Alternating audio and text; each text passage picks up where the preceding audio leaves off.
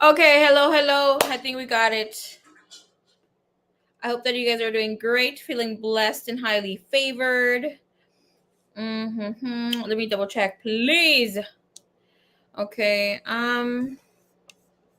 where's this list? Me still grabbing my boo boy here. All right, vamos a ver.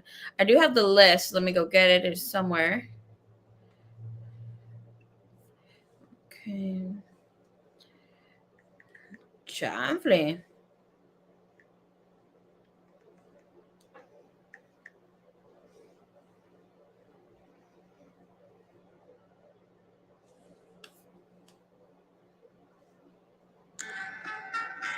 Boo. It's showing me that we are live, but it's not giving me. Okay, finally. Okay, confirmed. Woohoo! Hola again. Hello, Miss Diana. No, this is not the list. Ignore that list. What's going on? Why am I having troubles? I never have troubles like this. Okay. Crackin'. Okay. It's cool. It's cool. Okay. Let's get the list again. Give me one little second. What the heck? One sec.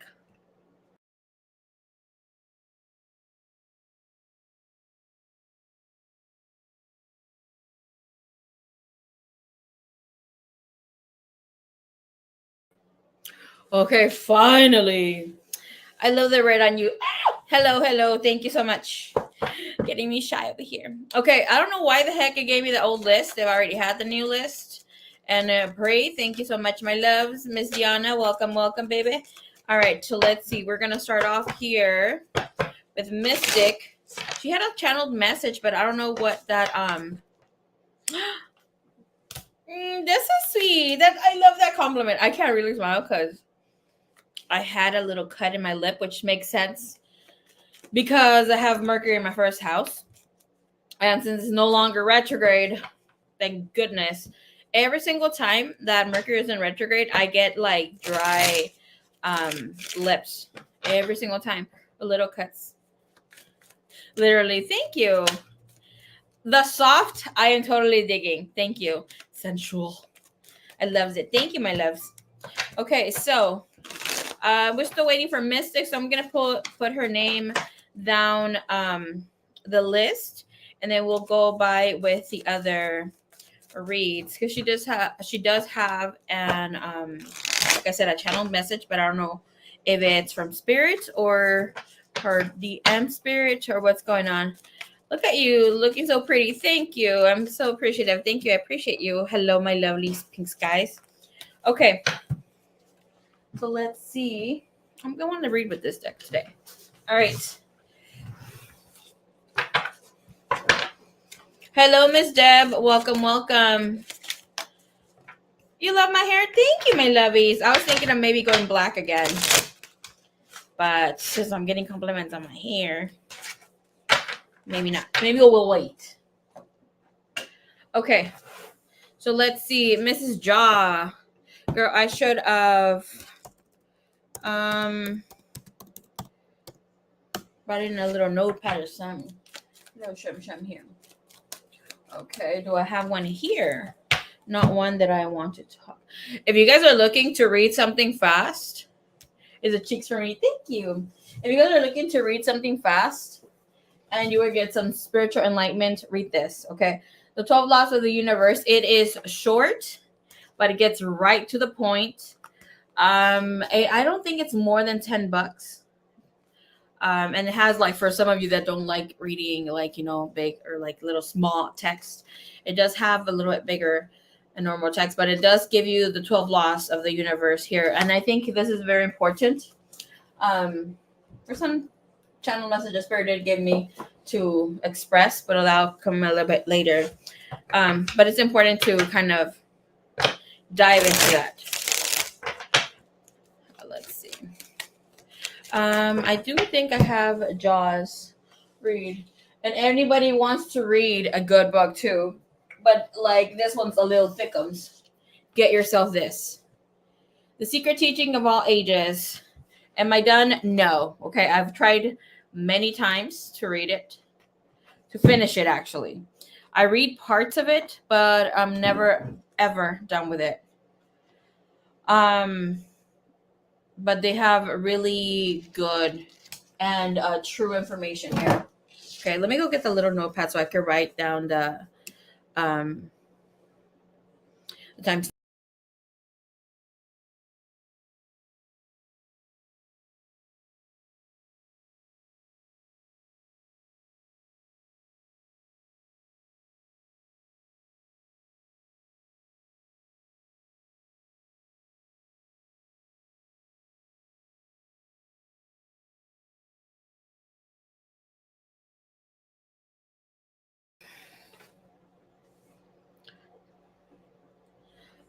So cute back into red. Oh, thank you, my lovely. Thank you, Kims. Hello, Kims.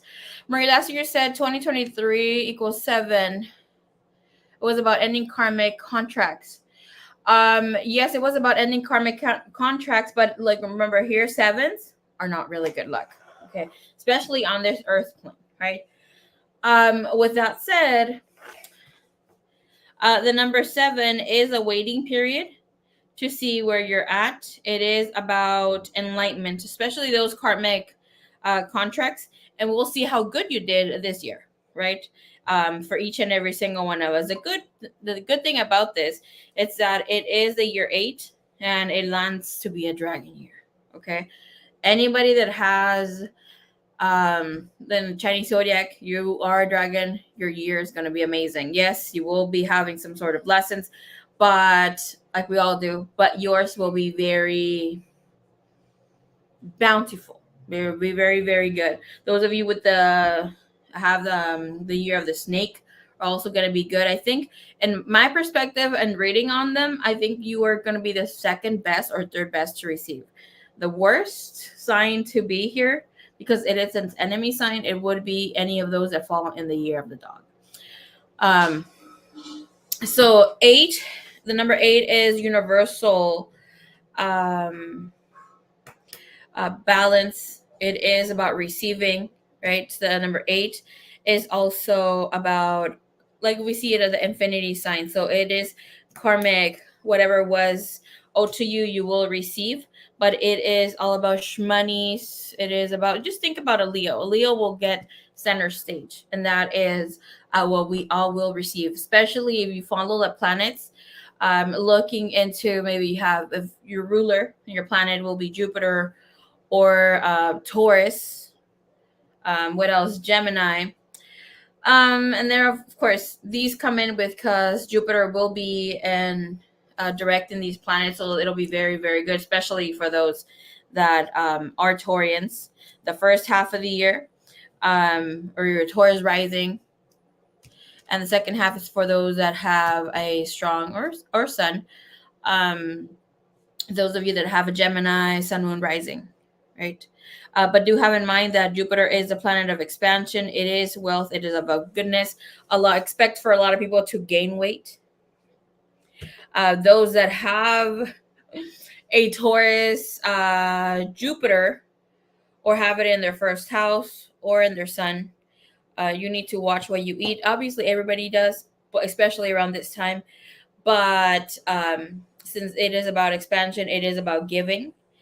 Though there will be a lot of people, like, it is about the stomach, so a lot of people will gain weight. Otherwise, it will be very, very intuitive. Second half of the year, it's about communication.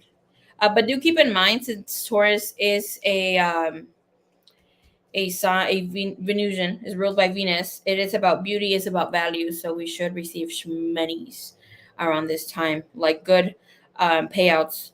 And since we also have um what's this Chiron in Aries, it's about, obviously Chiron is the wounded healer, right?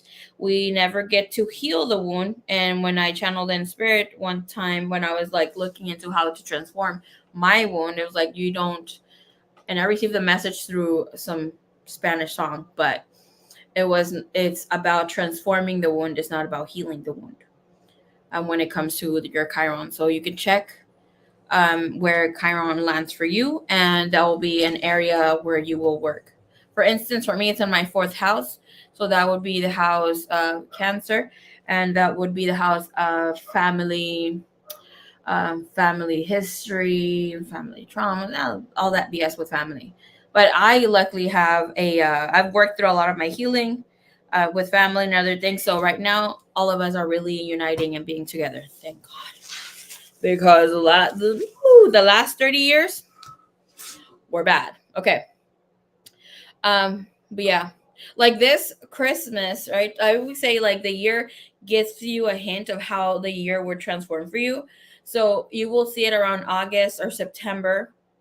October definitely will give you some sort of preview into the end the rest of the year. But for me, per se, this 2023, the end of 2023 was the first time in the last 13 years when all my siblings, we all got together, all of us.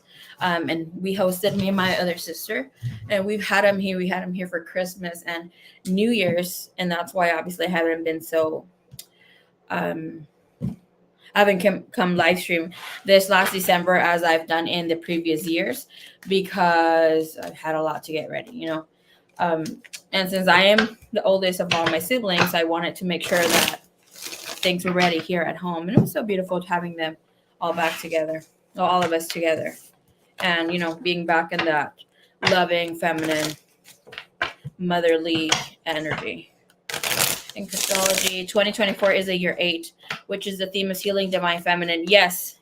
And every time it lands on a year 13 too. And something so beautiful that you can check. I'll talk about this later because I was going to make a video, but I'll most likely have it in Divine Formations because I just want to make content there.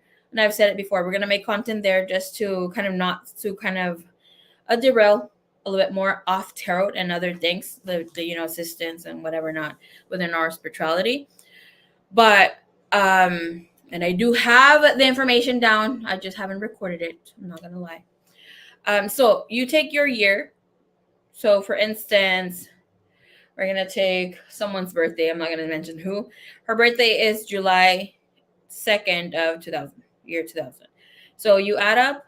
Let's do an example real quick, so you guys can look into this real quick before we start the readings. So this person's birthday is July 02 of 2000, right? We're gonna take the birth month plus the birth date plus the birth year. So you're gonna put them all in a little sum like that, right? So adding her birthday right away, we know it's 11, right? So if you have you're born in the 1980s or 1990s, good luck adding that up. So so this her year, in case if it would be different, right? She would have been born in 2019, just per se, right? So we know she is number 11. So that's the master number 11. We could go up to 44, but a lot of people are not born with 44. It's either 11, 22, or 33. And in this case, she also has an 11, so she can look into the year number 2. So she would look into year 2, right? This year would be for her. In case I'm gonna take somebody else's birthday. Let's take mine. 03/27. We're gonna put me on the year 1992. Okay, let me live my dream. Okay.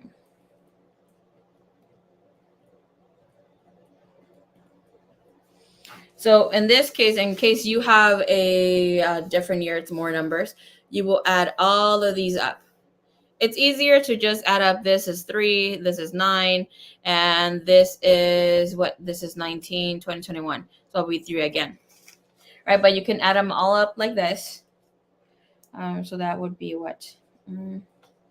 There's 9, 10, 11, 12, 13, 14, 15. 15 plus 18. 33. So in this case, if we would have a number, we have 33. So that's a master number 33, but that also, again, we have one single digit that will be a number 6. So you take in whatever you get the number for your life path, that will be your life path number, right? So for instance, mine is a 3, and I would add it to this year's, which would be an 8. So 8 plus 3, it would give us an 11. So 1 plus 1 is 2, right? So I would be living my year 2 this year, 2024. So that would be receiving partnerships, connections, relationships, that sort of thing. Then would be my theme. But as well, when we look into the year 2, we're going to look at it as number 1 was about planting the seed for the next 9 years. Otherwise, if you didn't plan anything or didn't get into anything this year 2, for instance, for me, would be the opportunity to plant some things or like start new ideas, get into school, businesses, that sort of thing. So I can move into my year 3 where I'd just be, talking, connecting with others, and having sort of a springtime energy, where, the seed is being cultivated at that time.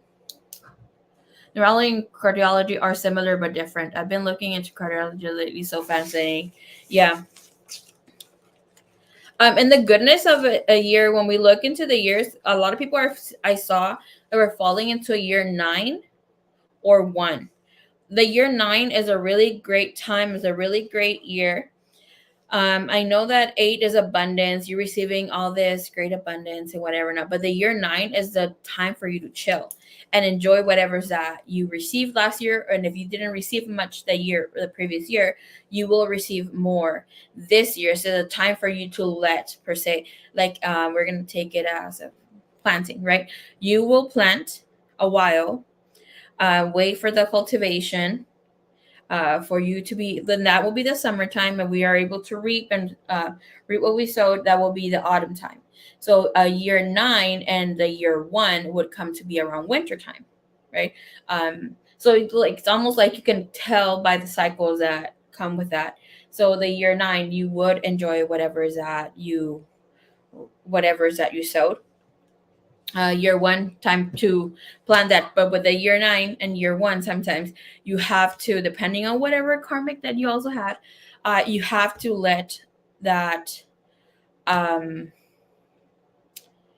yourself, and in case of we're saying we're gardening here, the plant, the soil breathe, rest before you get to plant new things.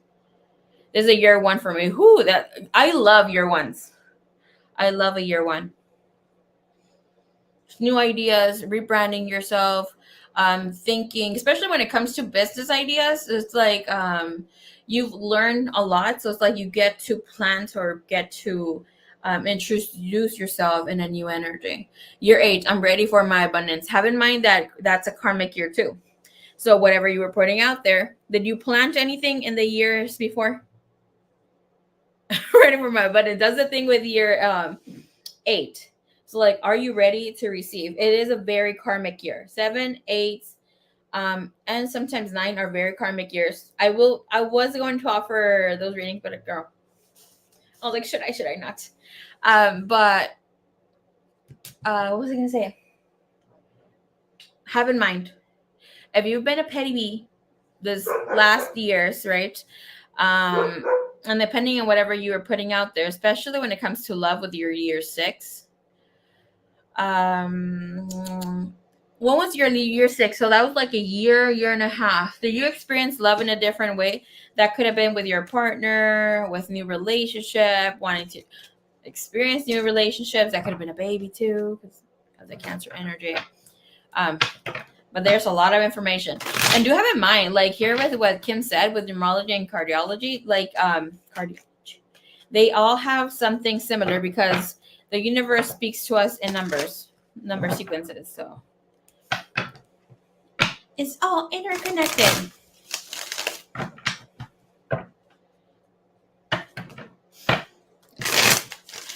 Ja, hello. Welcome. ¿A dónde estabas, Pix Guys? Let's see. Pink Skies. Maria did my mini reading with K Moon. Oh, I've been itching to have a reading with K. The other day when she was live. She went live. I did not get notified. I've been itching to get a reading by her. What she say? Watch out for love triangles.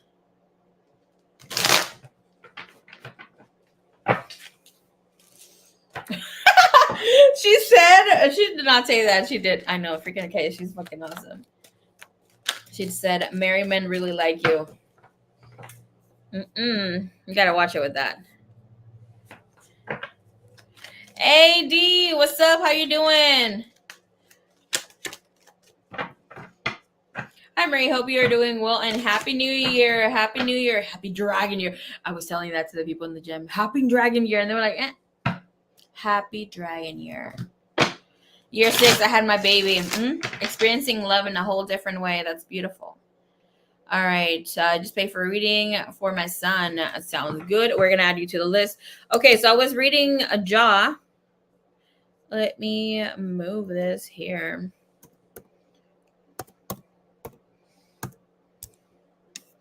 I've been doing well, my lovies. How are you doing? I've been doing all types of good. Whatever I was, I'm so happy with the freaking year ending for real. Okay. With the respiratory thing that I had the issue, that's just gone. Okay. Almost completely gone. I know I had it too, but healing father wounds. And then that's crazy. Obviously, I didn't share this a while back, but I did have my father land in the hospital with the issues that I had. And when they started, is when he started having them. I just thought it was crazy. She saw that in my chart. No, girl, you're able to see that.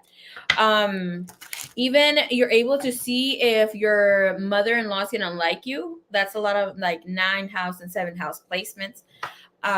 If you're gonna end up having affairs, how many times you're gonna get married. Did I say if your mother-in-law is gonna like you? Yeah, I think I did. If you're gonna have any partners that pass away or you're gonna divorce. The stars don't fucking lie. Obviously, the events play out, and depending where we have, obviously, like I said, there's always a challenger. And the way to see it, energy as a challenger or as an ally. The choice is yours. But events will take place. It's all about how you handle that. But that's freaking crazy. And if you have that in your chart, what were you doing in your past lifetime? Were you stealing husbands? Somebody's husband? No munches.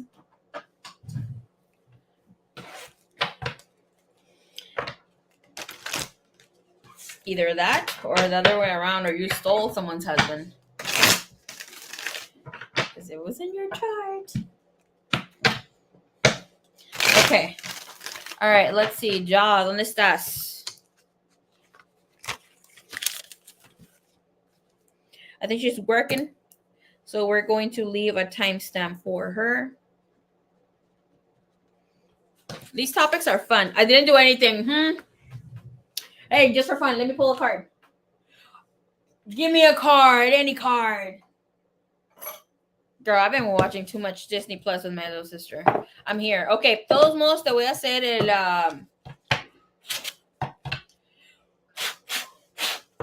I can't hear you.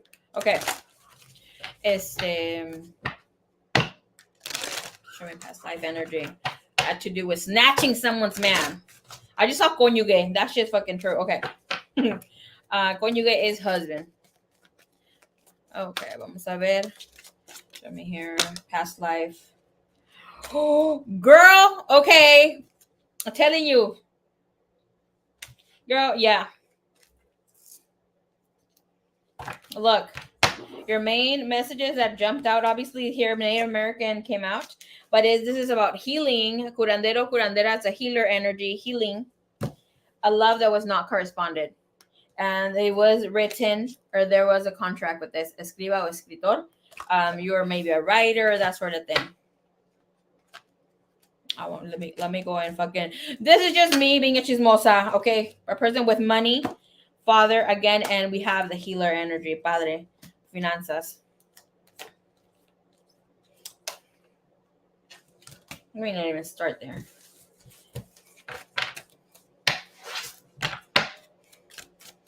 What about me? You're gonna see freaking bullshit come out for me.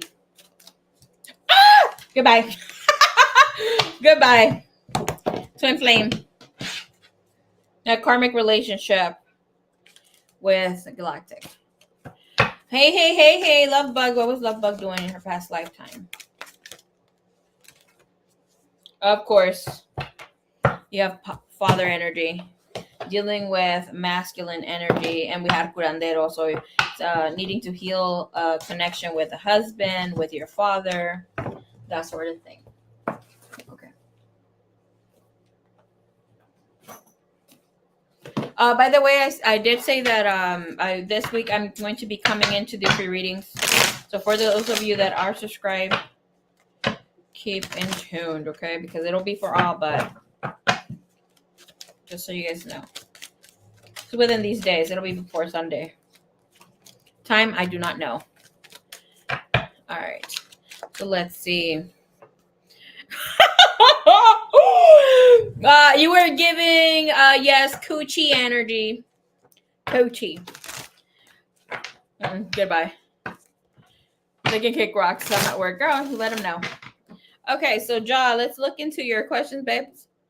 Y ya me salté otra vez. Me ando pendejando aquí, ando haciendo fun. I'm gonna have a live stream just so we can ask questions again. Not my pink giving the pink. She was letting that pink pocketbook right open, girl. Okay, let's see. Ja, where do I have your questions? Okay, we're gonna look into your 2024.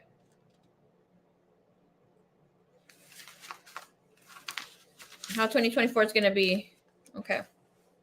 All right, thank you, Divine. Thank you, Norris. Give us here the energy for the year 2024 overall for Ja. Giving clarity, mind, heart, body, soul, spirit, along with healing. Thank you. You have a very prosperous year ahead of you. But one thing that's being shown to me, don't be afraid to step into something completely new. Okay, because it feels like the energy is dragging you. This could be the energy of another person. You're not ready to make the moves that you want. There's a lot of indecisiveness, so you need to call in your energy into what needs to be manifested. Okay, there's a lot of overthinking on your end.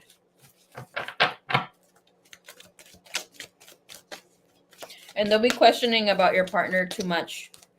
Like if things are going to work out, like, because that is you having no faith that things are going to work out. Not having no faith in him and you, and being indecisive of anything that wants to transform. So that is creating blocks about it too. Show me your 2024 for her.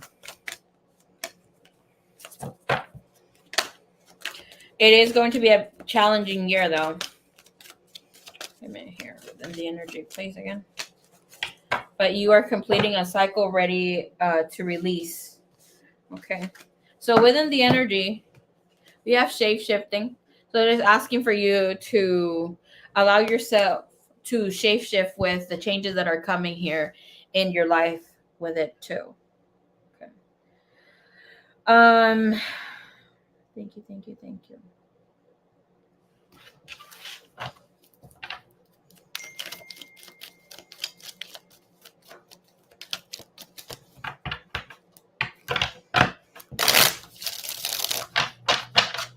Okay, the Seven of Swords just try to jump out there.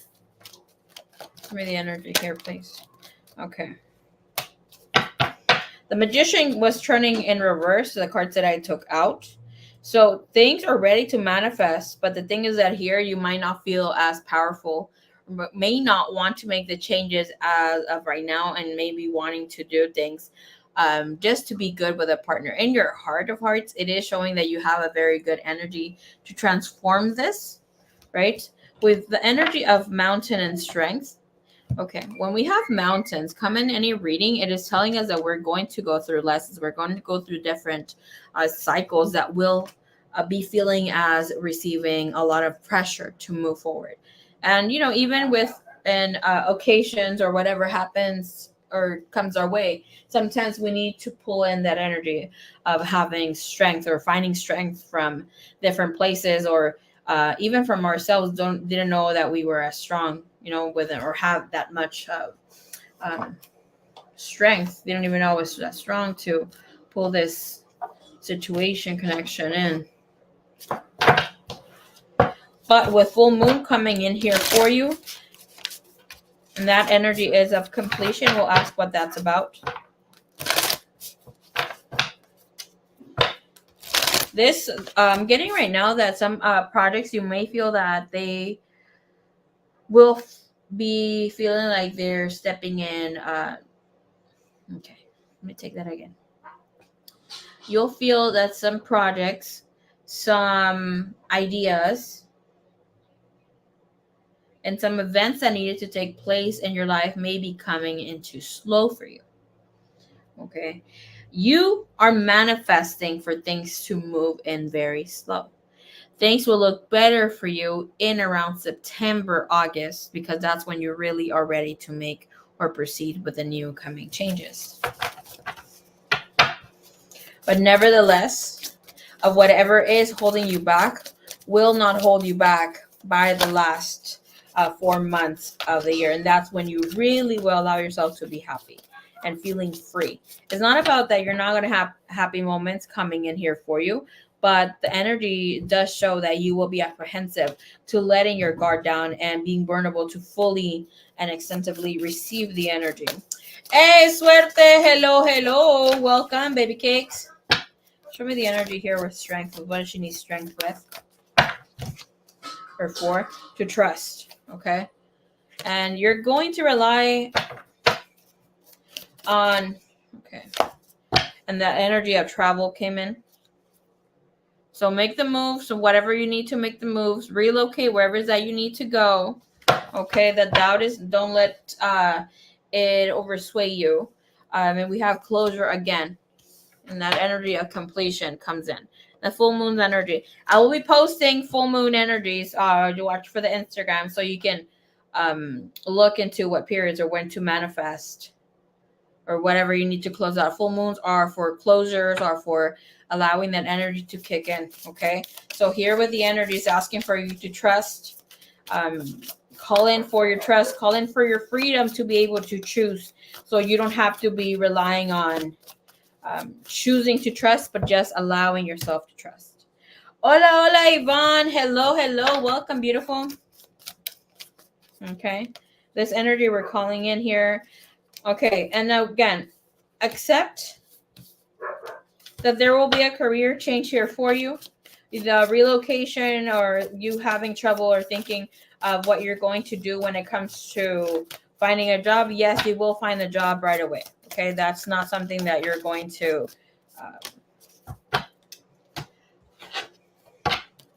have a lot of trouble with. What is giving us here a full moon, please? Are you working hard or hardly working, baby?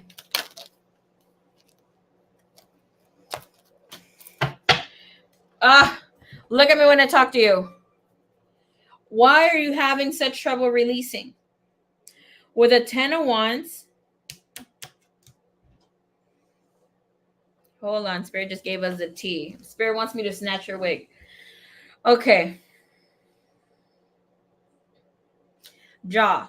Spirit is saying, isn't this what you asked for? Isn't this what you have been praying for, manifesting for, even doing energy work for? Why are you cheating yourself out from your happiness, from your growth? You wanted to get a better employment. You wanted to get more money. It's coming your way. It's like here, you can't live in peace.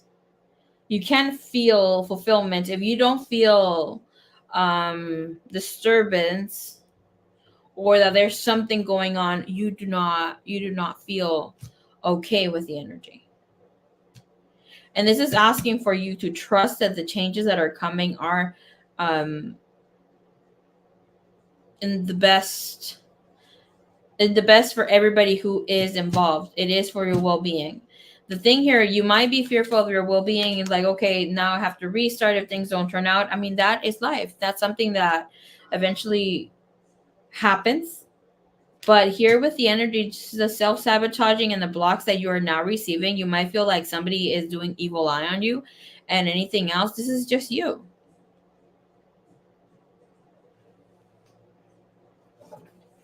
So 2024 is asking for you to trust in your ability that you are able to make big changes. Allow yourself to let life surprise you in the best of ways. It's not always the surprises that are going to be bad.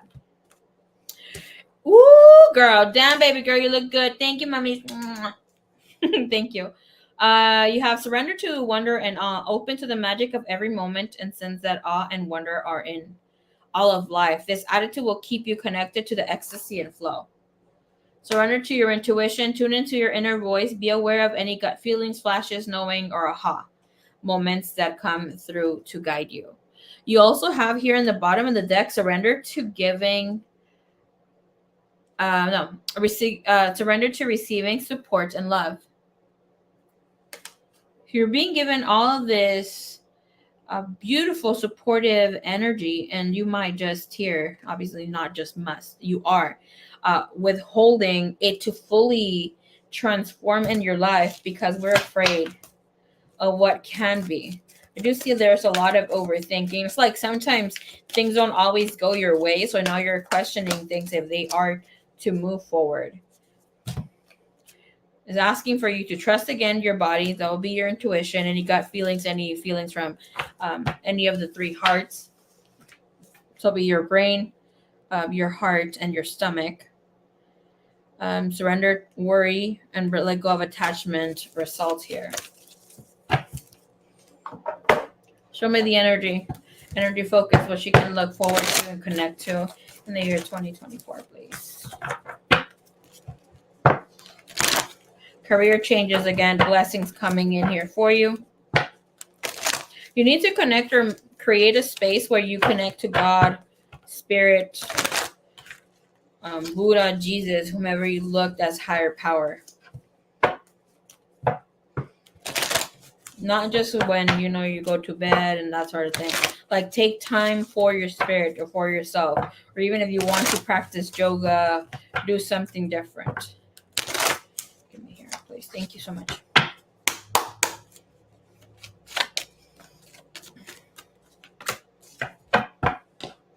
You have school exams. Life is not always. You have school exams with a number 14. That will be a number 5. You need to watch your words. You're constantly competing with yourself, thinking that you're competing with others. And you're not always going to be tested by life or the universe, because your main energy is number 9. I don't know if you were hearing what I said about year 9. When we have a year 9, right? And this is just the energy. We think about it as a hermit. The hermit is wise, and he's wise because of all that he's lived, of everything taking place in their life.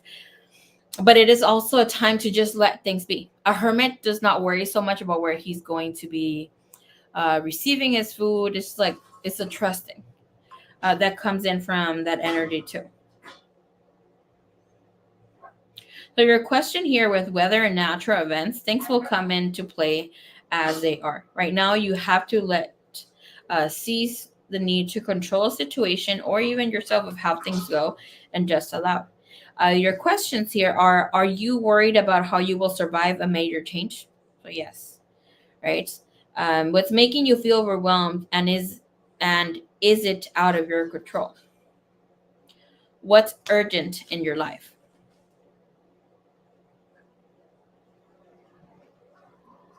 Here's asking you, okay, your guidance that comes from this with exams. It's not telling you you're in competition. The universe is not testing you right now, babes. Okay, they're not testing you. There's times that yes, we're being tested, but it's just to see if we're still being a buffoon about some shit, but that's just the tests that come in. Here's just telling you it's time to move forward. It is time to just kind of recoil, go back to what you have gone through in your life, and just think about all this experience that you've gained and use it to your best of discernment and how you're going to proceed to move forward. Right now, it's asking just for you to evaluate and be in this process of evaluating your goals and how you're going to move forward. So even with whatever is coming in, like, have an action plan and speak of what it's going to transform or how you're going to move in, maybe with this new partner that you're going to be moving in, or relocation, or even career or jobs. Like, okay, I'm going to be moving into this other job, or I'm going to be getting a new career. Yes, but let me have, maybe, I don't know how much you have saved or whatever, not, but I want to have at least 2K or 3K saved up before I make the big changes or move. Just so I make sure that at least I'm covered for 1 or 2 months. I do not know your expenses, of course, but even here with having open communication and trusting, because the Three of Pentacles is in the bottom of the deck here for you. Look, that should just touch my heart. You have the Five of Cups, all the last card in the deck. This is telling you don't have to worry about the other person not loving you or loving you enough that they're going to be trying to do things to hurt you. This is not you crying over spilled milk anymore. This is not about you feeling alone, even though you may be having that person. This person who you have now is not going to let you be in this space. And the energy, of course, can change, but they're not in this energy space. If we look, this current, right, of water that's coming up the mountain, and mountains are here telling you that this person will be with you emotionally connected, regardless if that river is going up, because obviously in some can show us them going up or coming down. But it's like there will be people around you. You might feel alone or will want to disappear or connect indifferently. But this is telling you, like, yes, maybe you had been doing this in the past and this is what's keeping you, but this is no longer part of your even near scenario, right? Here's like other people will want to work with you. There is growth, there is partnerships, and the beautiful energy is not just emotionally, but they will be there with you physically. All right, let's look into the next energy. You have the King of Chalices, and that's being able to trust. Yes, maybe the wave is coming in. It's a little darker, which means that you will be overwhelmed with the things that come in. But the beautiful in this beautiful energy in the deck here with the King of Chalices is like he has all the tools to make shit happen. And regardless of this big wave coming his way, he's not moving. Right? So like allow yourself to trust in your ability. And then like here, if sometimes you need a reason why to trust, things that have helped me personally, of course, because I can tell you like you can do this, you can do that, but no, like from my own experience, when I'm lacking trusting, the last time I went through this was when I received a channeled message about food and about me not working. Spirit's like, take a break. And I was like, oh shit. So what the heck am I going to do about it? And I didn't want to take a break. So spirit, my energy, I got sick. And Spirit's like, just allow yourself to trust. I couldn't do anything because of it. Right. But I started thinking of all the times that when I've trusted, what has happened for me. People just came into book sessions and they messaged me, Marie, I don't need a date. I just want to drop in my payment for now. And I had around 16 of my clients do this. I had a lot of people donate. I started using the law of attraction and some way that I've had when a message comes in, right? I heard the sound of coins dropping like in a glass. And I'm like, okay, and I would envision my bank account getting bigger. I couldn't do anything but trust. And then other God, divine giving me abundance in many other ways. So that was divine's way of showing me how I'm going to be taken care of, right? I had people send me Uber Eats, yada yada. These guys that were hitting on me, sending me flowers, food, yada yada. I was like, what the heck? Like I didn't have to work for 2 weeks, which that was my thing, but I had more than what I needed for the rest of the month, in less than, what was that, like 6 days. So go ahead and see the time that your prayers got answered, because this energy is really, really good for you. You are the one who's just holding back on the abundance that's about to step into your life. And it's okay for you to feel afraid. It is okay for you to feel this way, right? Because it only means that you care about it. You are experiencing this on your own, and this is just asking for you to receive it open-heartedly, arms wide open, and just allow yourself to envision or give more love to the situation, so you can be supported even better in this situation here. I want to give you a quick guidance with this. Vamos, vamos, vamos.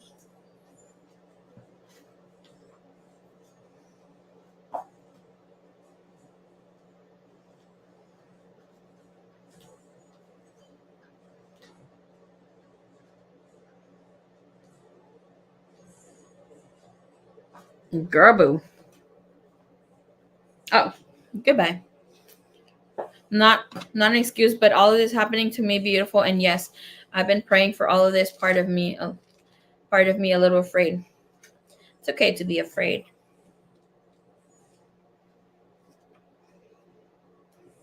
but just don't let it control the situation. You have really good intuition. I think from the last year, it's only gotten even better here for you.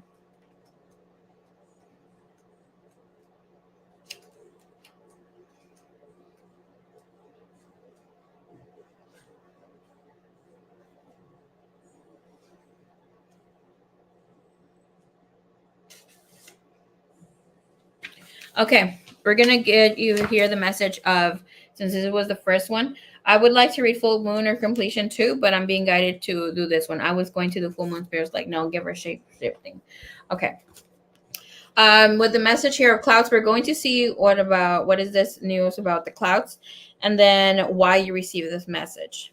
So, with shape shifting here with clouds, when tiny droplets of water or frozen crystals are surrounded by billions of other droplets or crystals, a cloud is formed. Each of these tiny droplets diffuse and scatter light so that the tops of clouds are white. Then they fade to gray towards the base. The nature of clouds formations affects our moods as well as the temperature on the ground and in the air.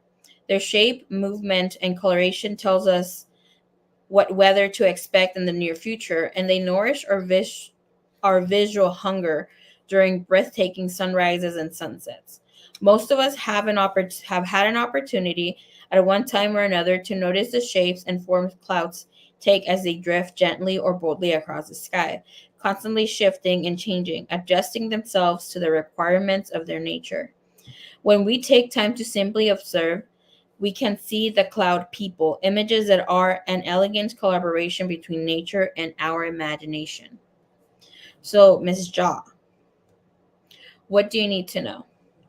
In both subtle and more dramatic ways, you can shapeshift by your choice of clothing, hairstyle, adornments, and even mannerisms, such as facial expressions, gestures, and the way you walk.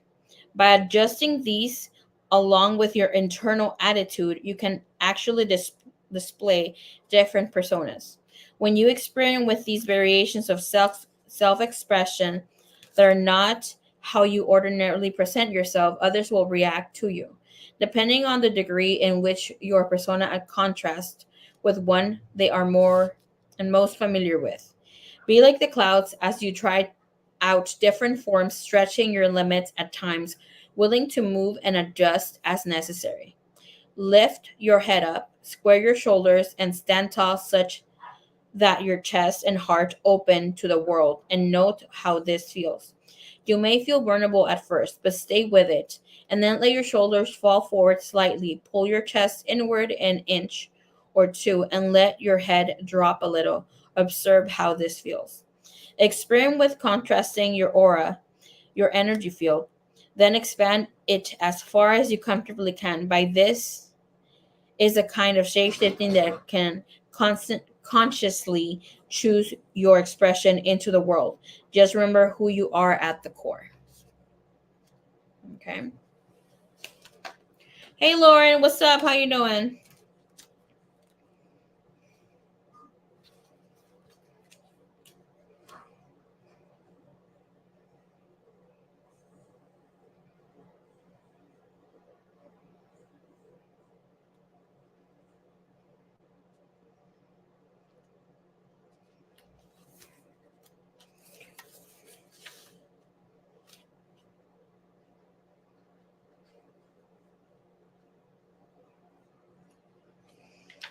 Okay.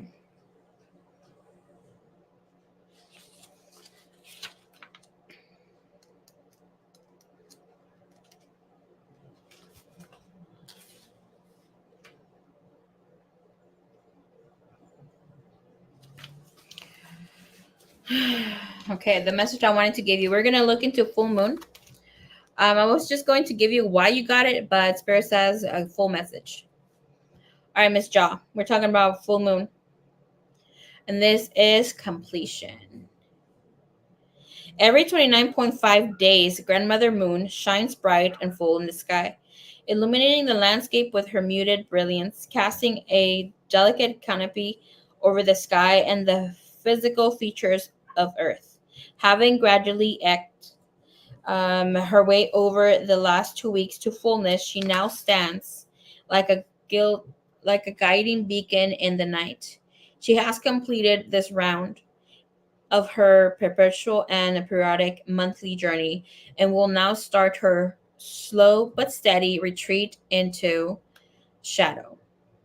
In this card, we see the grandeur of the moon and its peak blazing brightly and creating a silhouette of a tree. This beautiful orb reminds us that all cycles have their time of completion and fulfillment, one that will inevitably be followed by a decrease until yet another cycle is initiated. What do you need to know? You can now take pleasures in knowing that whatever you have been working towards has been now reached its culmination. It may have been a relatively brief cycle or much more extensive one, yet, regardless of the length of time, you have arrived at the stage of completion. Let yourself feel the contentment and satisfaction of this accomplishment. It is like when you take a deep breath and reach the point where your lungs are pleasantly full and your body is ready to release that breath. It is important to not only enjoy this completion, but to also let go and allow yourself to relax afterward. Just like exhaling slowly and consciously, people are much too eager to rush to the next item on the agenda without giving proper time and space to appreciating and honoring the natural cycle of release that follows a point of resolution. Give yourself that time to relax and rest before tackling Spirit's next assignment. Not just Spirit's next assignment, that will be the next phase of your journey. So this year is 2024 is one where you get to experience the awes and wonders of why and whatever is that you went through. This could have been all this pain that you endured not too long ago, for many years. And it's like, okay, now I see why that happened in my life for me to be right here in this point in life. All right. All right, we're going to look into your second question. Thank you, Divine. Thank you, Universe.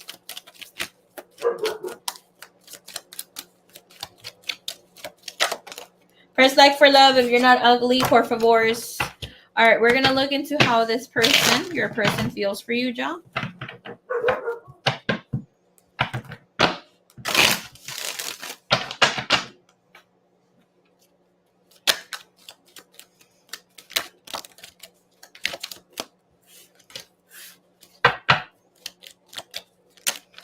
I feel like reading with another deck for this question.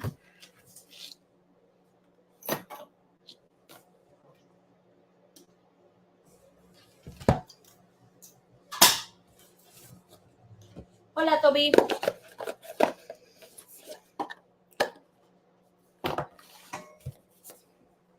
Thank you, Divine. Thank you, Universe.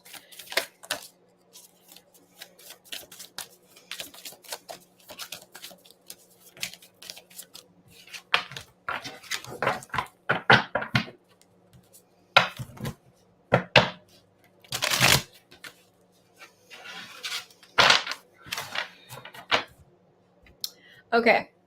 I'm asking the energies here for your second for your second question here with this connection with N. And your spirit guides are saying here that you haven't fully let go of the past situation. You're still kind of boo-hooing about what was in the past. It's like you need to release and forgive whatever needs to be forgiven here from that situation. Okay. We have the Ace of Swords and the Nine of Wands with the energy. Ace of Wands, which is a great energy, Wheel of Fortune, and the Lovers here. And that's the first cards I was getting for this person N, but the thoughts or whatever message I'm relying now came through. Obviously, those cards came out with that.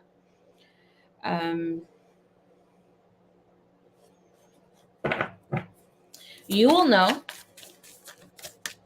but what you're thinking, maybe what you're liking on Instagram, on Facebook, any other social media platforms. Look back into your history and what you have liked or what you have posted or reposted. So you're still living in the past and feelings of the past of what could have been. And maybe you're still in love with your ex-partner and you might be afraid of what this partner is feeling because you're not completely all in. You might be completely happy and at bliss or even in love with this new person, but part of you is still in that past connection. And I'm not going back. And I know I always preach that sometimes you're not able to fully let go of the person of the past, especially if you have had children with them. But this is not what's connecting you to be in this space with this person, okay? Show me the energy here for N.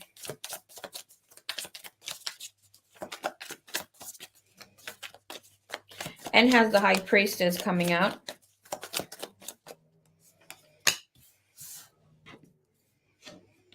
Okay.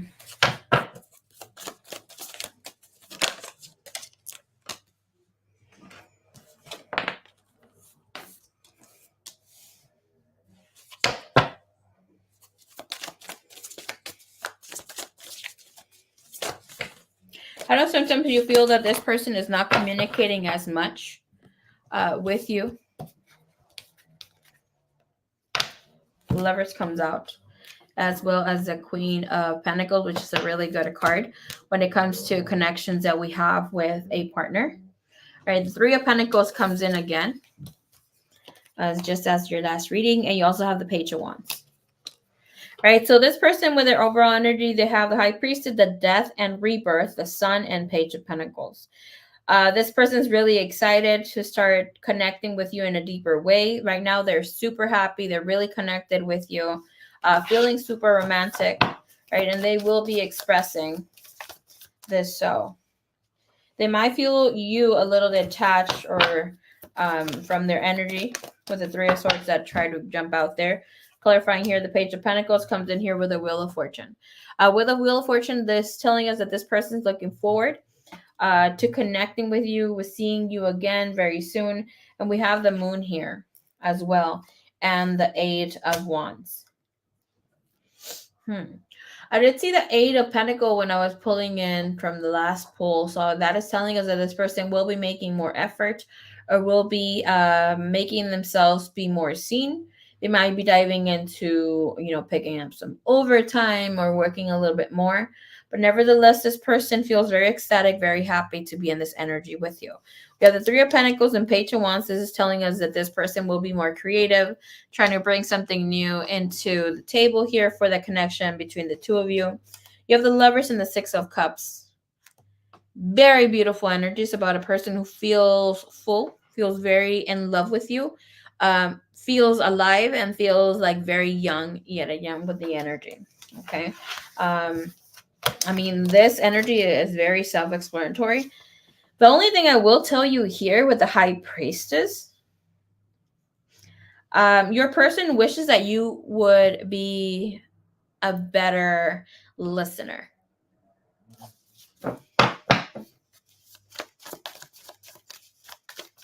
This could be you actually, having an ear for them.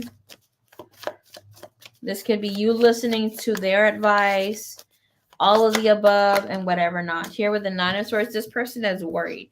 Worried that they may not be making you as happy. We have the Nine of Cups coming in.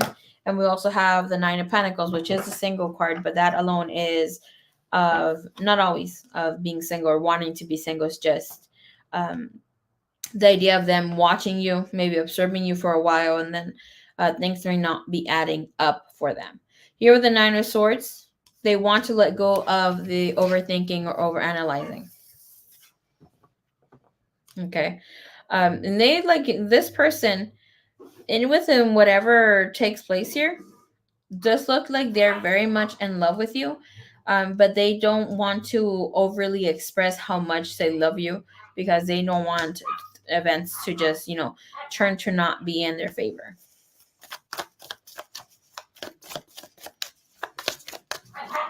Can I please see why he has the sun here? Have in mind, I am not the type of reader that will tell you it's rainbows and unicorns when we get the sun, okay? Because the sun does create a shadow, and it will show us something that we're lacking or something that the other person is seeing or feeling about you and may not be fully expressing, but wants you to take care of the energy. Yes, it is a happiness card. It is a healing card. But just like that, even the sun outside can burn us, right? So let's see. Nine of Pentacles. What does he want them to take it slow in?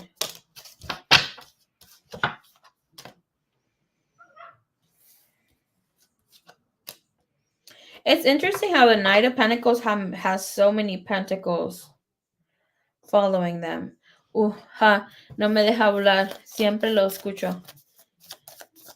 This could be like your listening skills, even though he might be a little chatterbox. And that's funny though.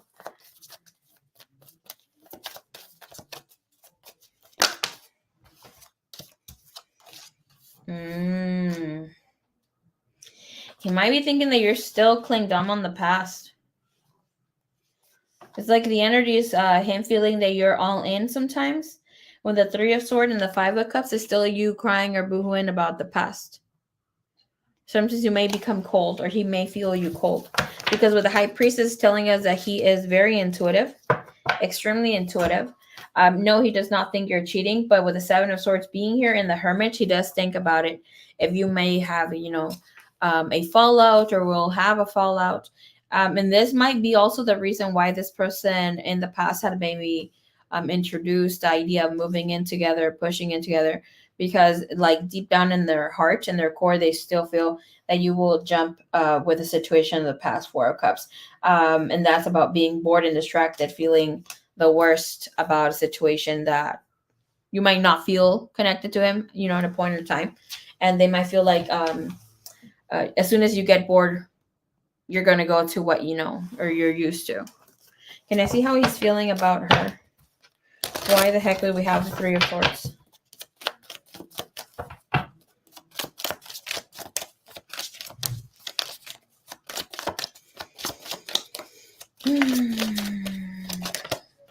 Oh, Lord have mercy. Hold on.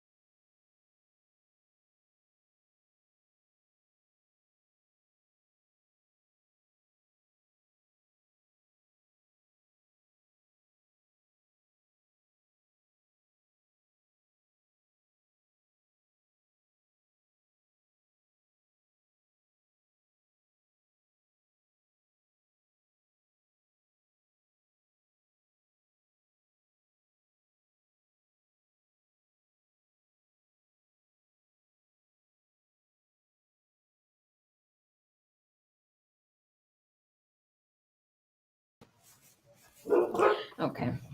Well, that shit went under the table. All right. So the thing here is that with the Three of Swords and the Queen of Pentacle energy, we have spiritual connection. Okay. He might have something going on in his situation that he's feeling that you might be going through it itself as well. We have Frozen, bottom of the deck. And that's an energy where it's thinking like, is things really frozen? Are they really there? I would not be surprised if this person's going to go get a reading about you to a tarot reader, or has gone already. Since the energy here being in this space, it is one of the past energy.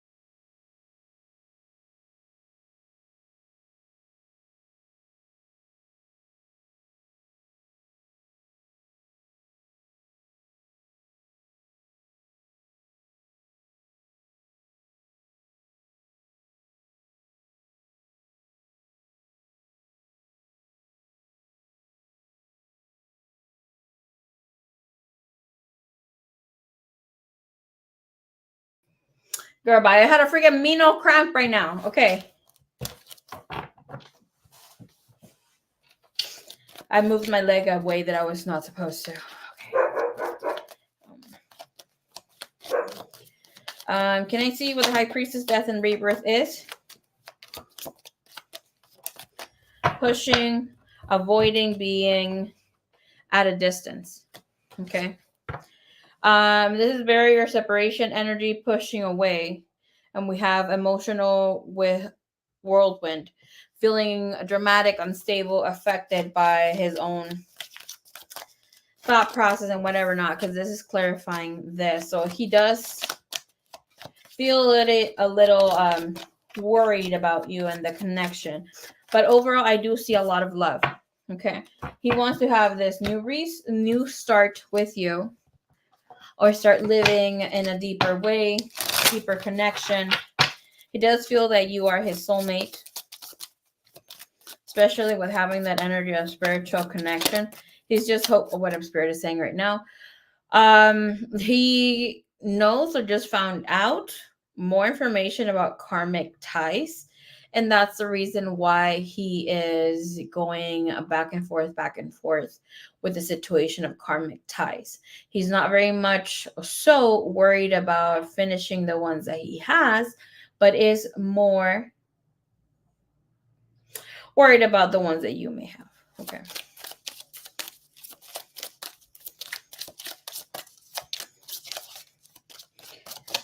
And it is crazy when we have a Seven of Swords energy. One lesson that I got from Spirit the other day about Seven of Swords energy. Of course, we can all see it as a mischievous energy, an energy that is not very much honest. It is tricky. It is deceitful. It could be even jealous, self-sabotaging, and whatever not. But with the Seven of Swords, it's also an energy that tells us have we learned from our fuck-ups. If you have, you're able to move past them. So the energy is holding this vibration, especially since the Hermit's energy is here right after that, right? But within the energy, with the magical power coming in here for this person and their connection to you, they're just hoping that the two of you being in alliance, being in this space of unity and love, are able to move past this and create something so beautiful and so magical. Bottom of the deck, we have here ties and willpower. So that alone is self-explanatory. How this person may is in this space of wanting for you to cut ties, wanting you to completely release this person from the past. Like I said, when Spirit was saying about karmic ties, he needs to also do this himself. Look, the energy that jumped out. Let go. We have success and cast away negativity. Because this is how he might see that other person. Show me here how he feels in his heart. Hearts for her, please. Without his fears. His heart is open. Okay. You're having the Two of Swords, Eight of Swords. This is a great energy. When it comes to the love that he has for you, you have the Two of Swords, Eight of Swords. Right? With this energy is telling us that he has no doubts about where he wants to be in life with you, where he's at with you. And you have the King of Pentacles. For some reason here, it is coming out in the reverse, which is telling us that he will and has fear of being unstable or not financially well off as you may want him to be. Show me here more with the King of Pentacles. Might feel that they're in a loss, or they maybe lost some money not too long ago. That's why they might be trying to put in overtime or work a little more, trying to find some financial way out. King of Pentacles, Four of Pentacles is like not penny pinching, but like wants to have enough to make you happy. Okay. Can I see here? I like the King of Pentacles to be the husband of the Queen of the Empress energy. That tells me like, oh, that is the partner that is for you. He's coming out in reverse right now. He might be that partner. Obviously, energy shifts, but he might not feel ready. He might have felt that he was ready right now and is not, and is just hesitating on telling you themselves that they might need more time to make changes. Yeah, that too. Knight of Pentacles, Five of Pentacles, and Justice is telling us that he needs to speak about this too. He doesn't feel completely ready to make the changes, but it's like he wants the changes to happen too. Nine of Pentacles, Ten of Wands, having problems with money, or like just thinking of how he's able to support financially here. Seems like it's just like a monetary thing here. It's not even about not being sustainable. You have Nine of Wands yet again. There's the energy he's holding about finances. Six of Pentacles, Page of Wands, Knight of Cups, just wanting to make you happy or have enough to make you happy. But his heart for you is full. Give me a clarifier here for the Two of Swords and the Eight of Swords. It's so good how the Eight of Swords and Two of Swords is in the reverse. So it's telling you you have no blocks when it comes to this person and you, okay? When it comes to their love or them being in the space of affection and love for you. You have the Four of Wands. That's 11-11 energy, soulmate, twin flame energy. They may not be your twin flame, but they're sure taking in that energy space of Ten of Swords is there. Also, obviously, this worries. And the good thing about the Ten of Swords is difficulties that are going to lift, or we're going to feel uplifted once, you know, there is a more of a grounded energy when it comes to this.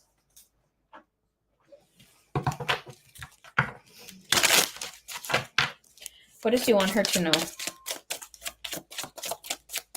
What does he want her to know about this connection? True love. This is a romance of a lifetime. True and lasting love is here for you. That's what he wants you to know. He's all in, baby girl. He is all in.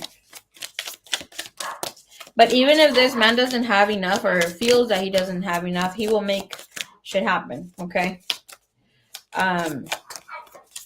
He's in a really high frequency. Like every time I connect with his energy, it's always like so freaking high. I feel here he's connected to the law of attraction or like very spiritually inclined, but it's like more spiritual than physical. All right, give me 2 messages that he wants to say to her, please. About how he feels.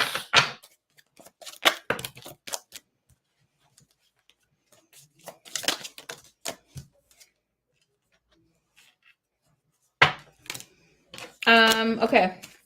First message, I don't want to be alone. Second message, I wish I could understand you. One more. I can't promise you anything. Give me 2 from this. 1 from this, please. Just 1. And we'll get 2 from the bottom.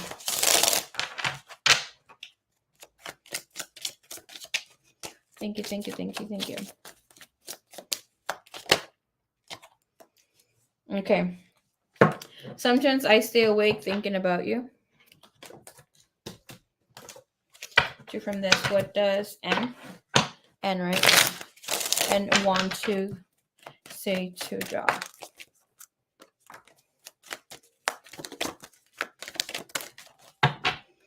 Okay. Woo-hoo-hoo. Okay. Bottom of the deck. I get jealous thinking you are in the arms of someone else. I see you everywhere and everything. And we have anxiety, depression, energy in reverse. So it's like they're telling us that regardless if this person would be anxious, would have anxiety, would be going through it, they would not shut you down or they would not ghost you. You may not see them so much around or hear from them a lot, but they're not going to be absent. Okay, so that's the energy I have for you, baby cakes. This is a really good read. Really good read. All right, vamos a ver. ¿Quién sigue?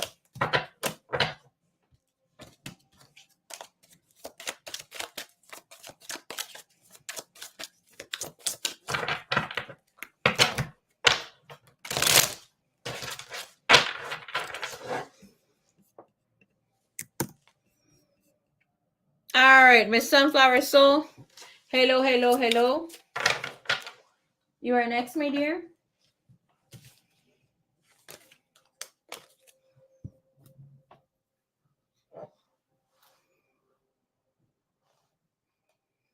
Algo en tu cara me fascina.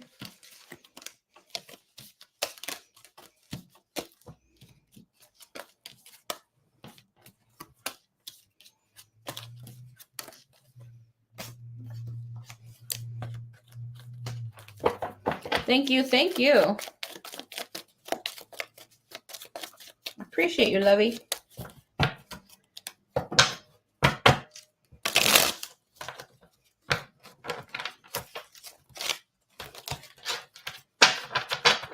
Damn. This deck has definitely been through it. Have in mind that I freaking slept on that deck. That's why it looks like that. And that's not even mine, girl. It's my sister's.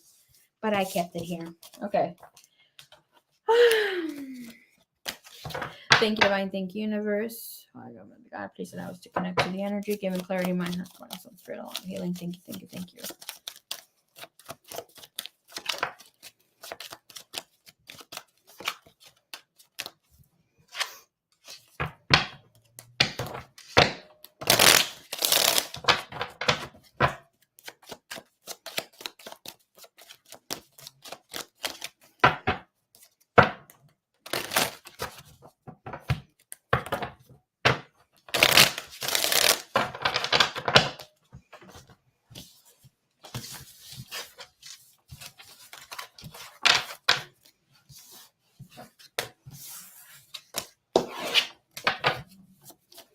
All right, let's go. Thank you, thank you, thank you, Spirit.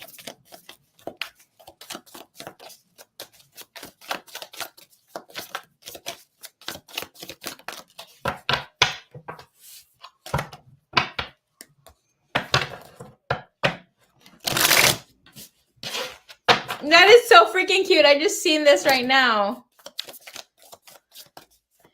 And his name is really interesting. How old is he?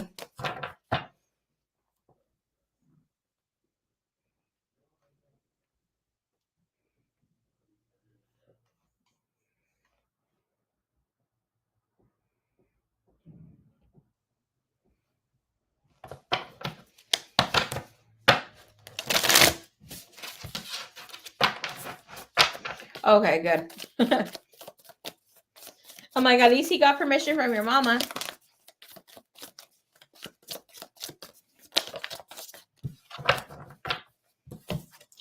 One thing is for sure with the energy, okay? With the energy of his name, and annoying as hell, girl, I was gonna tell you something about him. He has the letter Q and the letter U in his name. trouble.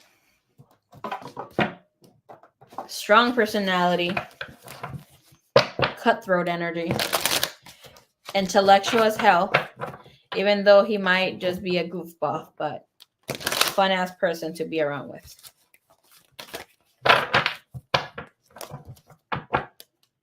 It'll be interesting to know what's the vibration, the full vibration of his name. Just going off by those two letters next to each other, I'm like, oh shit, he is trouble. Smart ass for sure.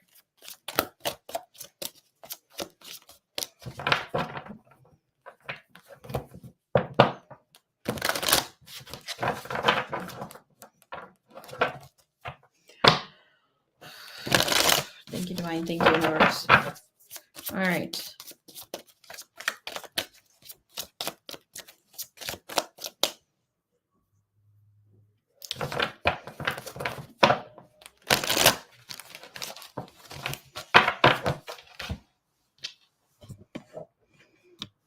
There we go. Okay.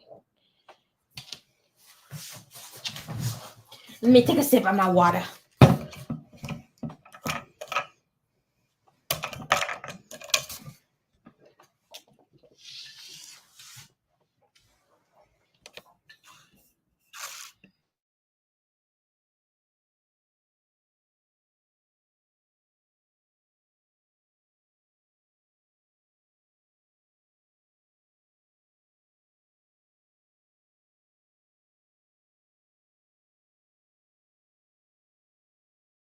Okay. We're in first under the veil. Kai's feelings and emotions. Okay. Give us the energy here. What's the overall energy when it comes to Kai, please?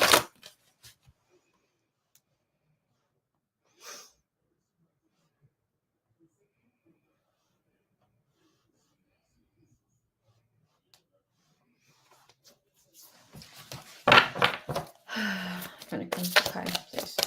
Thank you, thank you, thank you, thank you.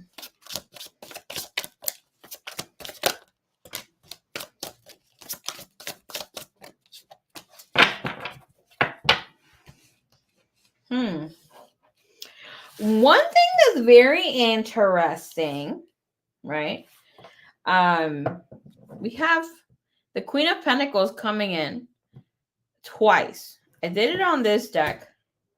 And then I shuffled here, and we have the Queen of Pentacles again, bottom of the deck.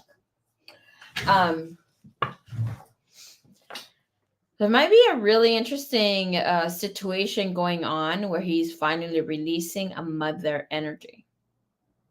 He is trouble, girl. With the Eight of Ariel, it is telling us that he has a very positive outlook and is looking forward to this new year.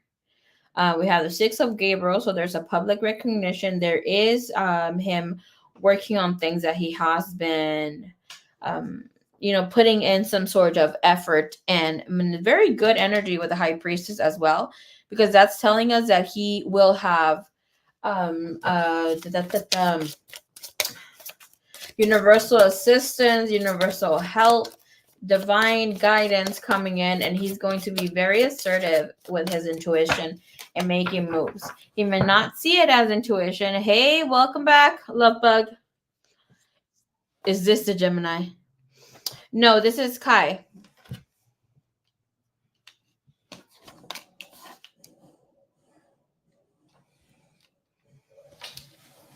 Okay. And again, Seven of Raphael, the Seven of Cup energy that is there. Okay. Yeah, this is Kai. Welcome back. Okay, so his energy is in a really good space. And usually the Seven of Cup is an energy of somebody who's indecisive, who can make a decision for the life of them, right? But it's a very good energy that we have here with the Seven of Raphael with this energy. It is asking for detoxification, but there is an alignment. We see all those colors there. There is an alignment of the chakras. It is telling us that this person knows that they need to make a change, bring something different to the energy. And it is telling us that he will. And he will make that decision. The thing is that he just needs to be clear of what he wants or how he wants to move about this. That comes in here within the energy. Can I see?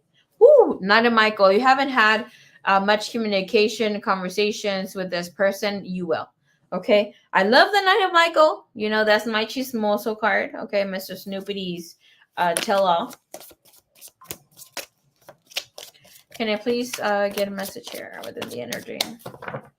What's the energy here? His main thought process when it comes to how he's thinking or feeling here within the energy when it comes to Miss Sunflower. 10 of Ariel, and we have Ace of Michael, so that's difficult communications. Nevertheless, it's about having clarity, receiving clarity about a situation, needing to deliver something, but most importantly, your main energy was this 10 of Ariel.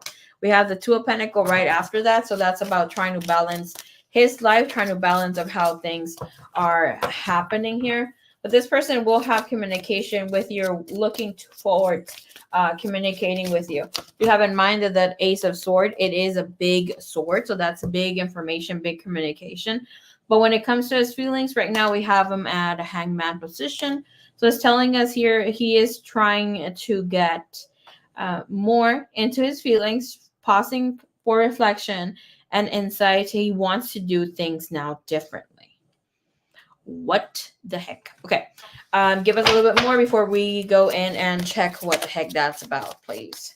Feelings, current feelings here for Mrs. Sunflower. We have strength. Look at that, is purple. The purple is major arcana energy, so we know that is divine orchestration, divine movement.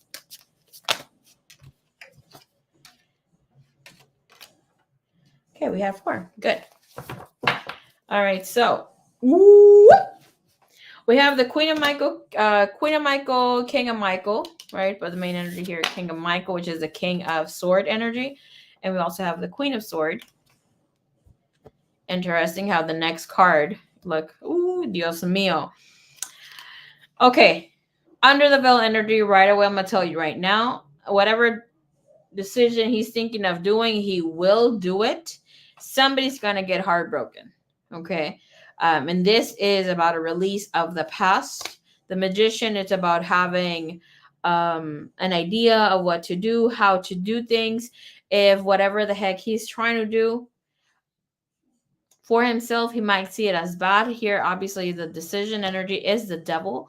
So obviously here with the Queen of Michael, this is about receiving information. I do see him having conversations with you where you're going to uplift him, where you're going to be brilliant, where you're self-reliant, humorous.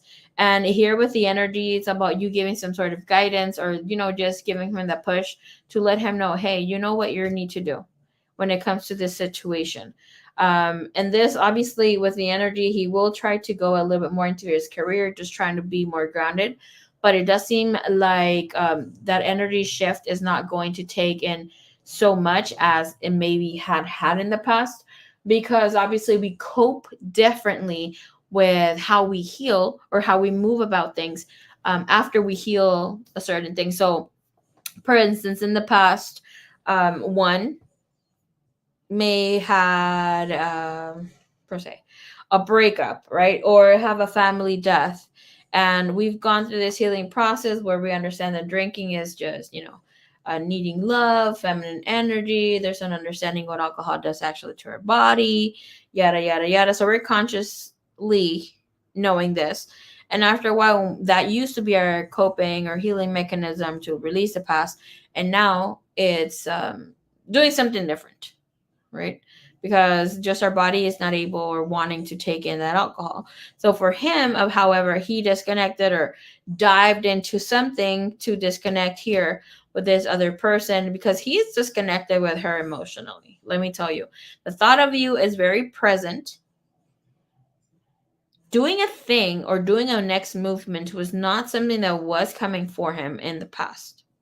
Or you being the reason of, like, right now, inspiration or whatever it is coming from this energy, it is because of this energy he's feeling for you.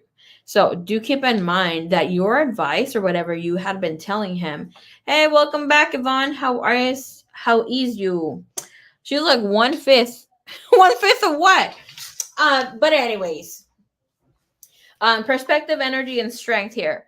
It's telling me here that he is very much thinking about you, connecting with you in that way. And with the Page of Arrow, he's going to let you know something. He's going to communicate with you, right?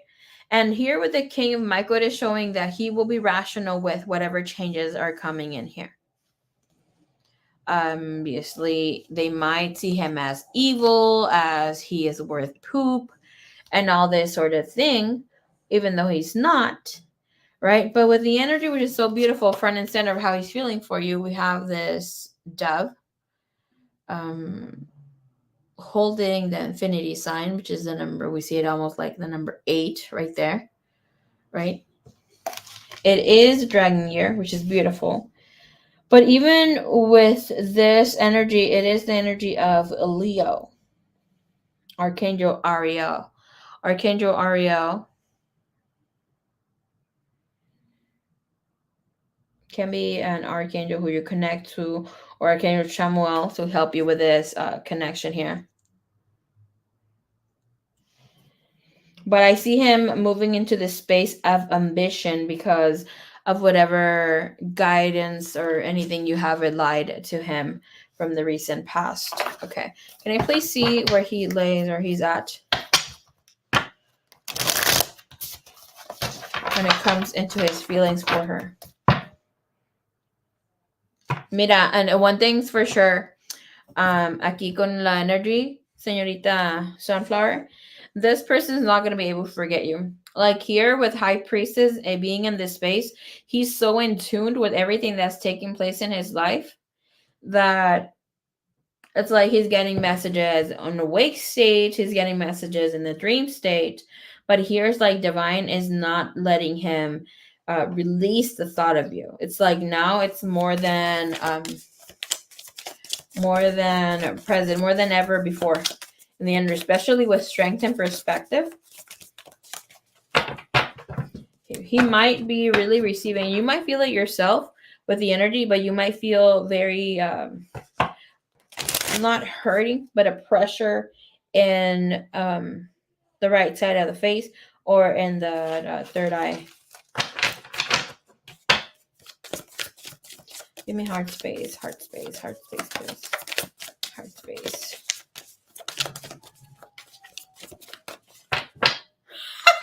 The emoji in the end. Oh my gosh, girl, don't make me laugh. I already told you about my lip. Oh, good. Freaking Frosty doesn't know man too. I dropped some information on some of the messages that came out of my reading about him. Okay, look how he's feeling about you. Oh, girl. Oh my gosh, this is fucking sweet. Hold on, let me pull up one more at least. Give me one more. How is he feeling about her? Okay, perfect. Perfect.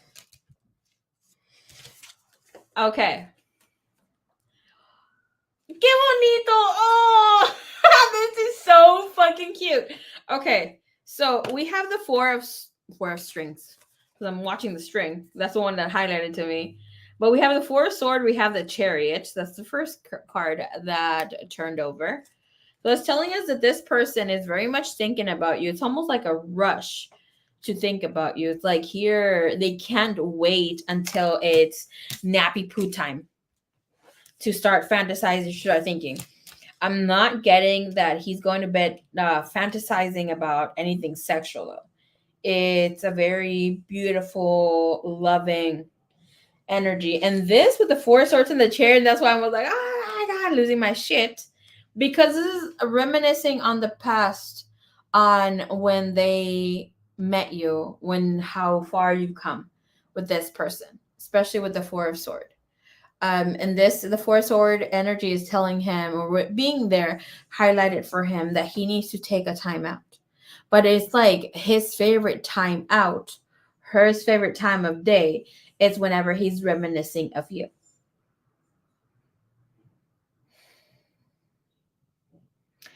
And it's so beautiful how, obviously, when we look into the theory of the red string, right? It's about us being tied with a red string with that individual to find each other every single lifetime. The book of Enoch says something about being tied down, having that string too. It doesn't say red. I don't recall that it says red string, but it talks about it, how the divine puts it, puts us or ties the string on us, to be able to find our beloved each and every single lifetime, or be able or to also divine can find us too.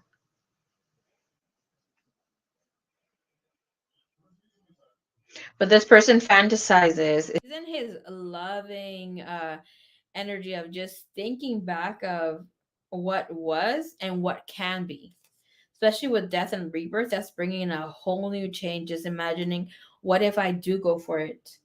With the Five of Swords, that's why I kind of giggle when I'm like, oh my gosh, too. Because here with this Five of Swords, Siri, stop listening to me.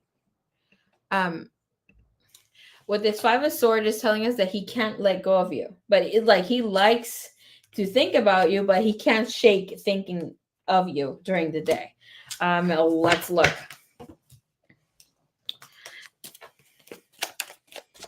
Give me the Five of Swords and the Nine of Cups, please.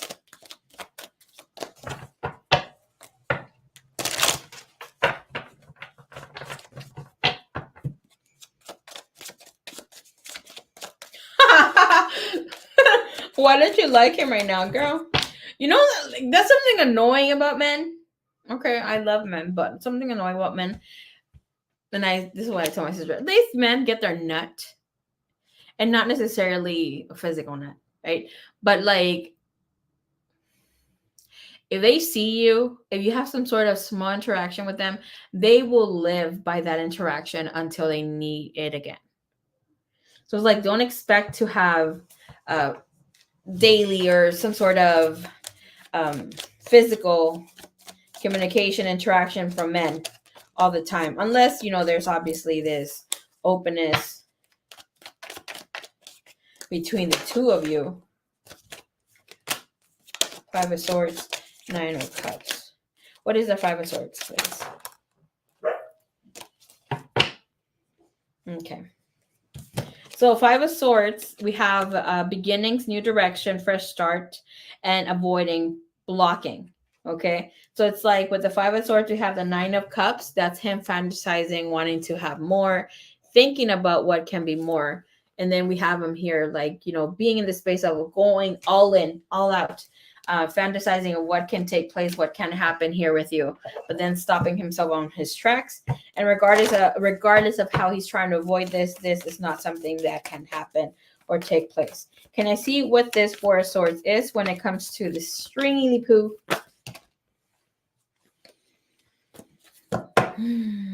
Him, we have him keep an open mind, but he's coming out sideways. So it's like open mind of what can happen, right? He has thought about releasing the ex. That is sideways. So it's like, okay, this is going to happen. I need to make changes. But it's like he's not standing so much on that energy. He knows he needs to do it though. And he's going to take some sort of action. But the main energy that came out here for that Four of Swords, it is romantic feelings. Your feelings are real and worth exploring, comes out for him. Can I see what this death and rebirth energy, what is his vibration? What is the energy behind this death and rebirth? So there's transformation going to take place, right? What is the death and rebirth energy when it comes to this gentleman? Okay, so we have express your love. This person wanted to go ahead and make the romantic gestures. And we have heart-to-heart conversations to honestly discuss his feelings with you. Spirit showed me the black deck. Okay, yeah, okay, never mind. I see it. That's the message here. What else does she need to know about him? How he's feeling. Thank you. Oh, hell no. So engagement ring. Obviously, that's not it yet. That's jumped out. That's not the message yet. That's the message here of how he's feeling.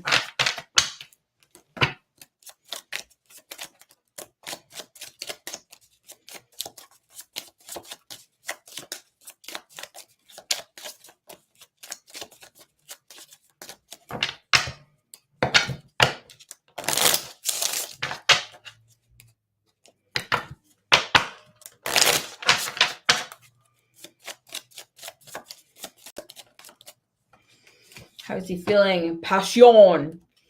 Okay. We have mirror energy, so there's a lot of mirroring going on.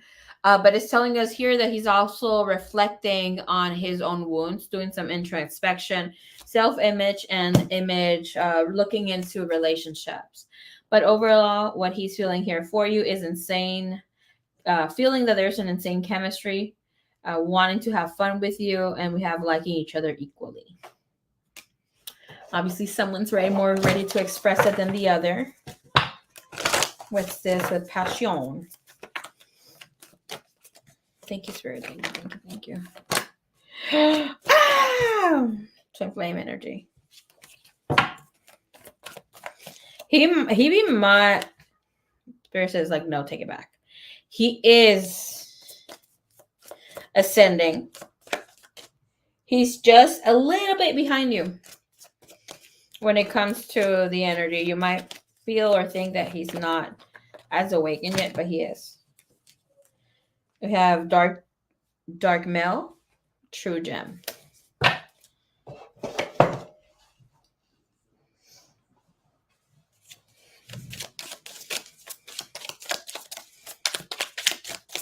Three, okay. And two, okay. Thank you, Spirit. Thank you, Divine. Okay. That's really good energy, girl. I'm so happy. Twin flame always comes out for him, and your confirmation. Hey, try to wear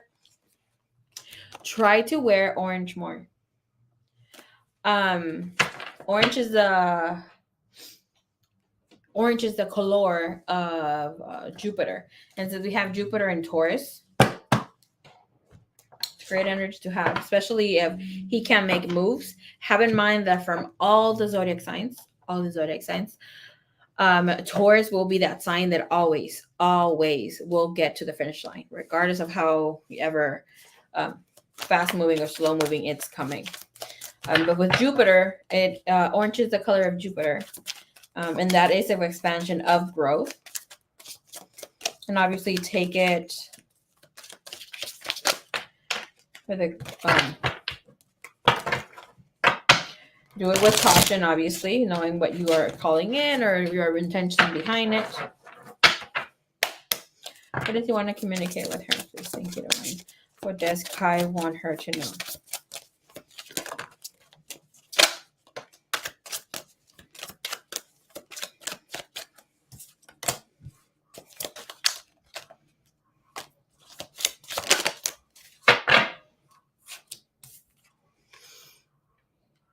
Okay.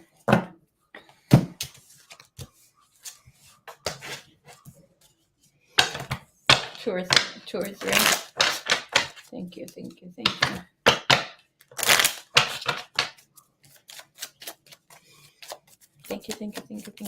Spirit.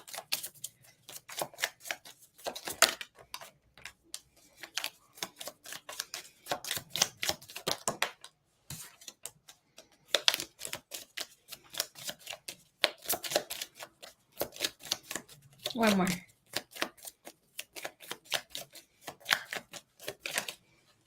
Too many.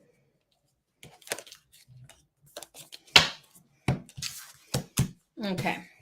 Bottom of the deck, we have what is the truth? You deserve better. Why is it that you love me? It reminded me of that video of the little girl. Do you love me? Do you love me? Is it over? And why can I move on from you? Bottom of the deck. I know I messed up. I desire you so bad. I can't decide what I want yet. And I sabotage the connection. I still want this. And take you one more from this deck. Thank you, Spirit. Thank you.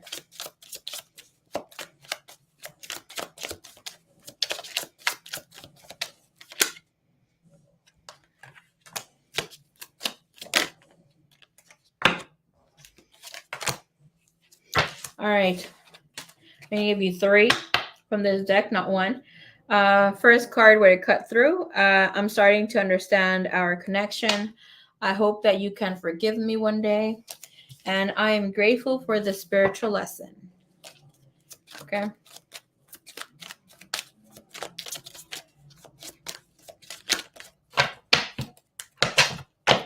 Damn, those messages will definitely resonate for our situation. That black deck,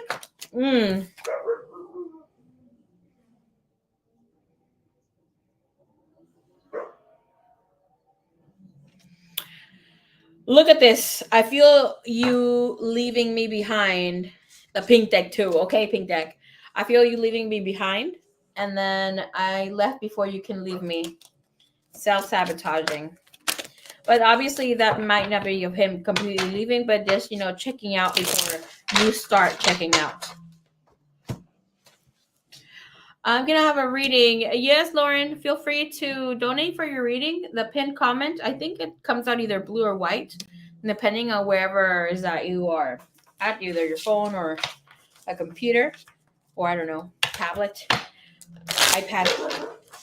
It will show differently, but the pinned comment has the prices and what type of readings. I'm not giving free readings today. I will so in the following week. I mean, in the next few days in this week.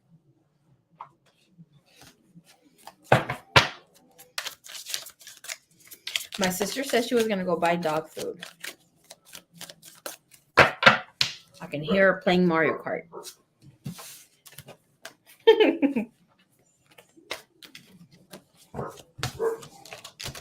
Yeah, but the black deck definitely has those messages, girl. Because I did some for me.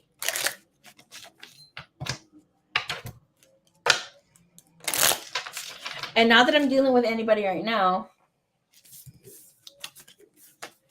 Like that, but people from the past. And I was like, whoop.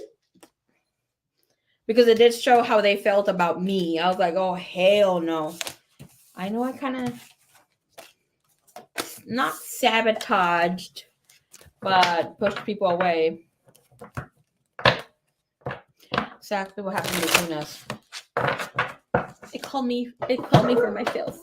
All right, baby cakes. Let's see. All right, vamos a ver the next.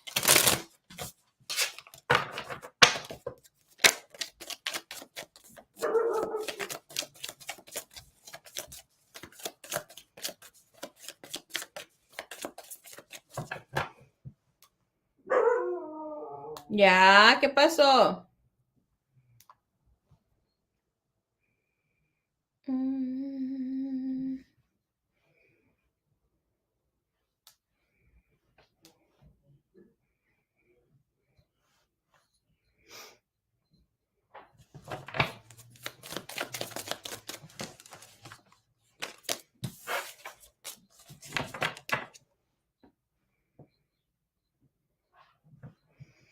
Messing up, Marie.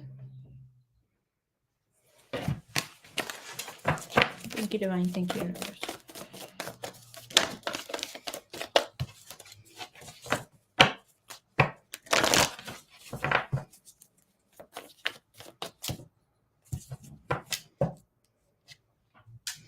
Okay, we're going to look the energy with parents, okay?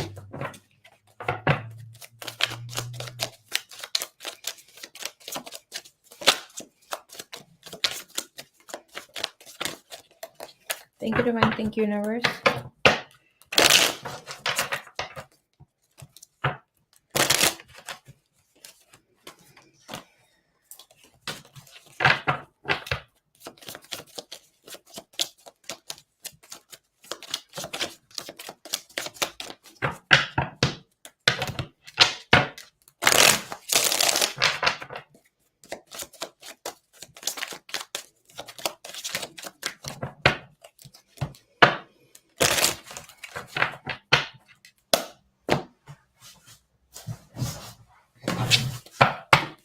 I'm hearing butthurt. This person is conflicted, not liking that things came to an end, but this person saw things come to an end before they fell.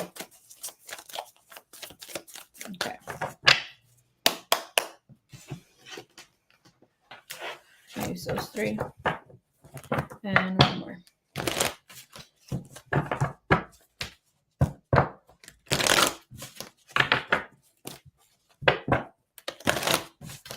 Or please give me the Gemini's energy.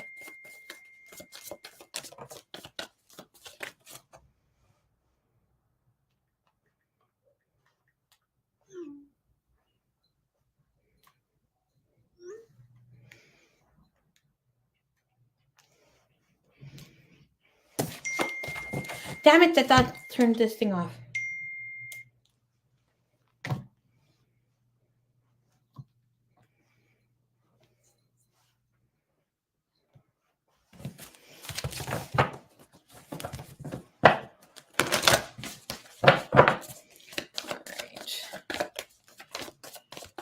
Energy here, please. Gemini. Give me his overall energy here towards the situation, the connection that is here with Miss Sunflower Soul.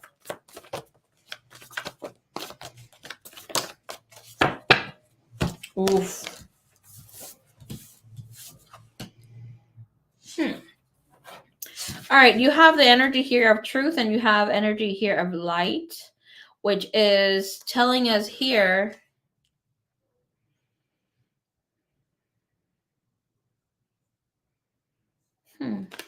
okay, this person tried to play out things as he was Mr. Cool Guy. All right, you have the energy within truth is the scales, it is judgment, and we also have the sun. Both of these cards came sideways. We have the energy of the Seven of Swords coming in right side up, and love begins, love energy, and triumph and success, which is the Ace of Swords here as well under the veil, and awareness. Okay.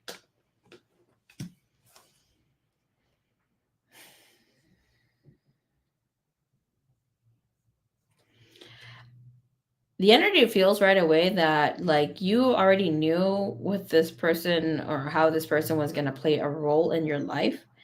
Maybe here you entertained it, allow your heart to, just kind of go with the flow and the spark of the moment in the energy.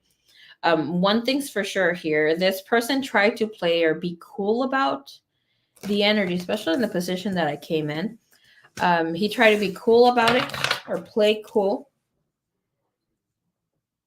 and try not to completely offer something, but it's like here he feels that he sabotaged, like he consciously feels that he sabotaged the situation connection, and I do feel like he's being butthurt.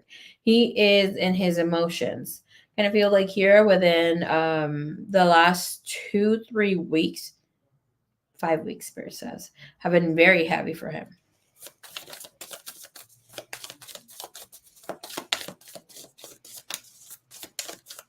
Shamita, hola, hola. All right. Give me the clarity here for the truth. With the truth, we have scales, and that's a person who wants to bring in the truth and also come express the truth. This person catch feelings for you and didn't let you know fully, completely, because they felt that the energy had gotten off or was off between the two of you, or you were not as involved or connected here with him anymore. Shit. Catch them. Okay. With the energy clarifying here, the truth, the energy of the judgment, we have the hangman and the two of swords. It's like he was waiting for some sort of differentiating energy, a change of heart on your end. And we have the king of cups. So the king of cups is composed. The king of cup can feel a lot of things in the heart for you, but he will not try to given so much, and of course can be overly emotional, over dramatic as well. With the three of swords is like he was trying to play it smart to not get heartbroken. When the ace of swords, he over thought this a little bit too much. It does say that the two of you had a chance, but because he stood in this vibe of trying to stay some steps ahead of you, he got himself fucked up. Fucked around and found out on his own. I don't know here. You might find him as whiny, as always gotta say something at the end, yet saying so many things but not doing much. But he was like tugging and pulling here with the energy. So currently he finds himself imagining and dwelling of what could have been, in a way where it's like, no, I should have said this instead of that. Especially here with the hangman and the two of swords is like here fantasizing of where our arguments and shit like this. Look at this hangman, right? It is hanged, this young lady here, but she has so many sigils right there with the water that she's touching.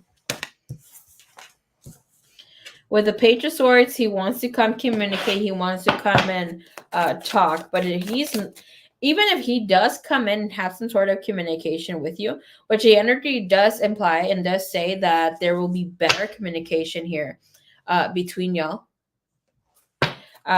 He's not going to lay it all out and be truthful about it. With the Queen of Wands, obviously there's going to be a lot of attraction, him feeling that you are the baddest bee. But here with lights being sideways,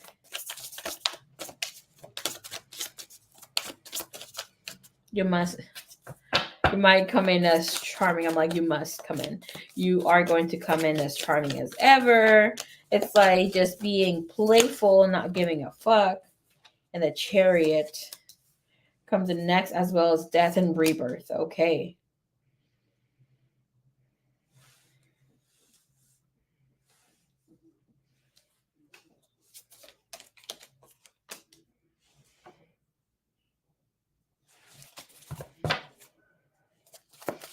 It's beautiful how the energy is being here. I don't see you shutting this thing off completely or not wanting to entertain it like this. Like, where your position is at. If you come in and give this situation another chance. Yeah, but having the Chariot, Death and Rebirth, and the Four of Swords, it's so beautiful how it's showing you like taking in information, taking lessons that you've learned with this person and applying them to your current situation with a twin flame or whatever. Not one thing's for sure, you learn or have acknowledgement of how you're not as patient as you thought because of this person, and also looking at how different night and day are, and with these people are very different, the people that you're connecting with.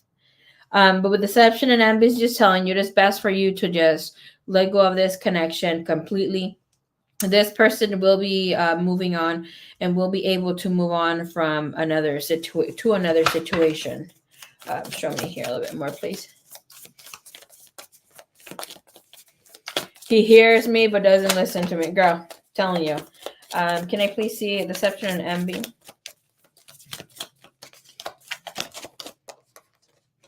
Spirit is saying he's going to come up, meaning like here he will find his happiness. He will be in a space of Spirit, you're so loving. Thank you.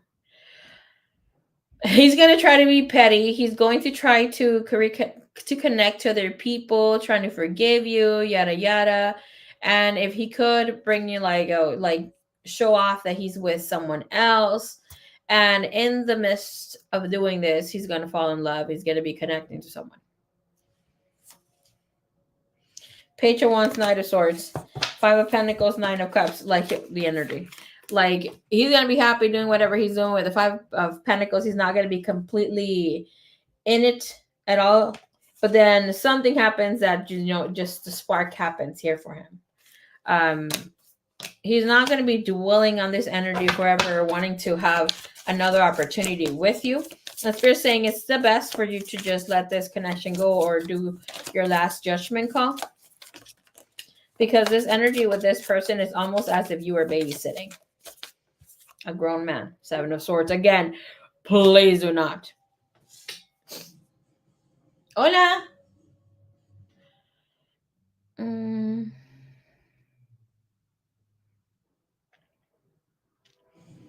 Sumita, sorry, baby, I don't speak Hindi. ¿Qué quieres, Tobicho? I wish I did. Spirit did tell me to start studying. He told me that it's annoying that I take accountability. And he asks them to release a problem. You know why that freaking reminds me? My sister with her ex-boo.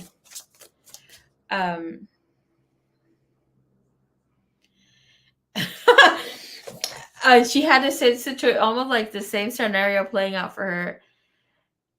They argued about some situation. Obviously, he was being extra about something. And he was really upset. I can't remember what it was that she did. But he was really upset about it.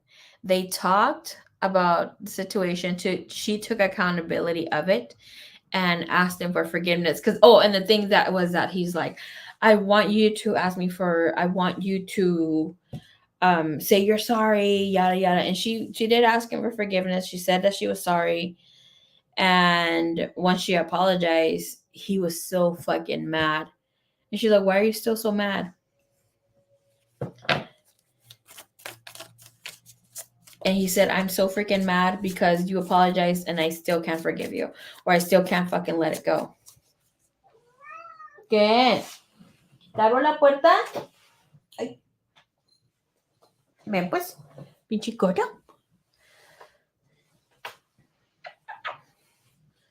Ya, ahorita te voy a sacar para allá afuera, ¿ok, Toby? Ay, vente. Hold on, let me take Toby out. Vámonos. Ow, my legs. My legs, Toby. Tomorrow's leg day again.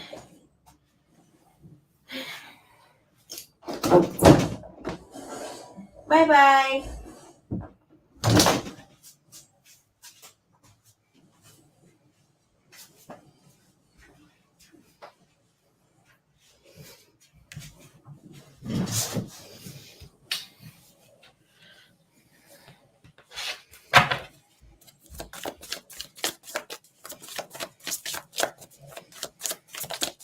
He fell in love quick. Yeah, he did fall in love pretty quick. I think here with the energy with this person, he's going to be better. He's not going to be all in. And the only reason why he's going for it is to try to forget you or try to rub it in your face. Almost telling you like, oh, I have someone, don't message me or some petty shit like that. But with the Fool and the Seven of Cups, he's going to get lost in between. And this is also of trying to let go of whatever was there. Can I see what he wants to express to her?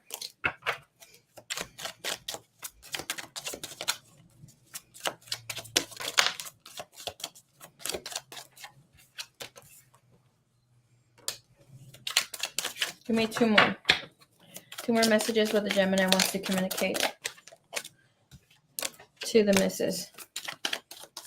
I think here this person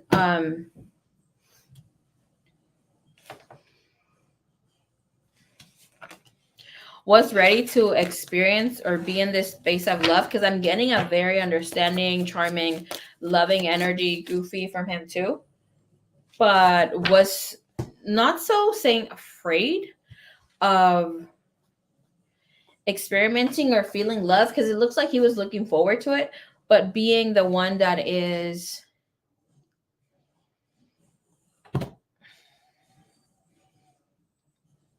he might be in this I want to be the leader mindset. Yeah.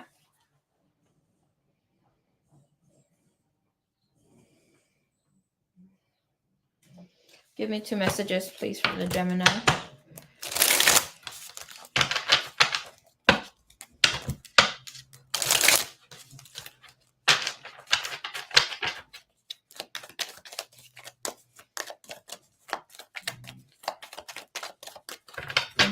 Thank you. Gemini to Sunflower Soul. What does he want to let him know right now? How is he feeling? Please get a message here. Woo! Mystic Selma. Baby, what am I going to do? I'm going to do a channeled message for you. But is it a message from spirit to you? I'm going to check in from your higher divine masculine energy. Please let me know, mamas.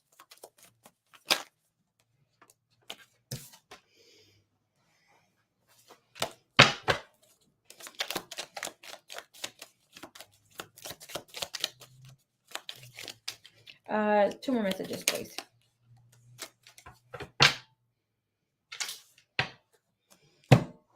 Okay. All right, let's see. Okay, these were first.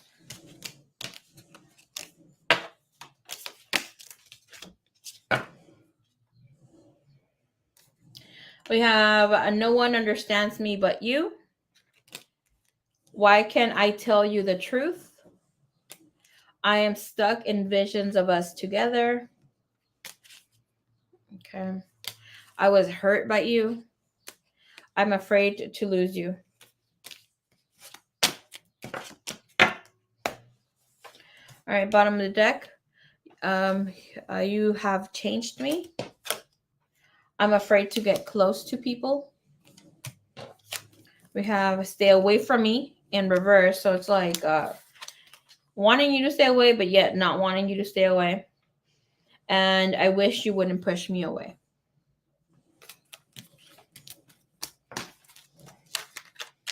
Sounds like a Gemini for sure.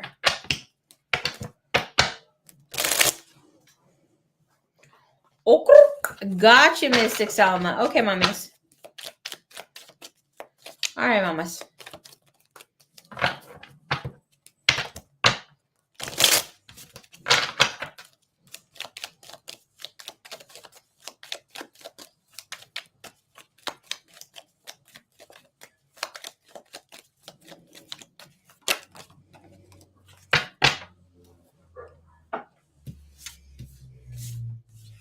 Spirit just said this person doesn't trust you, that you're not going to break his heart.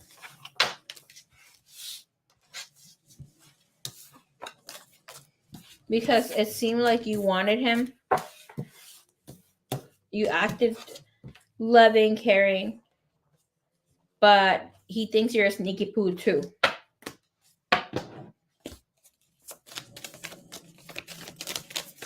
Okay. Thank you, Spirit. Can't fully trust you.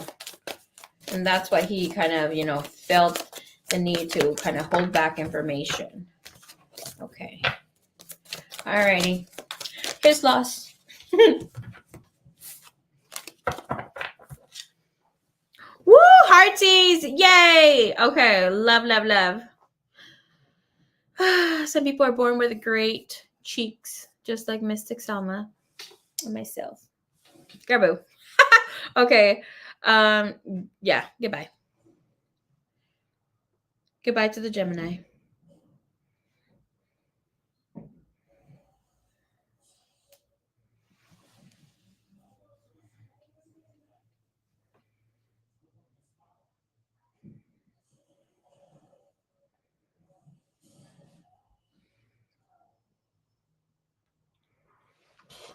A sneaky poo.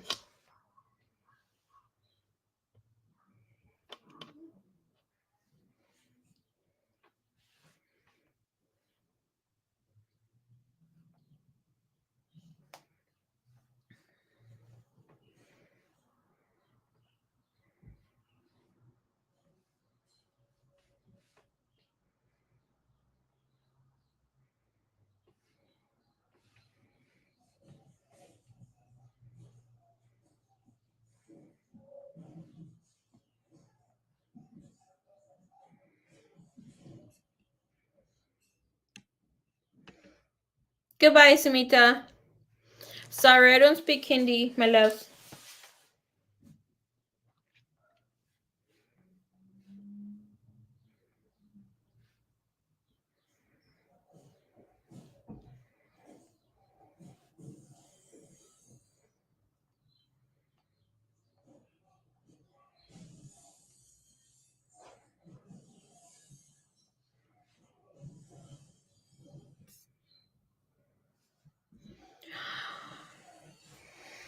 That guy trying to baby trap you, he's something else.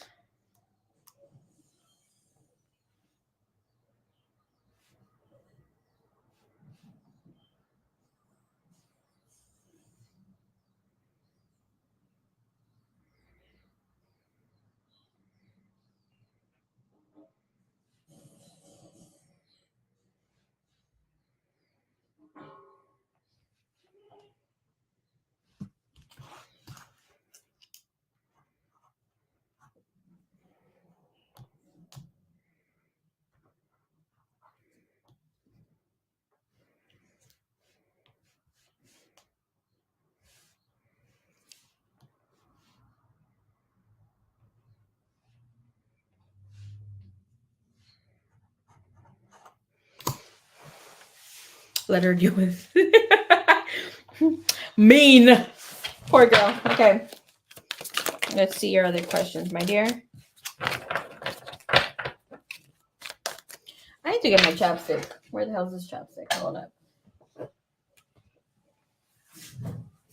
My shirt keeps rolling up. Might need to change my freaking sweater or something.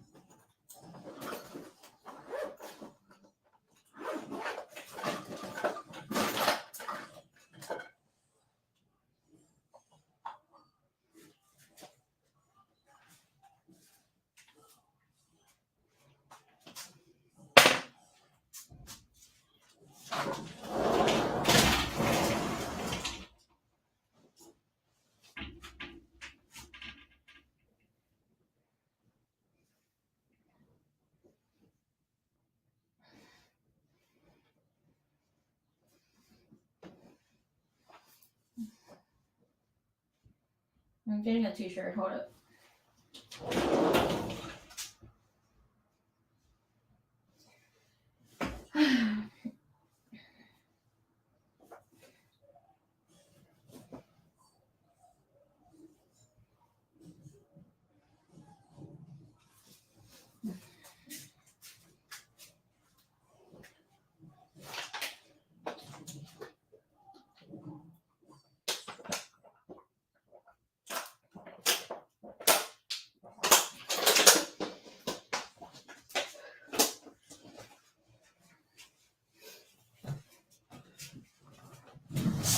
Okay.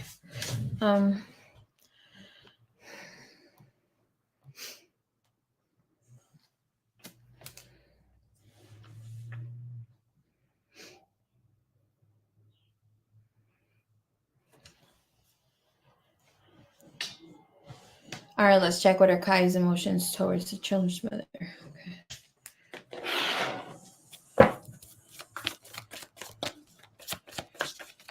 I think it'll last for some time. Because it does feel like he's going to be genuine about his emotions. The thing here with that energy, with this guy, he might have felt like that you were too much for him. And not too much. Let me take that back. Too good to be true for him. Like, you're not the type of girl that he would see himself talking to or like wanting. Yes, wanting, but not able to approach them.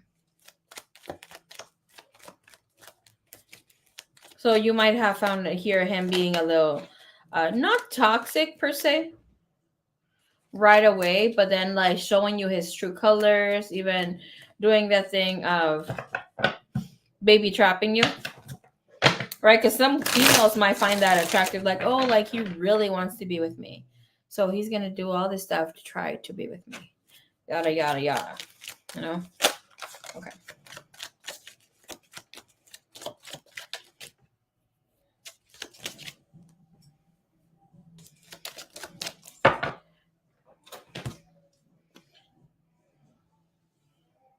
all around. I'm not even putting them on my list. Just get hurt. Show me the energy here for Kai with Headbay Mama, please.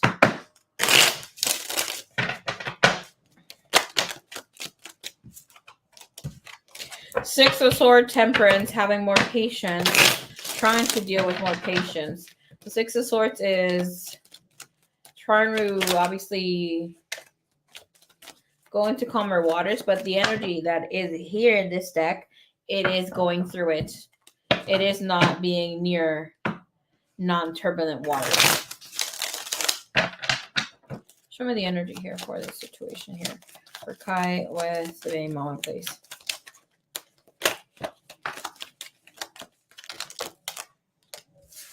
All right. We'll see the energy.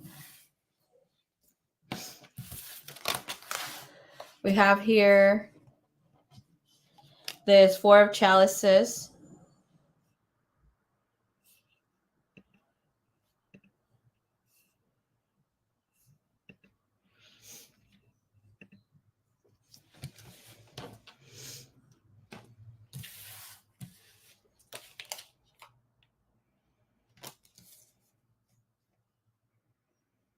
Thank you, Spirit. So we have the Four of Chalices with the Lover's energy. It is telling us that there is a very healing energy in their connection at this time. There's there's opportunity to talk things through. They are having some communication, but it seems like they just went to some sort of troublesome scenario around the holidays. Like maybe might have snatched each other's wig. We'll look into the energy that is why we receive this, but it's telling us that things are looking better during this time.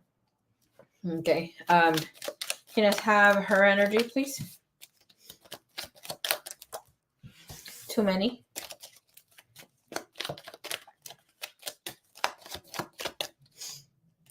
Too many. Just one. Can I please have her energy in the connection? Thank you. Okay. Can I have her energy, how she feels about this individual at this time? Eve. Okay, can I have his energy? In this connection that he shares with her. How he feels in this connection that he's sharing with the baby mama. Okay. And how is he feeling for her? How is he feeling for her, please? Okay, this is how he's feeling for her. All right, as I said, we have the Six of Swords, right? With the energy that was showing up a while ago. Here with the Six of Swords, and don't mind this. I did some sort of thing because I burned myself earlier. Okay, but that's not the bird actually. I had a little smaller burn, so hopefully that'll be nice and ready. Okay. With the Six of Swords, it is telling us that there were calmer waters in the past. They're currently going through it. Okay. That is the bottom of the deck. Okay. The thing here with the energy seems like there was some opportunity offered by someone, and someone didn't want to take it. There's about having some sort of conversation, opening up about a specific way of how to handle things. Can I see what this Four Chalices is? No, the snatching the wigs was not a physical punching or like fighting. It was more so like saying things to one another. Okay, so somebody got an understanding, an epiphany, wanted to do this. What was the main energy because of this? Tensions, arguments, stress. And what did this other person want? The one who wanted to speak about it wanted to avoid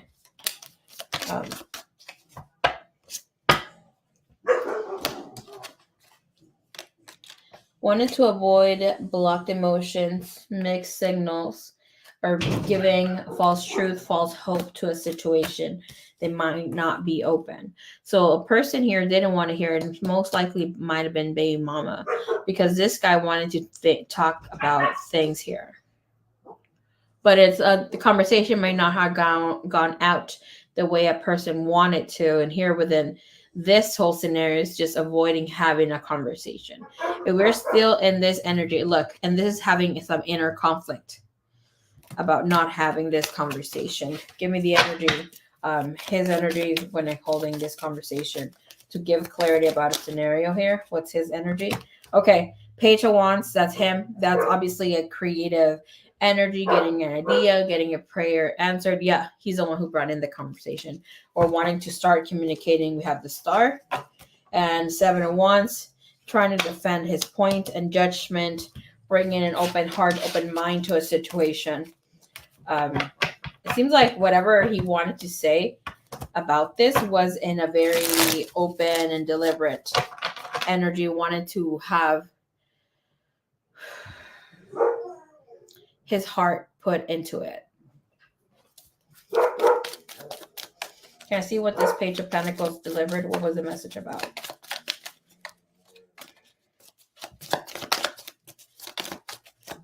Temperance, not being able to do it anymore, not wanting to fight. The energy is Temperance sideways. So this is about losing their awe, and here the Empress. It's also about her not wanting to be with her, not wanting to make future announcements, commitments. The Empress we know is the green door, okay? Or what I call the green door. It's not the green door. What I call the green door. So it's like having a green thumb for everything. Anything that is physical, having the ability to open any door that we want here. With him having the Empress in the reverse, that's also losing some sort of respect for the baby mama in some way, shape, or form. Because of something. Might not have liked the position that she put herself in. And look, just as I said this, the Seven of Swords came in. She might have done something here to trigger him or said something during a family event.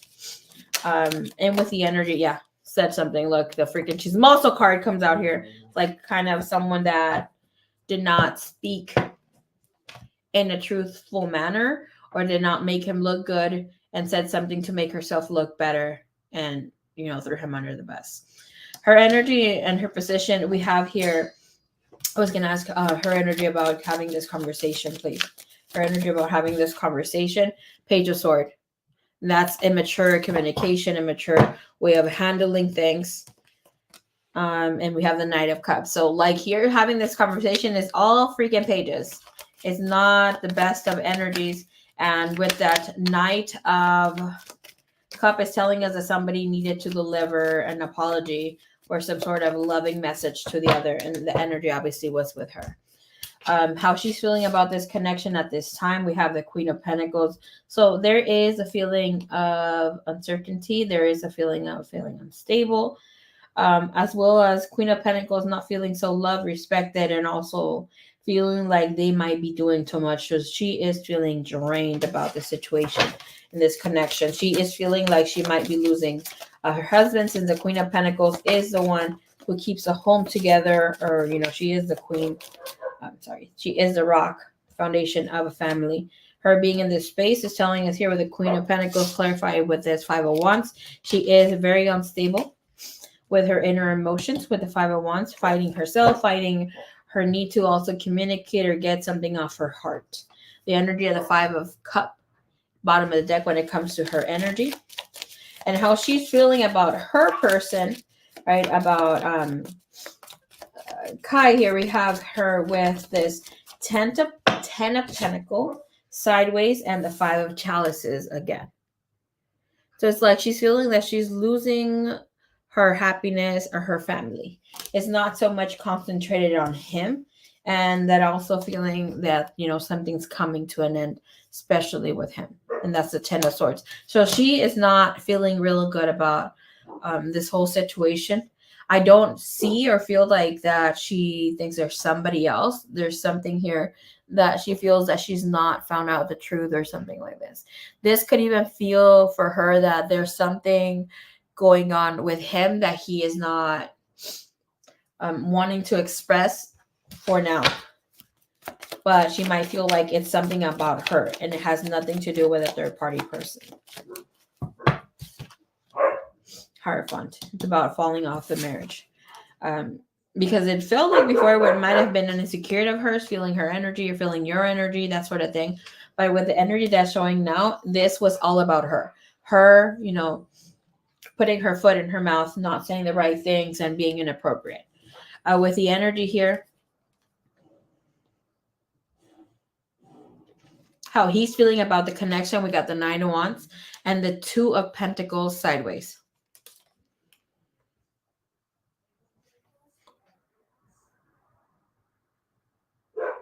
So obviously we know the 9 of Wands is an energy that is not feeling its best. It feels like they got to be fighting all the time. 2 of Pentacles is like, I don't know how much longer I can last having my guard up or fighting and being in this energy space. One thing's for sure, this guy has some sort of clarity about where he stands or what he wants with this other person. We have here feeling at limits, right, with this person. And we also have him at distance. It's like so close yet so far. There's separation, there's space, wanting to create some sort of barriers with him, with this person. Can I please see how he's feeling about the love that he feels for her? Loyalty is sideways. So it's like, however she was presenting to him and how whatever light, because I don't recall perfectly, but there was this respect that he had for her because she was baby mama, right? And because she was a woman. But here with the energies, like something flipped, something switched here, where he's seeing her in a whole new light, and it's not a positive one. Because the energy here is saying things got sidetracked. With whatever delays had been here are now stepping in and being grounded, taking really more than seeing something as it is. Can I see what loyalty is here? And that's like the trust. And this is wanting to ghost, disappear. We have vows, bottom of the deck. How he's feeling about her, we got the Fool and the World.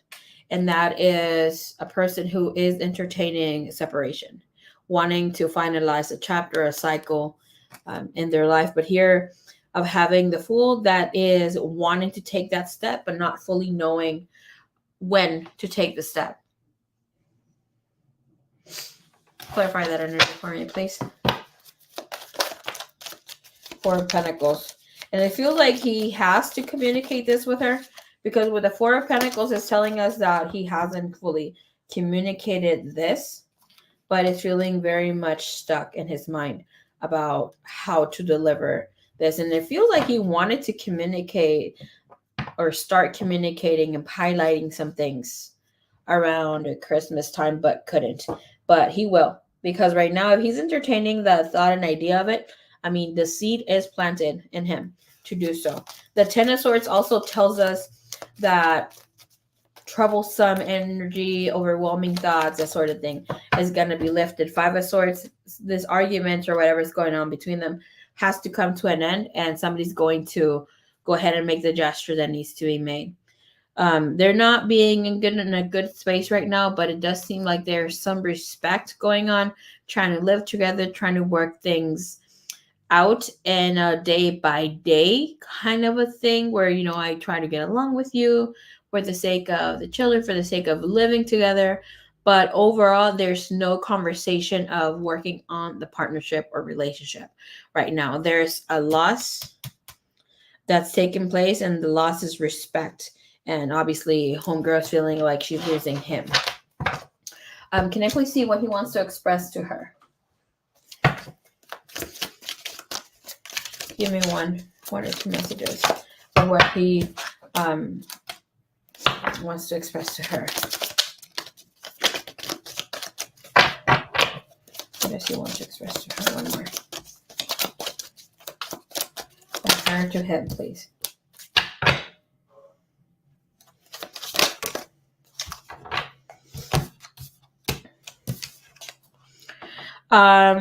His message to her: I can't let go of you, and I was hurt by you. Her message to him: I can't handle your love. People don't believe in me.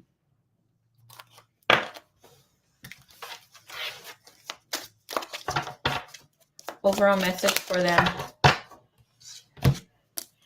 I can't talk to you right now. See, the conversation, it hurts so much.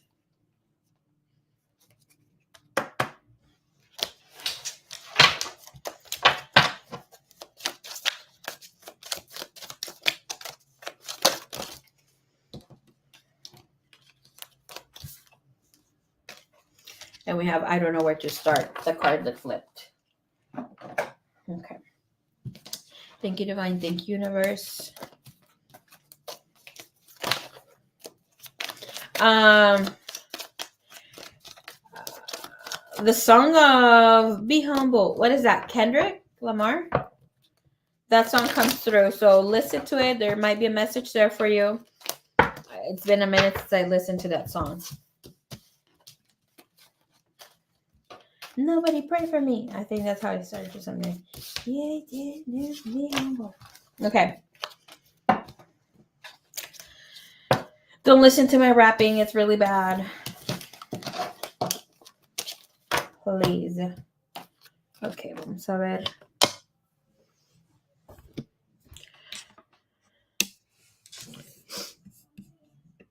Mamma mia.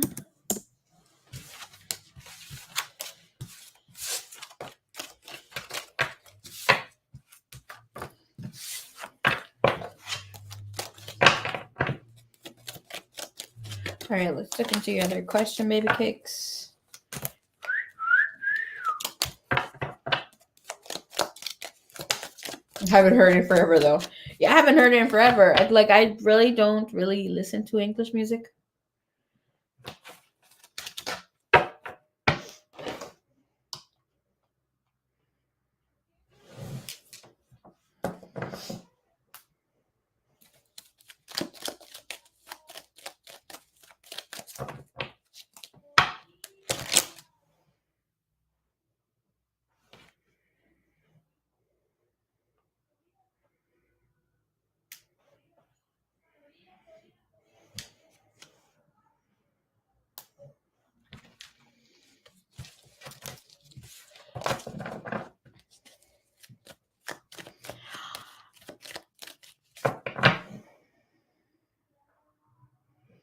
Oh, Lord have mercy. All right, let me go find the message here because I only can see partial message on my phone for some freaking reason.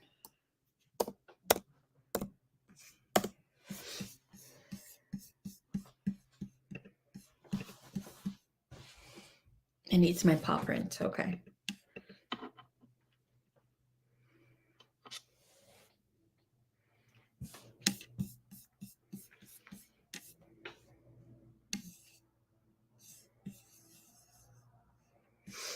Was that song for me or for them? It just came through. Maybe you want to listen to it. I didn't get a message with it. I just got the song. And I don't listen to that song on the usual. Ok, vamos a ver. Aquí está.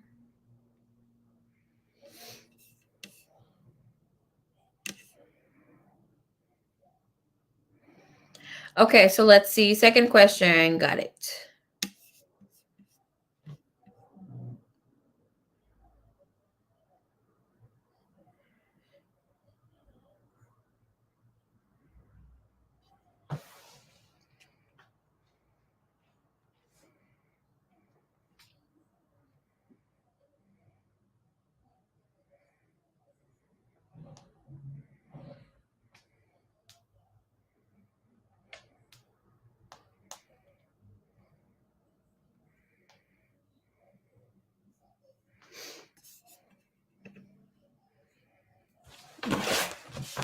Can you see, please, in this energy?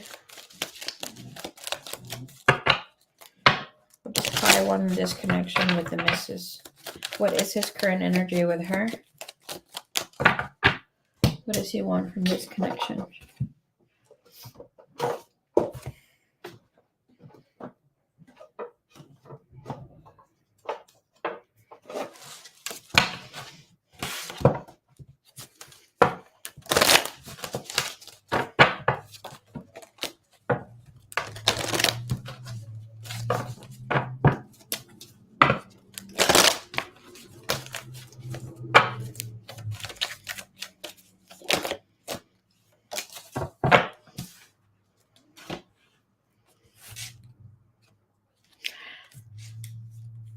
Okay, we started off strong. In the energy here, we have transformation. I'm asking, what does he want here from this connection with the missus? We have transformation, and we also have a nurture.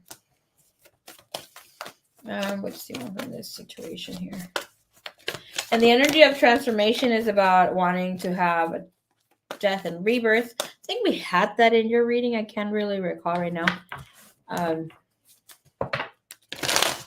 Just remember, did you get that guy wearing the black, not black, it was red. Look like a black, no, not black, what the heck, red hoodie. But when transformation shows up, it's about wanting to take a leap of faith, trusting faith, and wanting to commit to something new, committing to acting on new ideas, new thoughts, seeing things from a different perspective. And he wants to do this. He wants to be able to nurture the connection, being able to take care of your needs first before his. It's about wanting to hear about what excites you, about what and how you want to move forward. It's like this person wants to be able to get to know you and things that you haven't revealed to them yet.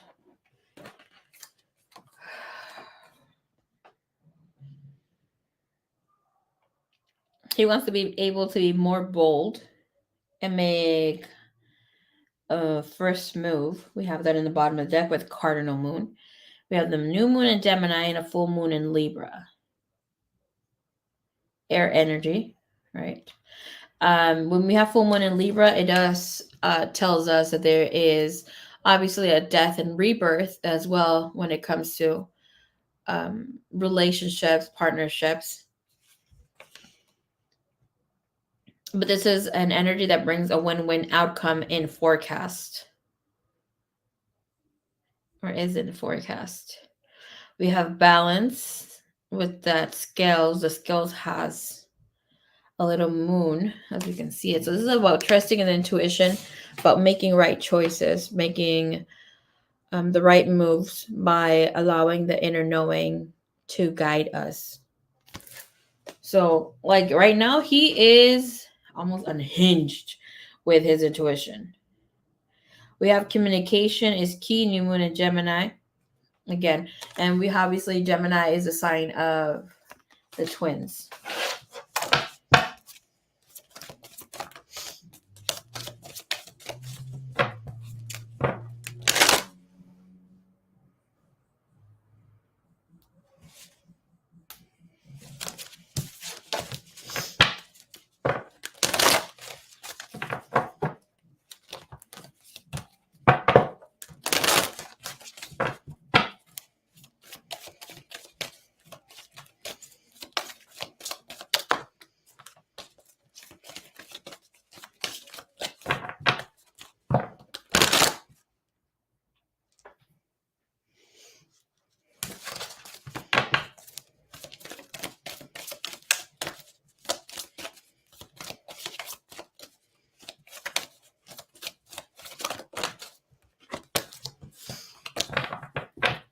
Over here. Okay.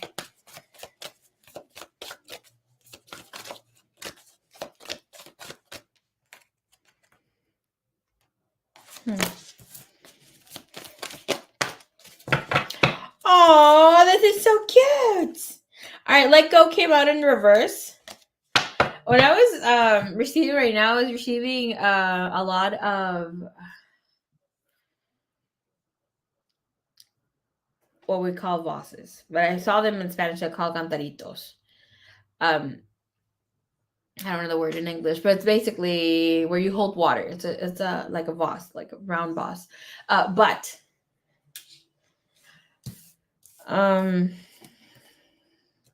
the vases were like pouring from one into the next, into the next, into the next. And that spirit, that message there is about a rebirth. It's not death and rebirth, it's just a rebirth of emotions being given and needed to pour out. Because if it's from one cup or cantarito vase into the next, it is saying like there is too much within the emotions that are not being shared or spoken of. And just as that, right, we have the message here of emotions, and also the one that says new chapter, a picture. ¿Así se dice cantarito? Jarra. Well, it looks like a pitcher. She's right. But these are made out of clay, right? The cantaritos. Yes, to me. I'm this girl. But yeah, okay, you get the picture. El cantarito. I was playing loteria yesterday, by the way. I lost $2. Best $2 ever spent.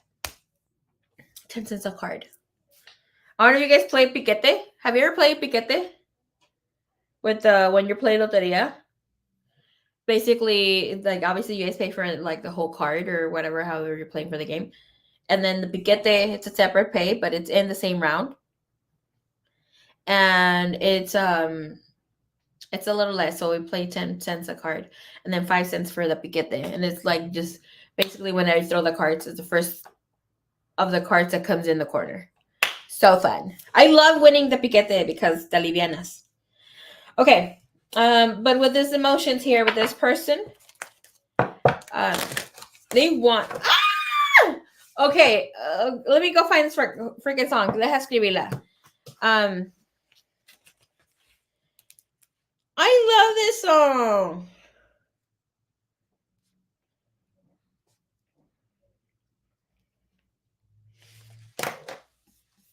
Mira, let me go get this freaking song. I'm gonna go get it with my other account because otherwise we're gonna lose time here.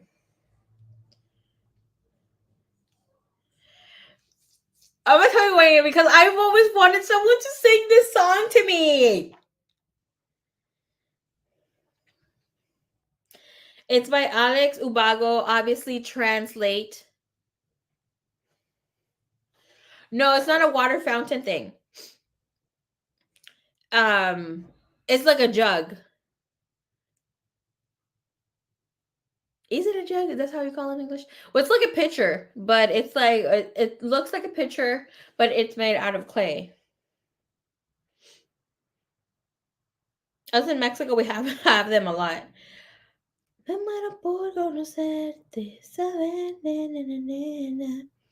Girl, this song is so romantic. Oh, jelly bean. Anyways, let me put you the song. Conquian. How do you play Conquian? What is Conquian?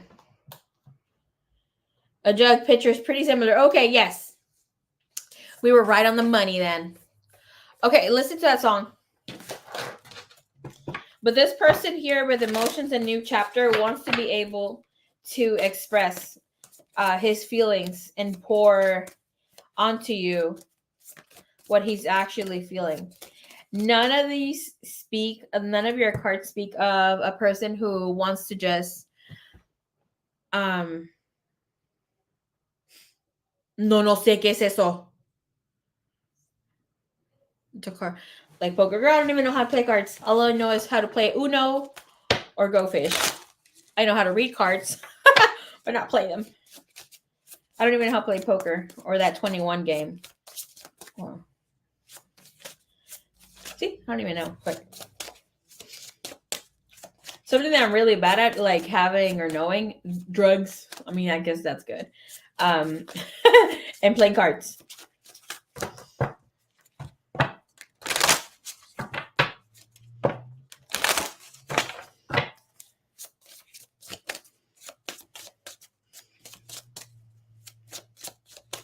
Because I've been in conversations where people speak about, talk about this drug, that drug, and what you do with it, or when they spread chisme, and I'm like, hey,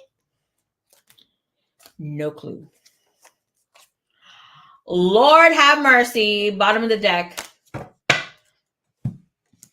Look, and I'm like, did this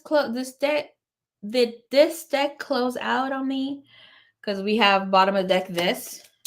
No, this is a card. And this is Journey of Love. And this is about union. Wanting to have some sort of coming together here with you.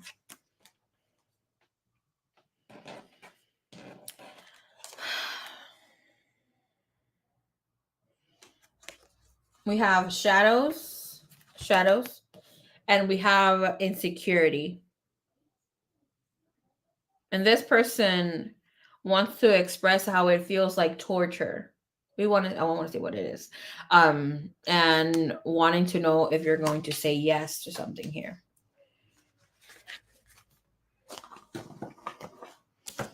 What is this energy here of insecurity about? If he expresses the truth. Look how similar these cards are. So there's some sort of revelation going to take place, regardless if this person is like what they want right now.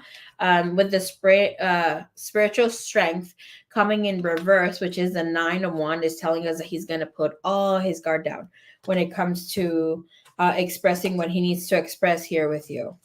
He's not going to hold back on what he needs to say.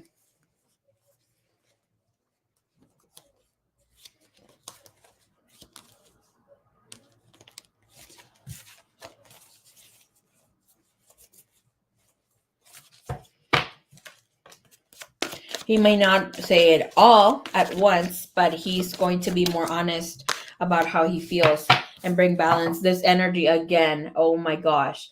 This energy here is of knowing that they have all the tools to say something, to express something, to do something. This is about bringing balance into a situation, bringing truth into a situation, and bringing not only their own truth, but standing on their fucking truth. And this is universal balance. I'm asking what do they want to express? And we have the 8 of Swords of how much they think about you, how much they fantasize with you or of you, and the emotional loss that it's cost them. Or feeling truly about what this is for them. Can you please see the 8 of Swords energy? What is this of what they express here? Just be open up front of how they're feeling. We have twin flame energy again, and we have communication. Okay. And here with what he wants from you or with you is more communication and being able to give you gifts, being more not available, but thank you, Spirit.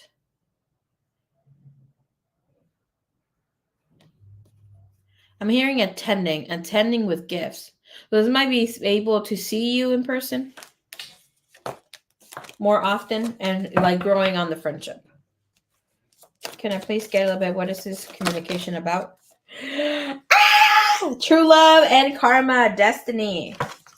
Okay. Give me here. Hear ye. What does he want to express to her about this? What does he want to express about this besides letting her know?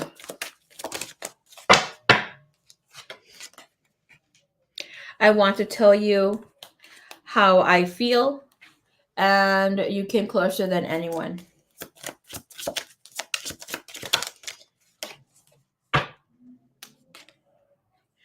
I bury myself and work to forget you. Oh yeah, twin flame energy again. I knew exactly what I was doing, and the energy again. I bury myself and work to forget you.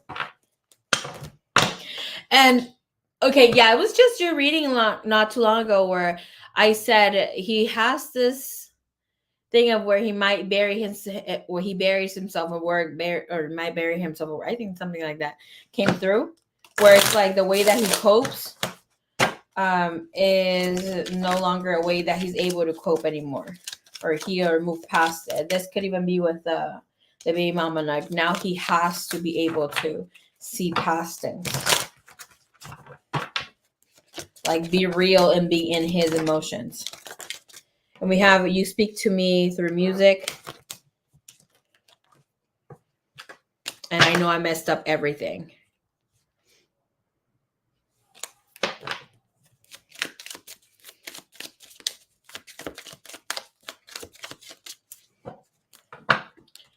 Okay.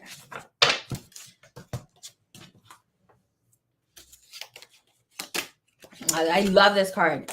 Listen to the song that you got. I wish I would have gotten that song from a lover. Instead, I get that they hate me. I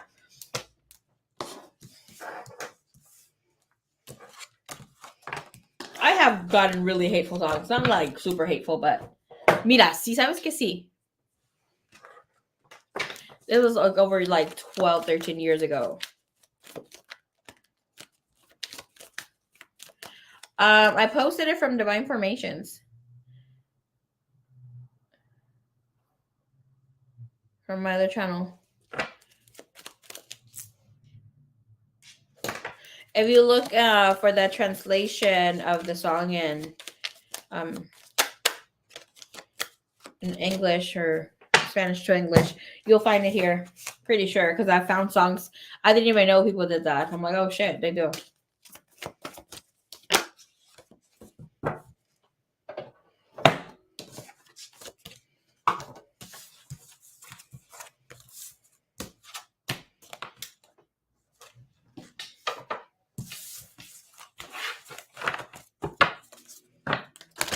Yeah, I reposted it for you. Okay, I see it. Sounds Gucci's. All right, so let's look into the message for your brother.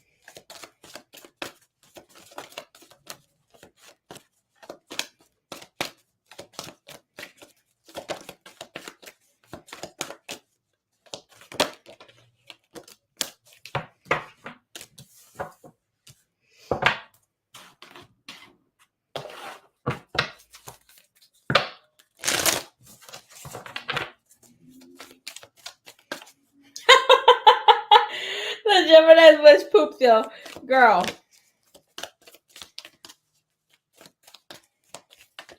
But the thing is that Geminis, for overall, they're gonna have a good year.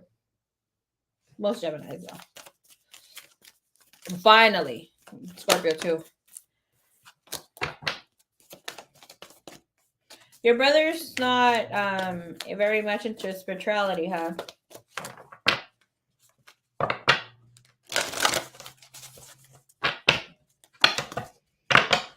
Okay. So Spirit is saying here within the message, Spirit guides coming in, you need to learn how to meditate, how to be able to ground yourself more. There is great freedom coming to you. But sometimes you can't handle your own emotions and you overthink things. So the energy is coming to you is, what do you need to release? And you need to be more confident because this will be your keys to success. Okay. You may have a more logic approach to life and how you handle things, but that's not going to help you very much. So everything that has been happening to you lately in the past 2-3 years is all for your growth. Right now, do breathe. You're going to have a break. Okay. But the thing is that here you need to limit yourself. You need to free yourself from your limiting beliefs. It's like you are a person who has a very open heart, but your mind not so much. You like to think of yourself as so, but you do not. You want to dance at the rhythm of your own beat, which is great. But you have to allow yourself to bring in new ideas. There's no growth for you in this space that you're at right now. Okay.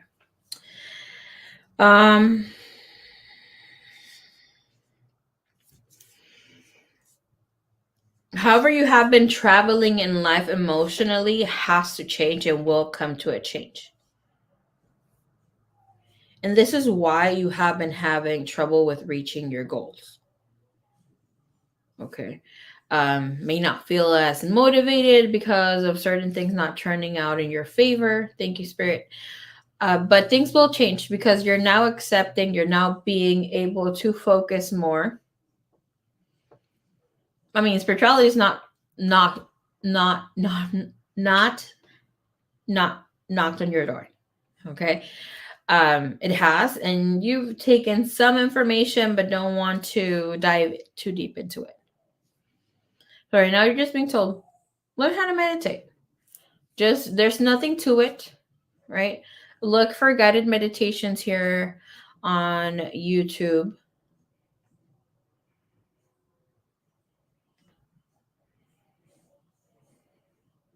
There's 5-10 minute meditations or healing music, that sort of thing. I mean, you could have active meditation.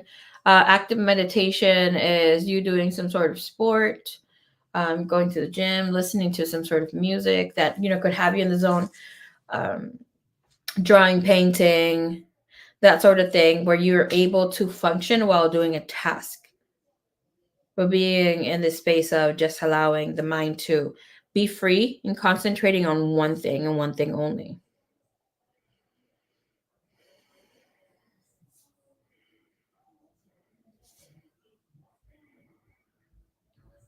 You're about to go into this space.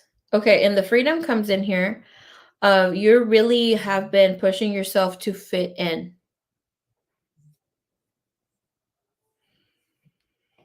a certain box of whom you are in life these next 2 years, because I mean you've been going through it since the age of 29, so it's like 3-4 years, but the last 2-3 years have been almost like the hardest.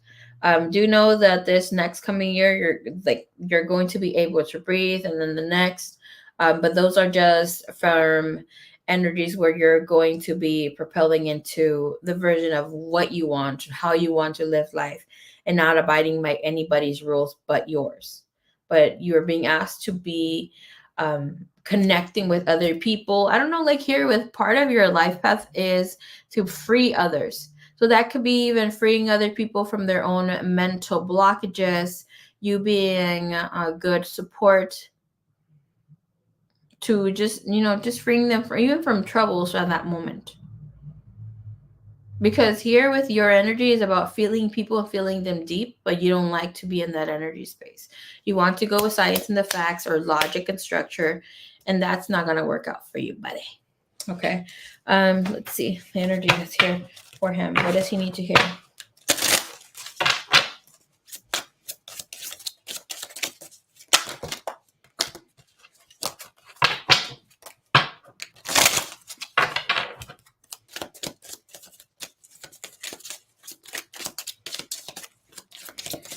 This year and the next two will be very good for you, speaking financial wise, because here even at work you may be having trouble kind of centering or grounding your energy, but money's going to be coming in more so. The opportunity to grow or go to something new, it's also here, but in that space where you won't struggle to make the next moves. Because obviously anybody or everybody could try to get a new job, but some people are going to get stuck and not be able to move into this space. All right, your energy that comes out for you in guidance comes in here as wisdom. And you're supposed to give this to people. And I'm telling you, you're a healer of some sort with healing energy. Doesn't necessarily mean that you have to wear some white robe or crystals or that sort of thing. No, it's like your voice is more than enough. You feeling deeply is a gift. Could be bittersweet though, but it is one. You just have to have the willpower to do so. All right, let's see what part of your guidance is.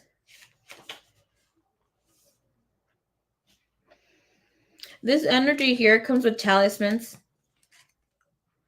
The talismans, you can use them or not. Obviously, taking the information as you want to, right? But your guidance that comes here is the power of the mind has no limits. Wisdom is not only about having all the information and knowledge but about applying what we know to our situation so that it adds meaning and promotes the common good. This message reminds you that it's time to live life in such a way that builds the spirit. The octopus on this card is upside down, and it invites you to look for alternative perspectives to broaden your vision. Sometimes all it takes is to distance ourselves from the situation to see more clearly what's best for us and everyone we love. The third eye is awakened and focused on the scene, so don't be afraid to look for a new viewpoint. All and everything that has been happening for you is for your own greater good. Okay, so with this message, and I want to give a little bit more here with the talisman power, which are the sign here on the sides.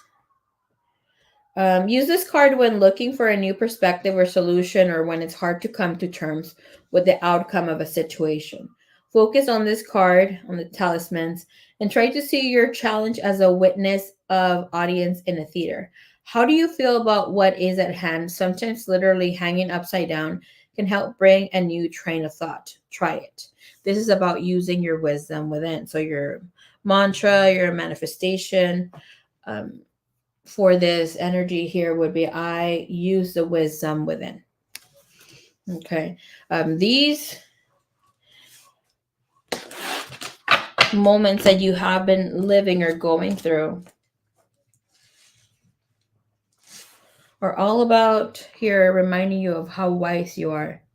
Even though it's hard for you to kind of trust people or really let people into your own emotions and know exactly what's going on. All right, you're a little sneaky poo. I know you're able to tap into people's emotions and their own abilities to think. Because Spirit is saying right now, he's able to alternate what takes place around his energy. So things could turn out to your favor. Have mercy. Hey, B3, what's up, baby cakes? Okay, let's see what your spirit guides want you to know. Okay. I'm hearing they want you to listen to the song I Believe in Miracles. I do not know the name of the song. I think that's it. I believe in miracles. You sexy thing. You sexy thing. Okay.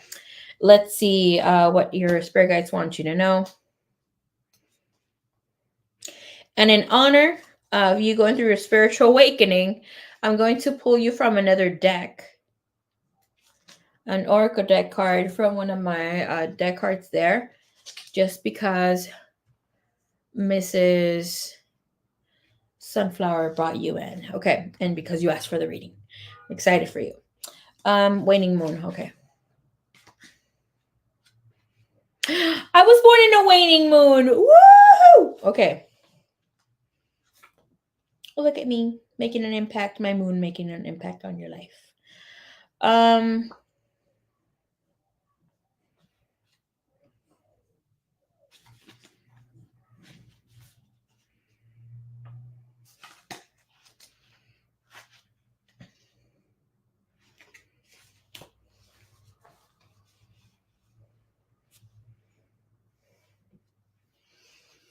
Okay. So you have here your guidance that comes from spirit guides with waning moon. What do you need to release? The waning moon points to what's falling away. Life goes in cycles, and sometimes we need downtime or to let go. No matter when in the moon cycle you get this message, is a sign that a situation has peaked for better or for worse, and it's time for you to go easier. It's the autumn and winter off the cycle. So what do you need to release? Almost certainly something from the situation you're asking about. This could be the cycle that you're at. So yes, you will be reaping, you will be moving into new spaces. Things are not going to be as hard. You've come to the end of a cycle. So in with this message as well. This is a very positive, but it can still be gently suggesting that you let something go and stop trying so hard. Okay, so what is this waning moon coming to tell you? Okay, just the moon itself. So when we obviously have full moons, it tells us it's time for a completion, time to let go of something. When we receive the waning moon, it is telling us it is safe for us to let go, to allow ourselves to move on. Additional messages that come from this: it's time to move forward with as little resistance as possible. This is not the time to start new projects, but definitely look into um, what you've planted, right? The seeds that you recently planted. What are your next moves? That sort of thing. It's not time to plant new projects. This is about releasing emotional baggage is recommended at this time. It is very good energy to also say someone sorry to someone you owe an apology to. A great time to do energetic work such as meditation or yoga. And this is telling you you will soon see what lies ahead. Okay, so great change is here for you. But remember, confidence is key.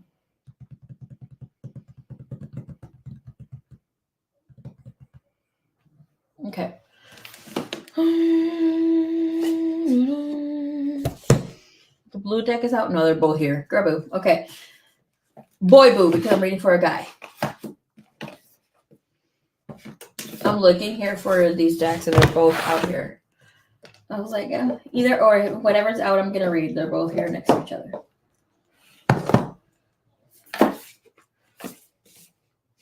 Not feel like this one.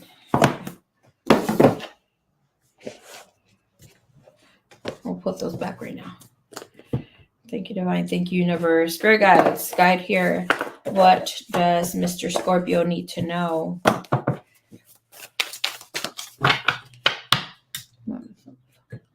Thank you, thank you, thank you.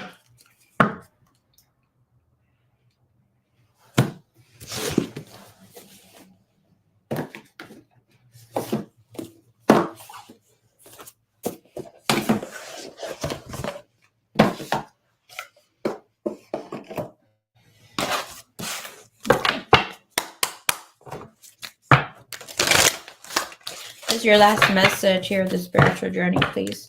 What does he need to hear? Thank you, thank you, thank you, Divine. Thank you, God.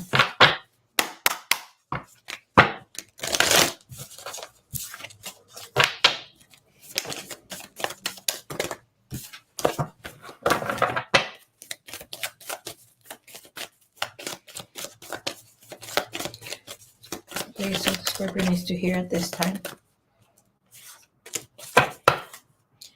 All right, you have the initiation, rite of passage, crossing the threshold. So that is where you're at right now, bottom of the deck. How I read this is like under the veil energy. So we see how it looks a little dark and gloomy, right? In the passage there, passing that portal looking thing.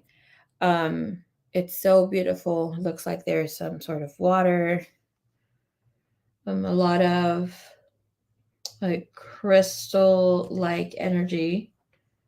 It looks amethyst, but the sky looks also very beautiful. We have the color purple. It is about having wisdom, divine guidance, and that was the message you received a while ago. We also have here the message that comes for you for soul family, your guidance.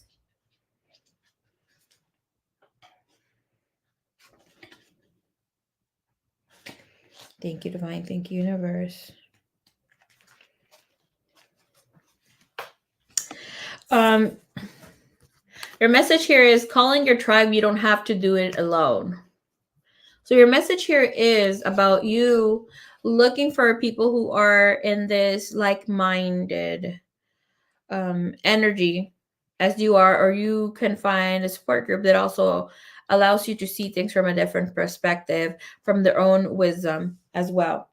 This is about calling your support team now, and this could be even your guides. This could be you asking spirit, divine, God, however you want to call it, divine source energy, and also with your angels, your guides. When you're asking for some sort of confirmation or you want to hear about something, give it at least 3 days. Do not go out seeking, the information. So per se, if you are asking, am I going to, I don't want to say like too much. Let's see. Is it safe for me to trust this person with my personal life, or, yada, yada, yada. Please give me a sign. Ask for a sign that it's like maybe not so easy to spot, right? So it's like, for instance, when I asked for a sign, I asked to see 10 helium balloons, only 10. By where I live, I don't know where you live, but where I live, they only sell them in packs of 6 or 12. And I asked them for a specific star shape. It was only helium silver looking balloons. And exactly 2 days later, I came across someone carrying these 10 balloons. I had asked about someone as well. But I mean, ask for you to receive. Obviously, don't ask to see a unicorn. And if you do, you might receive it in seeing it on the TV or a sticker, or I don't know. But be pure of intention and clear of what you are asking Spirit to show you and how you get a confirmation about something. All right, so your message is, let's see here. It's about even love too coming in for you. Okay. Mr. Scorpio, it is time to call in your soul family and support team. People who get you at a soul level. People who are the same kind of weird as you. People who are your chosen family. They are coming and they are looking for you. If you haven't found them yet, this is a sign that they are close by. But in order for you to find them, you must recognize yourself and recognize you when they do. It is important that you stop dimming your light and truly let yourself be seen. If you have already found them, then you are being called to let them support you and perhaps also assemble a wider support team.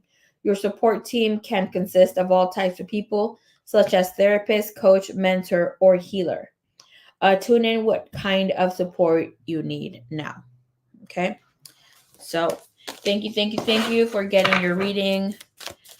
I hope to hear that things are positive for you. And until next time, my dear, namaste. Okay? Thank you. Wow.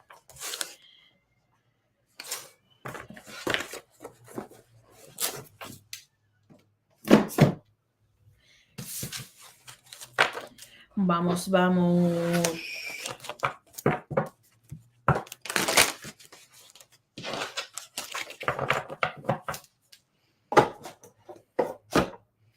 I think Mystic says she's at work, so I'm going to pass on to the next persona.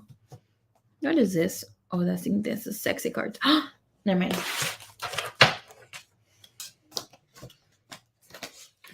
How was your New Year's? Girl, I had a time of my life. New Year's. I took a long nap. I had a panic attack too.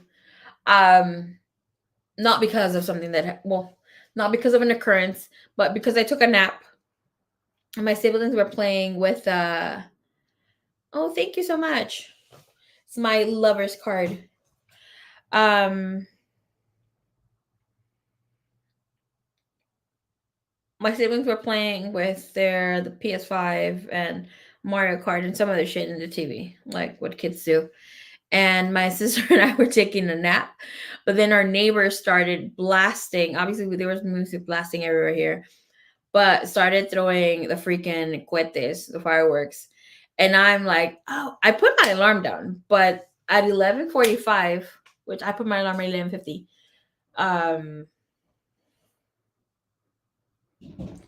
they started throwing freaking fireworks everywhere, and the loud ones too. So I was like, oh shit, freaking New Year's. And where the hell are my my my lucky charms for that day? Damn, I gotta get my freaking what are they called? The ¿Cómo se llaman? My lentils. Where are my lentils? And I had prepared like amount of good talismans for others here in the house, and other people who asked me to do their lucky charms and talismans for that day. People who booked, obviously they're here close by my neighbors. Of course I charged them, but yeah, they're like, oh, and I was tired from that. I did really cute ones. Obviously I can't show them because they're mine, but yeah, they're here. Oh, they're really good. And what's it called? One of my neighbors, she brought me a fucking scratcher. I was like, shit, I should have accepted it. She won big time with her fucking scratcher. She's like, I'll give it to you. I'm like, yeah, it's okay. I'll just activate it or send you good luck out of this one and whatever. I think she won I can't remember if it was 888 or 8,000, but she fucking won. And I was like, oh shit, I should have taken that one instead of the fucking dollar one. My sister has this thing where she buys everybody scratchers and she gifts them. She's like, scratch it off at 12. Yeah, but I had lots of fun. I just had a little panic attack thinking it was 12 already, and it was freaking 12:45. And it's funny that the people who I what's it called? Also, let me get it off my boobie. Do I have it here? Where the hell is it? Where the hell is it? Girl. Did I lose my lucky charms? Oh, never mind. They're on my side. My lucky lentils. And you know what's so freaking crazy? So, I mean, you don't have to wait until New Year's to do this. You drank horchata? No, I drank coquito. Oh, coquito's so good. Look, and it's crazy. I should have accepted that freaking thing. I had the 888 there. But at any time you can do the lentils thing. Pásale. Oh yeah, cute. Who's it for? Kimberly. It's my brother. Look at cinnamon roll, you guys. Okay, goodbye. Look at that booty. Kenny. My brother, excuse him. Kenny, cierra bien la puerta. Está frío. Thank you much. But yeah, even this, like the lentils, if you did the ritual, but the thing I was gonna say, but here with the lentils, you can even if you have a savings box or like a piggy bank, keep it in your wallet too, or put some of them inside your piggy bank, and it will grow beautifully.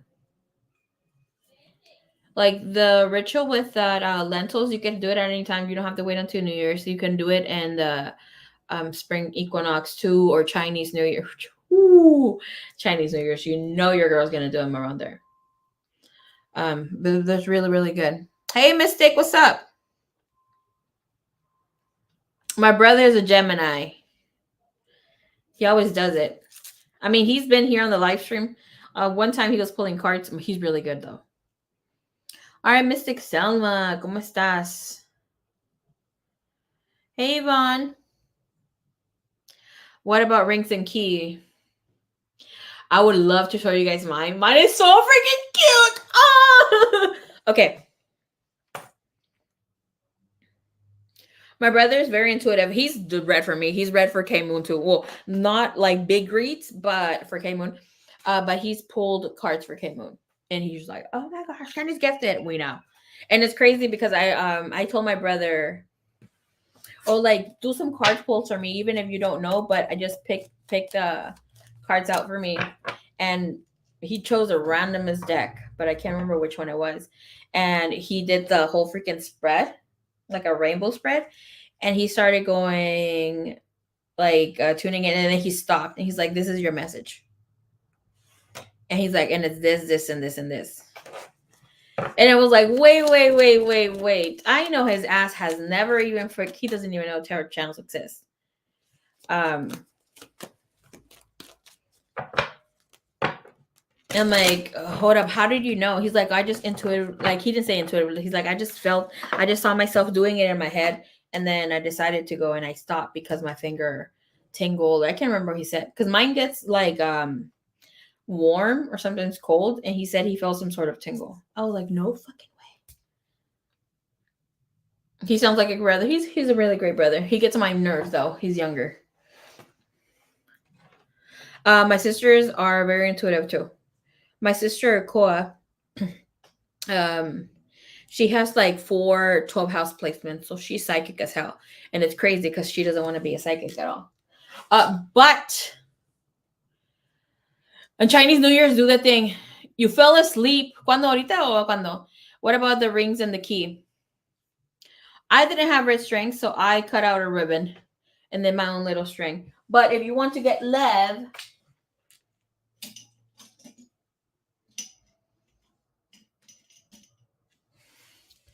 get two rings that you have, put them together, or a better love. You want to get a relationship or get married. I would highly suggest to buy, those little engagement rings. And then something that I did, I got like a vine ring. And I obviously manifested for better friendships or friendships that are long lasting and that sort of thing. So I put them together with the red string because red signifies life. It is easy. Even when you write things down, try to write it with red ink, things that you want to have come forward, things not to die out, obviously. And obviously this is a year 8, so I would do 8 knots or whatever knot, keep them together, and then carry them on your right side, on your left side. I think she left. Girl, people don't talk about them talking to mediums or, being mediums or like all this stuff. Doesn't matter. Like, as long as you give them power, you're the one who gives them the energy. So it will be good rings. Like myself, I did a key, some key talisman, some key, ¿cómo se llama este? Ni en español sé qué pinche valor. Good luck charms. No, but it's not a good luck charm. Key charms for having certain things in life. I didn't have keys like that. I did have the keys I used, but obviously I didn't want to keep those. But I had silver keys that I use for rituals and stuff. So I used those instead. And they're not like plain, but it's like they have no use. But it's like things that I use for candle work and things like that. So cleansed it, whatever not. Same thing with, it could have even been the plastic baby keys. They would have still worked. As long as you put what your intention is, or while you're wrapping it on the bill, or even your intention note for spirit. I brought myself you got yourself a new tarot deck, girl. Oh, I want to get a new tarot deck. I have no room for them though. I need to fucking fix my place. Okay, so I'm going to talk to spirits and be a medium. Maybe that is why I'm attached to ghosts, I think. No. I mean, that would be a reason why.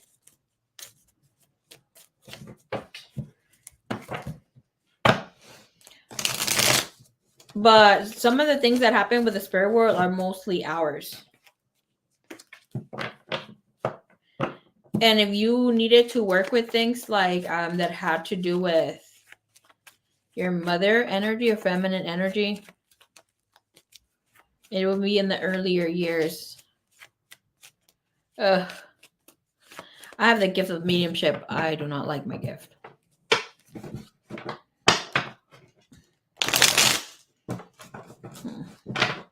You get to see things that you wish you didn't see.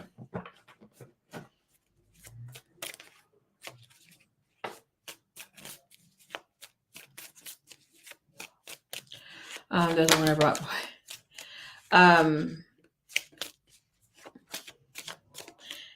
My first years, I don't consider myself a medium because I don't want to exercise the gift. I exercise sometimes in private sessions, not more. That's why I don't allow or entertain questions that have to do with death, which is something that's fucking weird. because, and I'm only saying weird because my ass is supposed to. I've done it, not very many times. Just being by dead thing scares me. Like it does something to my spirit. I can't handle it. Like, not mentally. It's too much for me. And then dealing with spirits, they don't scare me as much as the physical ones, which is fucking crazy. Like, walking people through the last days, last moments. That's something that I'm supposed to do, have been doing so. But being able to be an empath, a true empath, right? I'm not just saying for myself, but for many of you that are out there, it's not just about the goodness. My eyes are getting watery now. It's not just about saying, oh, I'm an empath. I feel your love. I feel your caring energy. Or like how much you suffered. That's above the water. I'm getting chills right now as I'm saying this. Being an empath is also feeling why the energy of a pedophile, somebody who died killing someone else, somebody who choked someone to death or even themselves, and being in this space of just like empathically being able to absorb all of that. It's not something I wish upon other people, because it's not even that you're being in this space of, okay, I understand you, like you don't want to understand, but it's almost like you have this feeling of of wanting to understand why they fucking do shit like that. And for me, like, dealing with pedophiles is like, it's such a fucking trigger for me. Like, I dislike pedophiles. And obviously you go down and see what happens to them, why they are like this. Obviously most of them also got abused themselves. And you feel exactly their excitement when they're doing things and how they're, it's not something that is good to feel, especially when you're a medium. This energy, there's stagnant energy that is still there. And you have to clear it out. But then, like, one of the natural energies, one of the natural feelings that we as human beings have is also to feel disgust, like to be disgusted by an energy. And to feeling this energy of disgust, you can't stand in an energy of love to like heal that energy for them and send it to divine. Is not an energy you want to entertain or be in that.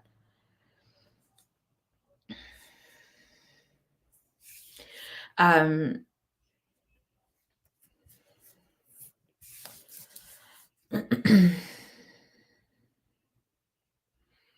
in this trying to build thicker skin. Funny you say pedophiles, because that came up for me. That's a lot of things. And obviously being in this space of, walking people, their energy, spirits to the light, is not necessarily because they need to cross over and that sort of thing. That has nothing to do with it. But that's also of them accepting of what needs to be purged within them and them not being ready. But that's, you wish those things didn't exist, but it's something that is happening here to us in our 3D life. So that needs to take place, and obviously it will heal, right? But it's not something that you want to experience when you want to walk something through. So that's why when I do personals, or choose to, before I'm like, okay, let's tune in or let's try to connect with this person, I need to check, because sometimes there's spirits who are really, really stuck and can't get out. Should be contrasted with castrated with no pain meds. Oh, any días. I see. But then obviously there's so many scenarios. Like, one time my grandma told us a story about my grandma's, she was a born again Christian, very strong in her faith. She would pray for things. She would pray for things. You would hear her pray for things and they came to pass like this. Okay. one time she like the little like we were in Mexico and my my uncle's plotted his land. He had planted new crops, right? And rain happened, and then all of a sudden, all these little animals started eating his crops. And my uncle asked my grandma, "Can you please pray that the fucking little rodent stuff, like the little bugs or whatever, stop eating my plants?" So she started praying. I kid you not, it was so freaking crazy.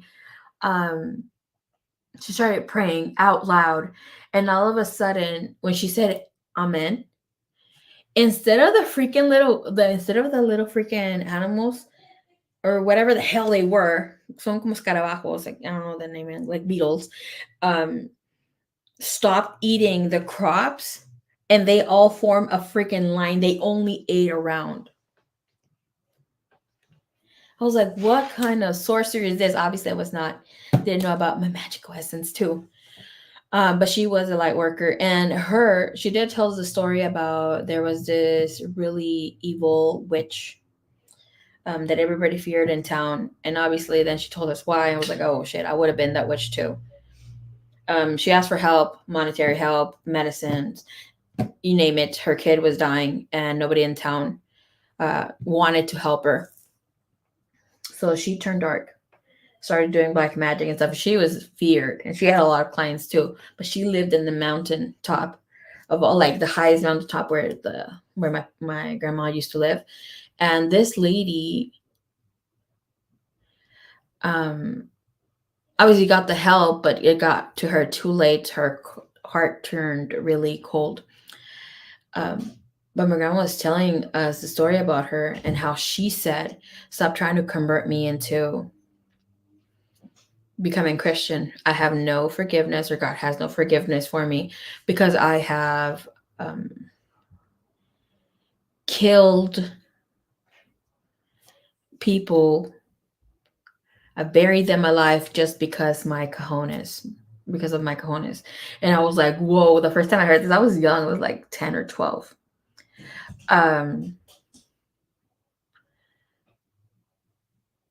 But she converted later. But I never thought I'd come across a person who was like that dark. And I did, and it's not nice. Like right now, I feel like my breathing kind of like my heart palpitations coming up. It's just too much. Yes. Thank you, Love Bug. Schedule your one-on-ones. I will be taking 15-minute sessions tomorrow if anybody's interested. I have as soon as 10 a.m. available. So most likely it'll be from 10 to 6. My schedule opened up. Classes were canceled. My astrology classes were canceled. How did she become a Christian? My grandma kind of, she had a lot to do with that. She wouldn't stop going to see her and all this stuff. That'll be my mark. 3. Hell yeah.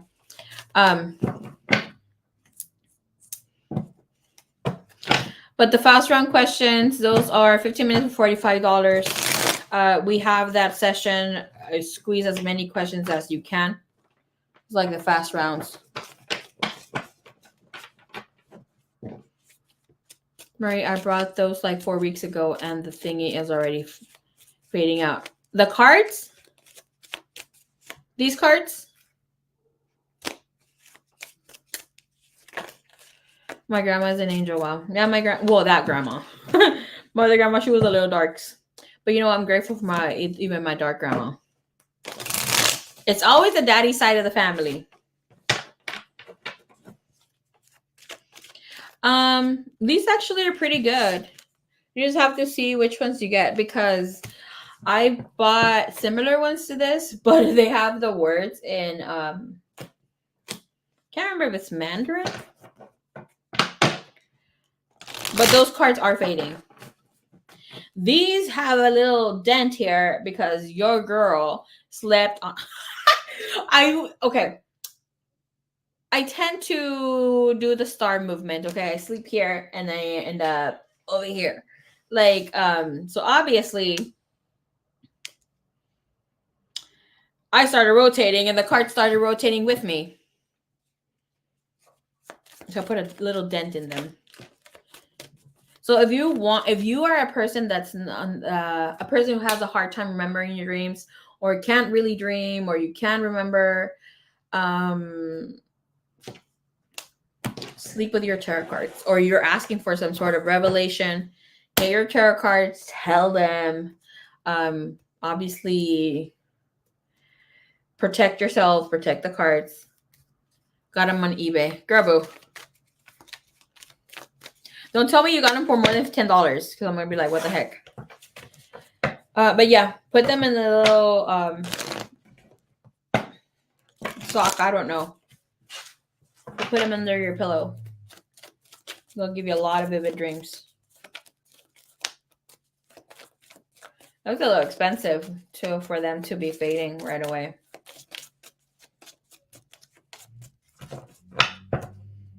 My oldest deck is this one.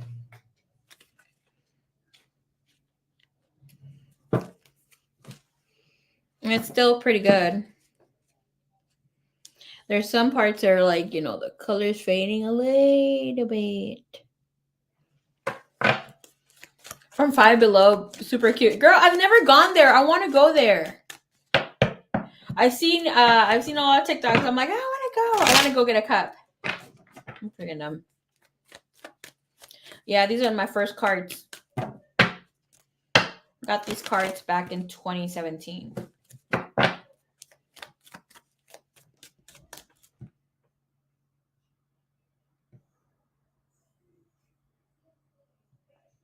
I've been reading tarot for 6 years. We don't have Five Below here. I don't even know if we have some over here. Go is like Dollar Tree, LOL. Well, $5 is not $1. I have a Dollar Tree at my house. I do not like it. It's always fucking messy.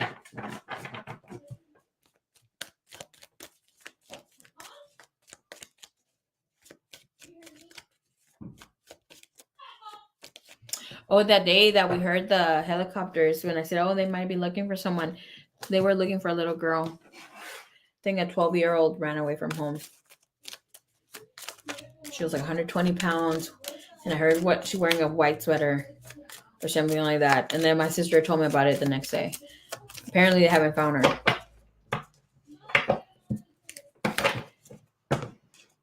Yeah, I hope they find her.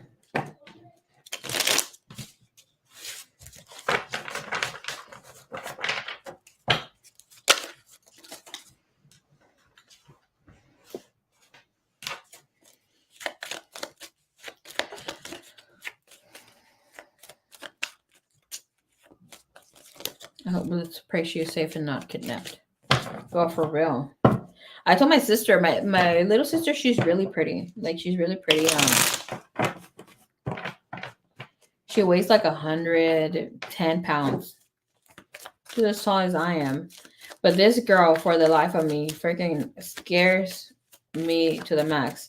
And nothing to do with my fluffiness. She's really skinny. But it scares me because kids these days get easily kidnapped, you know, and it's obviously her being skinny too. But she wears the freaking headphones, the big ones. I'm like, bitch, you're supposed to at least let one freaking just wear one side and then be cautious of the other one. Be careful because you can't get fucking snatched. Hopefully not.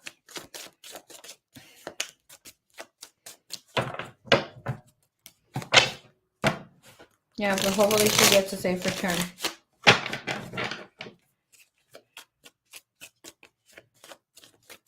Okay, Miss Mystic Salma, we're going to channel in your DM.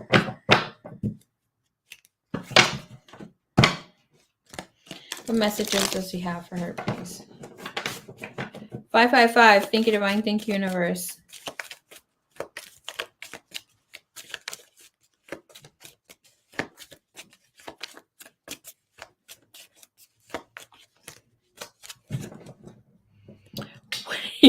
What did you say? ¿Dónde está tu mensaje? You said, I spirit what were Bonnie's intentions, and the devil came with the 5 of Pentacles. I am.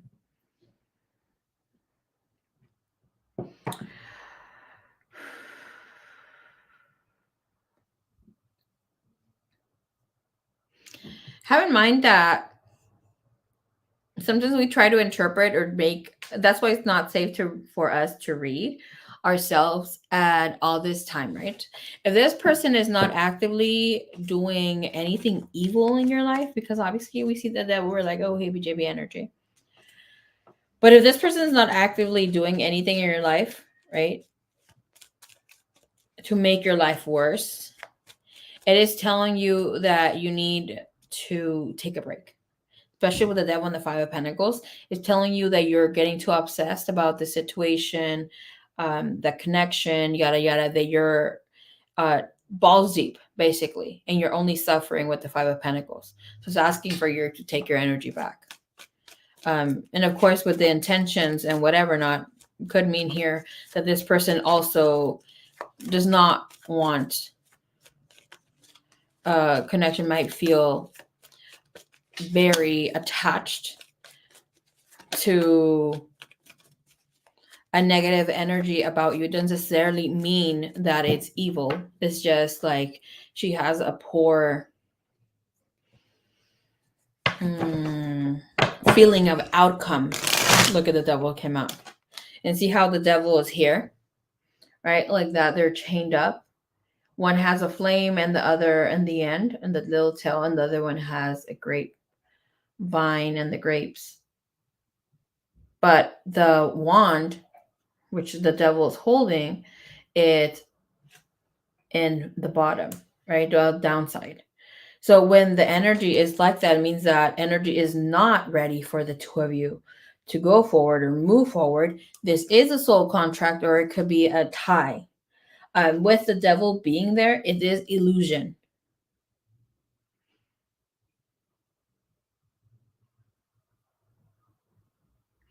Remember, 5 of Pentacle energy is feeling alone, feeling distracted, feeling detached, disconnected. The energy does show 5 Pentacles in a mirror, or like in a crystal sort of window, right? I don't know what kind of deck you were using, but you said it's almost similar to this one, and it has snow. When the snow time hits us, right, most people are at home. Some do work in the snow, but most people are at home, getting shelter from the cold or from the snow. It's not a time of movement, but it is the physical energy, which is telling you, which is the earth energy or pentacle energy. It is physically cold. So with the devil, there's like, she might feel that you have an attachment to her. So her energy is about needing to detach, needing to strongly abide by what she's feeling or what she has felt from you. I need to take tarot classes from you. Girl, let's do it. I love reading tarot or teaching tarot. It was about giving. No, I wouldn't know, Rebecca. There's a lot. They all give information. All cards are good. Even the 7 of Swords, even the 5 of Swords. 5 of Pentacles is good too, because it's telling you, you already experienced being in the 5 of Pentacle energy. Like, why do you keep being in there?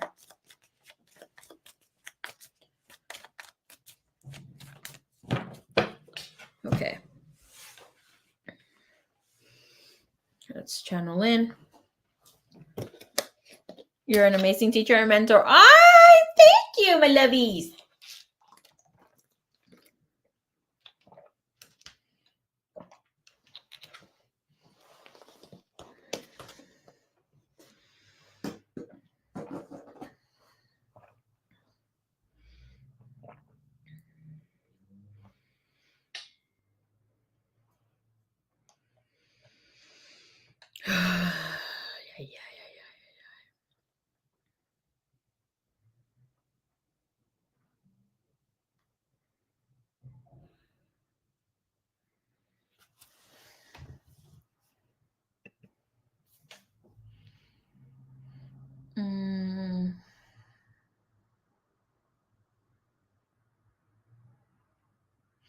Okay, first thing that's coming in is I'm hearing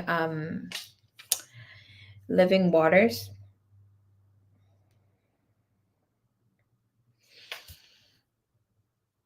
Okay. And mine, when we receive the energy of living waters, it is telling us that something will revive, especially when waters is about spirit, it is about feelings, emotions, right? So it's telling us that there is a revision, there is a reviving, there is motion within the emotions.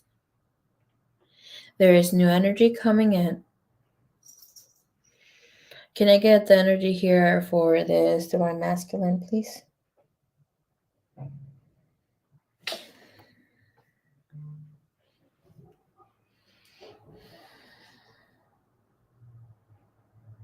Oh my gosh.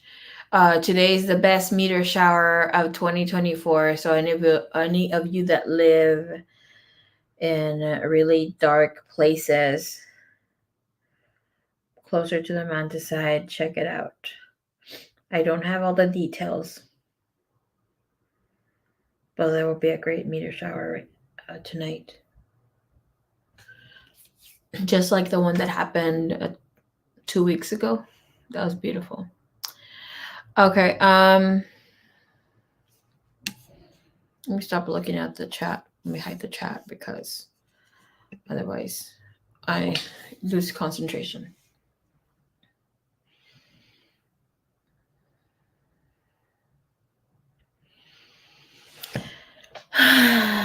Okay. David.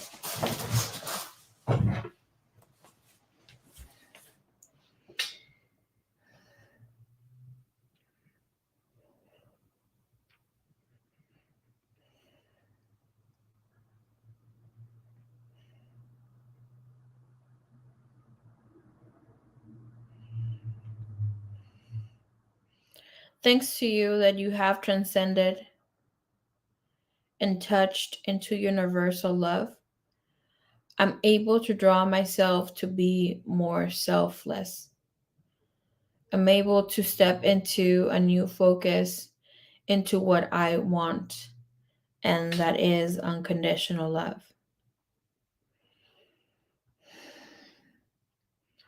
Something in me has revived where I find you to be so beautiful, so special. And I can even say it's loving energy and even desire. Something that, as bad as it may sound, I really didn't feel. I have tried to be respectful, courteous, and a gentleman with you. And my intent is not to hurt you. I don't want you to feel that I'm pushing you away, but it had to be true with my emotions in the past. Yes, I was being more superficial.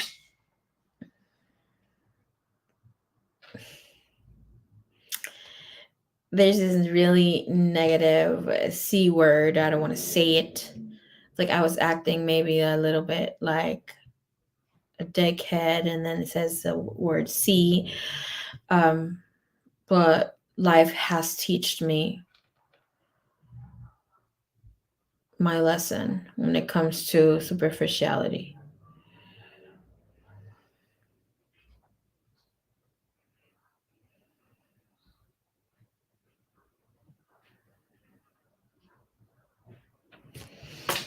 I stand on wanting to know more about you, wanting to connect in a deeper way with you. And I want to know your qualities and aspects of living. I want to know what you do on your downtime, your alone time, without having someone step in and fill me in with the details. I don't want to lead you where things might not step into. Because what if this is just a phase or a moment that I'm just feeling right now?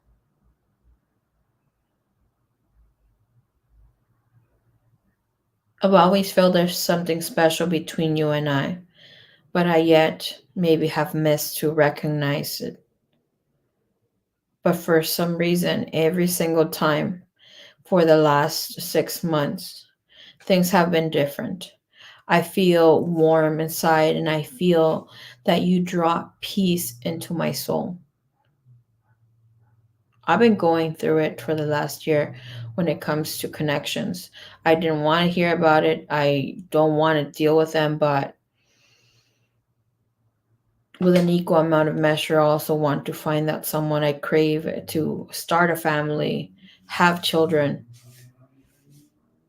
and maybe live life with a greater potential.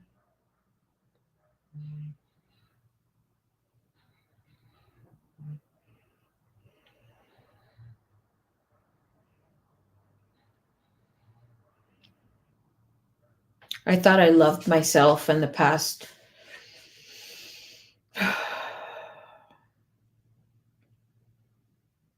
But I come to find out that that was just my ego.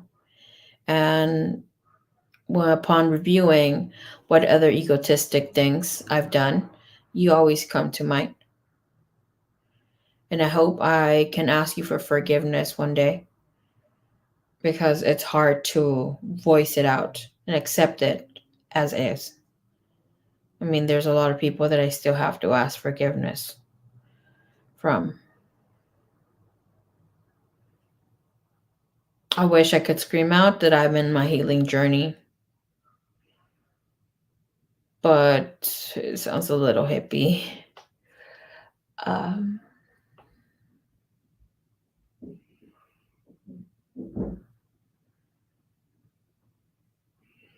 this healing has brought in wholeness,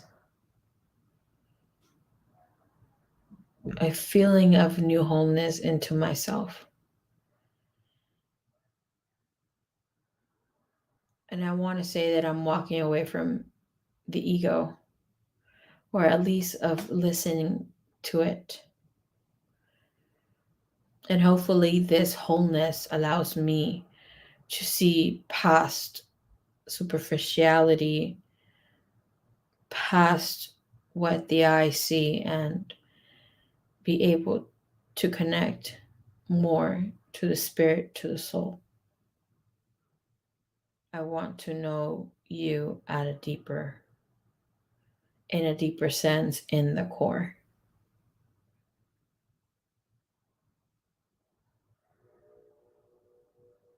Okay, because it's like, okay, there was a disconnection. He's explaining here how there's this disconnection or saying something, and you parted ways.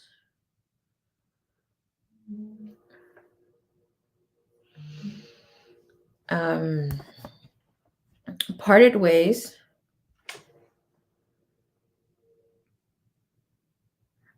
Before I ask you for the follow up, and have in mind if you have the follow up, feel free to post.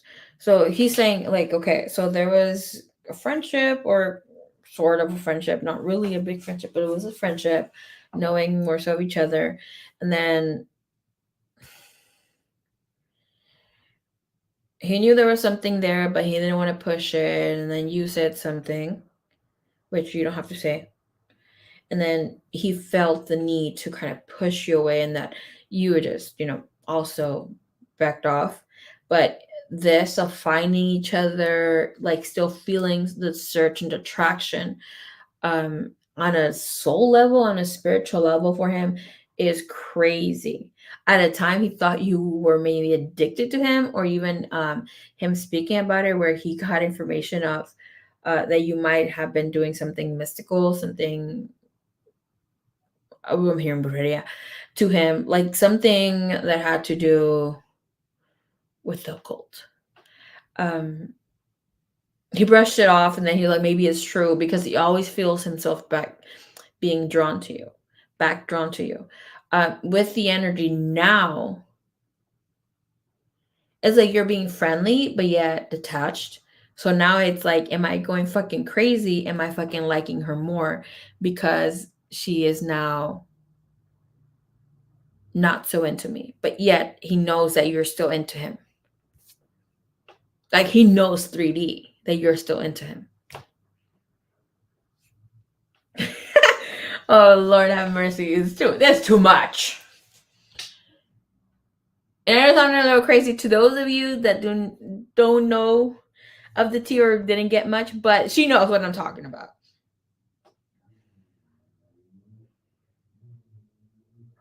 The thing is, because it's like, I don't know, he just recently saw, the last time he saw you, you were just wearing like little sandals or something so casual. And it looks like it was either a long skirt. It was not a short skirt. It was somewhat of a long skirt, but you were very decently, uh, uh, um, you styled so very decent. You weren't overshowing. You were just cutesies, but very feminine and playful and laughing loud and trying to be like discreet. He loved that. All I had, the light is bugging me out. All I had was is eye contact and so much exchange, but I'm keeping quiet in the touch. Girl, yes, please keep doing that. I was wearing a black top and a black flowy pants. That's why it looks like a skirt. But it's like you're laughing and like, but you're kind of like, oh, let me see if he sees me. He saw you. Do you have a follow-up question? Look, the energy here for him, and I'm gonna tell you now, he has to go through a big heartbreak. Has to go through a big heartbreak where he lets go of feeling attached or connected to people because of looks.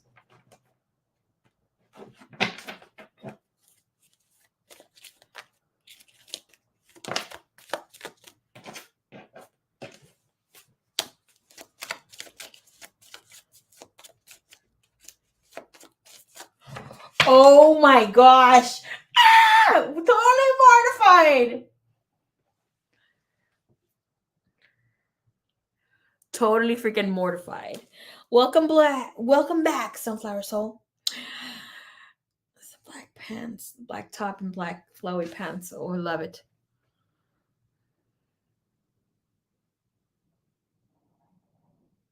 Well, any question? The question within the channeling.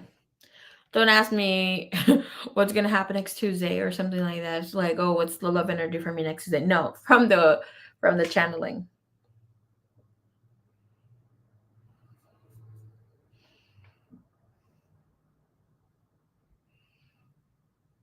Like, is it buffalo that he loves? I do not understand the question. What happened? What happened with you? Look, having eye contact is more than enough sometimes.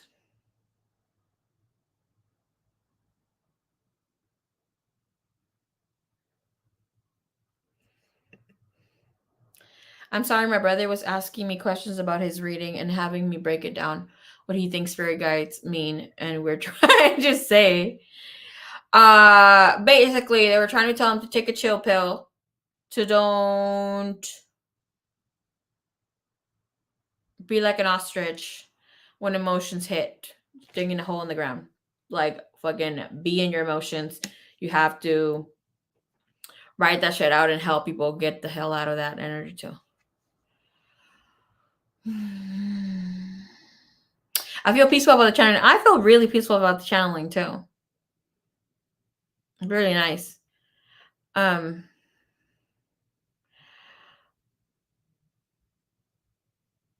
Like, is it buffalo that he loves? Okay. I don't like Buffalo Wild Wings. Um let's see, Buffalo is a girl he likes, and she was the one flirting with him at the table, but I still felt he was connected to me. Hell yeah, girl. I'm gossiping now. She just posted a story with another guy saying he's her fave. Sounds like pick me girl. Had me pausing after every sentence, like, what do you think she means? He's overthinking it. Like, there was some very direct messages with what he got.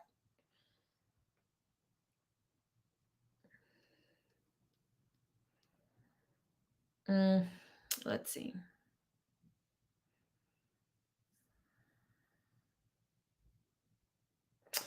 But Buffalo, about this girl that was flirting with him. It was like, no, I find her pretty annoying. She's really cute though. But I don't know, there's something out. There's an ick about her. I'm not gonna say the fucking part, but it's like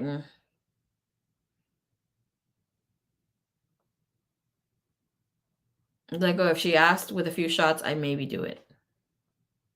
No, girl, goodbye.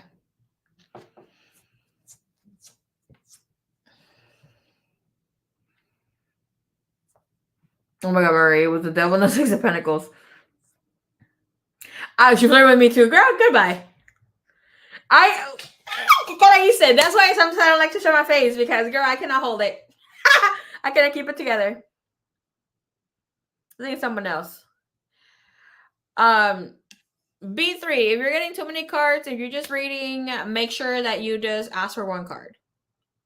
Even myself, as a talented reader that I am, I only ask for one card. Like, oh, what the hell's coming for me? And I tell Spirit, no, not me spilling my tea over here. Okay, but anyways, when I was like, what's coming for me in love? It better not be a Gemini. No head to a Gemini. Oh, you know what? Geminis are fun though. What was I gonna say? Look what I'm getting in love. The Lovers and the High Priestess. We'll see about that mystic person that's supposed to come into my life, or very understanding with spirituality. Ace of Swords and the Hangman.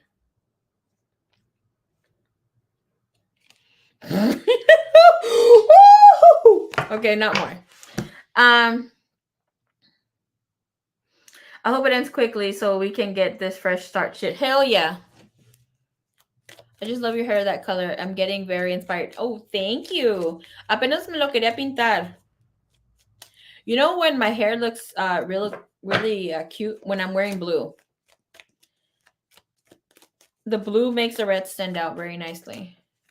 Oh yeah, but B3, if you could read the tarot, just ask for one card, or anybody. Just ask for one card. And if you feel that, you're going through it, you're overthinking things, like, Spirit, please give me this person's feelings, or yada yada, how they feel about me. Just one card.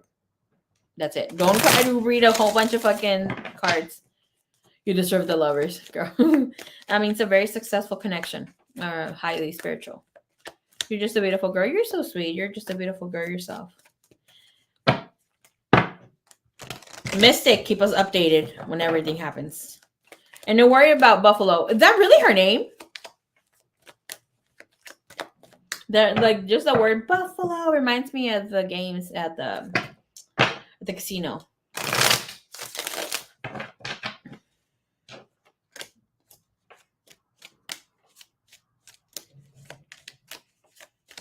¿Quién sigue? Tengo frío ya, no manches. Estoy viejita.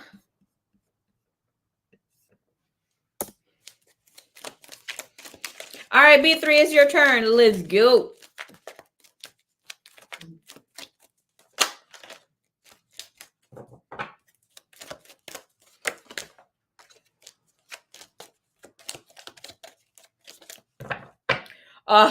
Yes, universe, listen to what she has to say. I deserve a King of Pentacles with the Two of Cups and the Ten of Pentacles. And goodbye. Do not listen to the baby's part.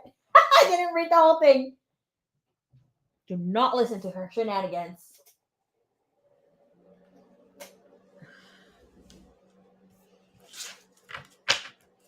Manifesting that no babies. That's your boo. You got me. That I was set up. That was a setup. B3, what am I reading for you, my dear?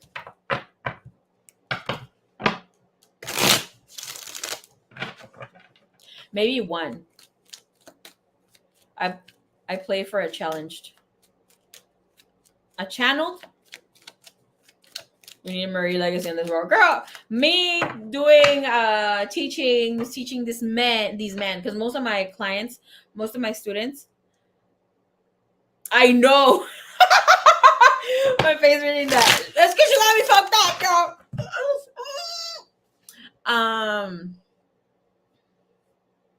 My legacy is teaching other people. how to heal. And I need to go to the mountains. My voyage is gonna start soon, hopefully, to get teachings from the curanderos, which I'm very excited about. But that's still in later years to come, not now. You guys still have me for a while. Killing myself. Goodbye, B3. You're fucking crazy. Oh, something that was fucking crazy the other day. Talking about kids. My brother was asking me. He's like, Marie, I'll come back as Lobo. Lobo's not my kid, it's my sister's.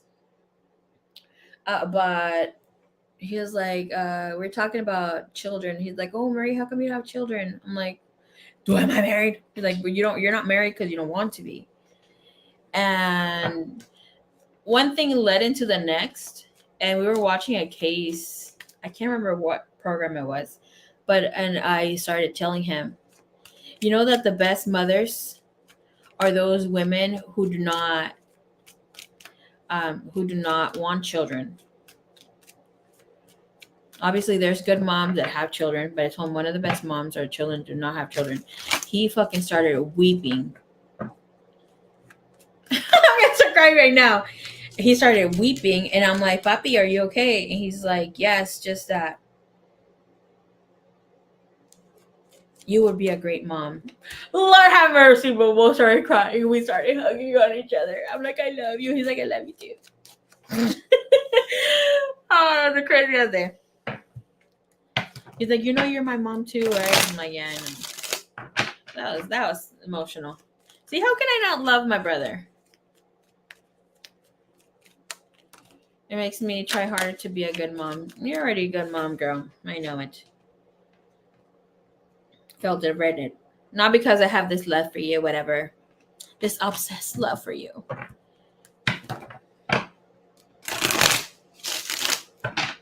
Kenny's such a cutie, for real. Like, one time, okay, so we know I had my days of being a player, whatever.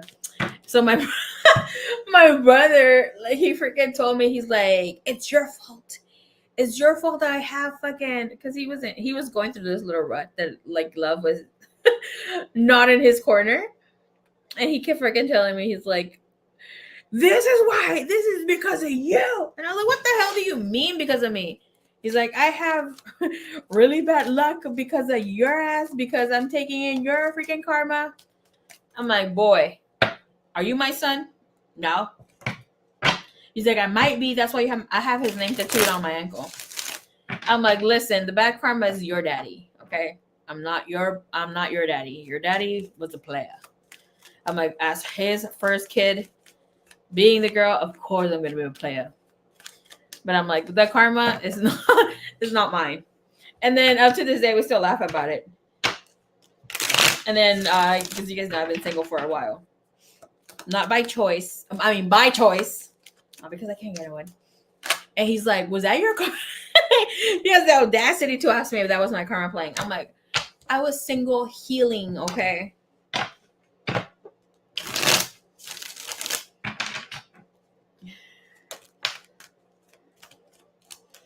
He's like, is that why you were single for a long? Good. Don't even get me started. I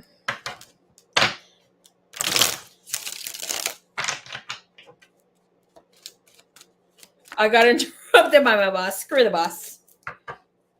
Let's see.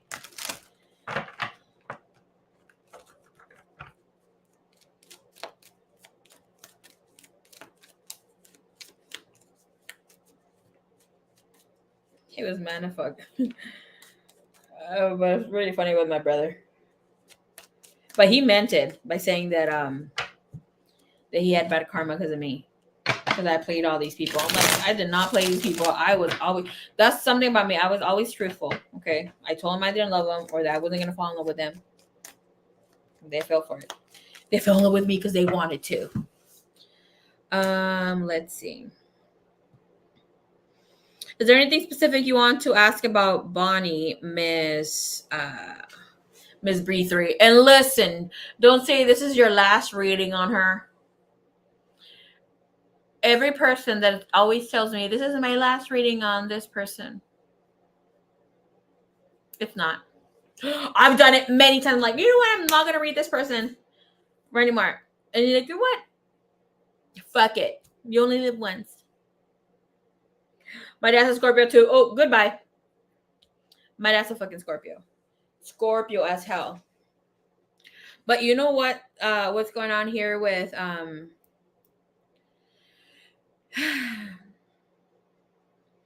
most children that want some children will inherit their, like, if the dad is a Scorpio sun, one of his children will inherit or have a Scorpio moon. And the moons show you of what was going on in your surrounding or in your environment when you were born. So children who had or have, or anybody here who has a Scorpio moon, you were close to death, maybe scenario, situation, or you had a family member pass away and you inherited their name, or some of their karma as well. But there is a lot of death energy going in around, or you were in an environment that was going to make you feel very deeply. And also shows that the mother was in a deep depression or very much in a sorrow energy.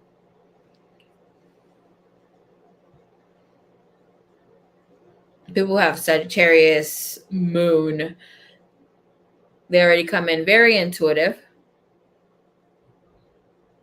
But Scorpio moons come in to feel deeply, like deeply, where it's like you get a version of them, but you don't get the real version of them. It's almost like, I think I saw a meme once. I told my sister about it.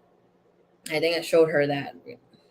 It's a tangerine that's like has like three different or two different layers. And I'm like, this is you. Because that's their energy. They only show you what they want to show you.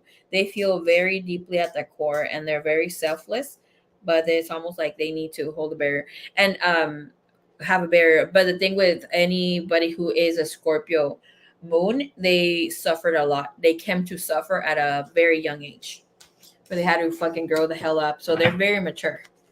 And obviously they may had learn from it or be bitter about it. So it's like either they're very loving, understanding, caring for people, or they don't give a fuck about people at all. And it's almost like they carry this antichrist energy. And have in mind that we all have a bit of antichrist energy. And antichrist energy just means this is a message I was going to rely. I'll make it on Divine Formations. I have to. This was a task from Spirit. You guys know I listen to Spirit. But it's to hold discernment with Antichrist energy. Antichrist is going to show up. And it's a fake Antichrist. Okay. It's like not Antichrist energy. Just okay. Look at Christ consciousness or Sophia consciousness. It's about for humanity. It's humanity consciousness. So Christ consciousness would be the opposite. And it's about being able to be in discernment of the new world religion, and the vibration that you're holding. How are you more open to humanity, loving, understanding, not letting yourself be driven so much by artificial intelligence, because you are artificial intelligence yourself. But obviously that's a message for another day.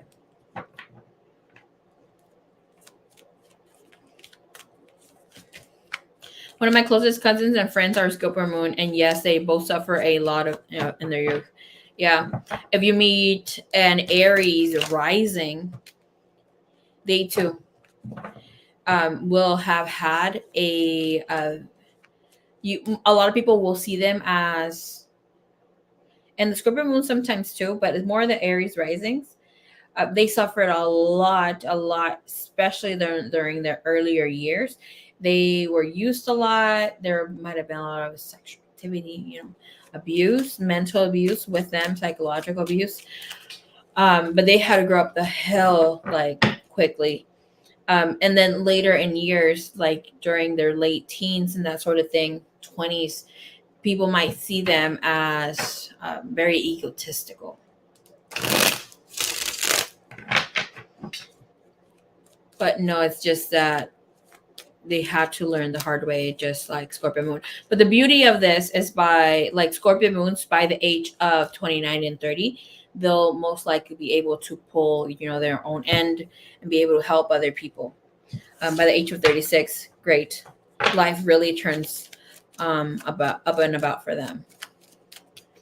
I'm cursed. I'm a Cancer moon and I have high sensitivity to what people think of me, etc. for my ADHD. Whoo, honey.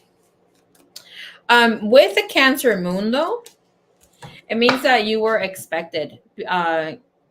Like you said, I think you said you don't get along with your mom. When you have a Cancer moon, you were either very much expected and your mom had high expectations of having you, just give me one sec.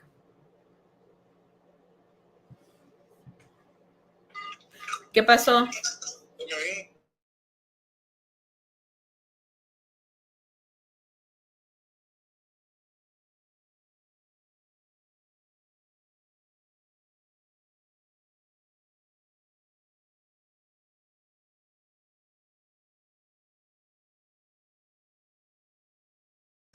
Bye. One sec, I'll be right back. Yes, okay. Bye bye.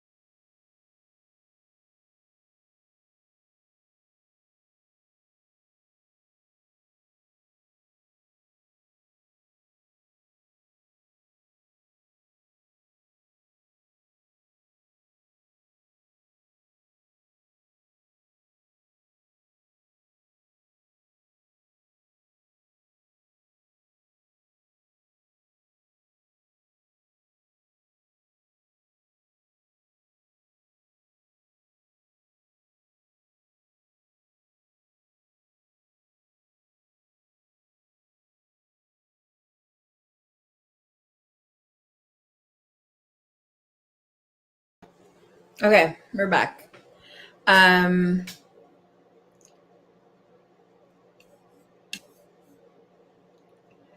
the thing I was saying. Okay, so here are I should make a series about this. I was saying what you may had experienced with the placements, right? But either having a Cancer moon, a lot of women were very excited for your birth. later it may have changed, but you're gifted with the psychic abilities. But here's like your gift is really heightened, really beautiful if you are loving, understanding, but you need to work with your emotions. That's something that you really need to be careful of. Scorpio sun, and I have so many Scorpios in my life. Whew. And it's crazy when you have a lot of those like signs in your life. They're there to bring that energy to your life. So obviously after a while, if you're just let's see, like if you need to be more in control of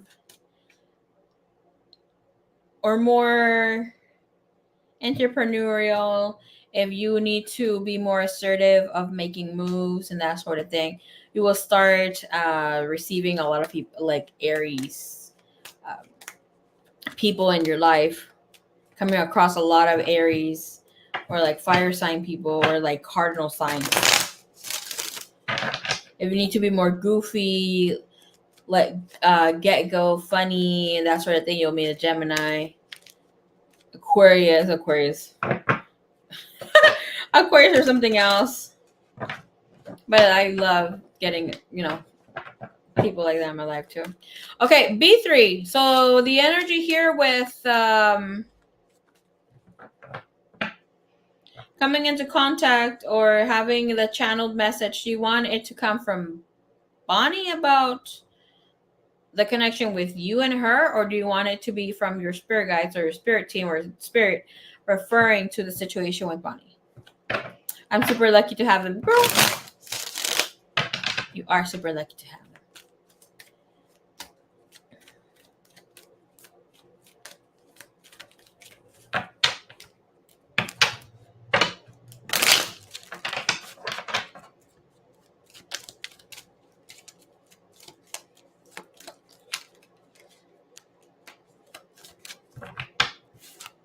You know what spirit keeps throwing my way?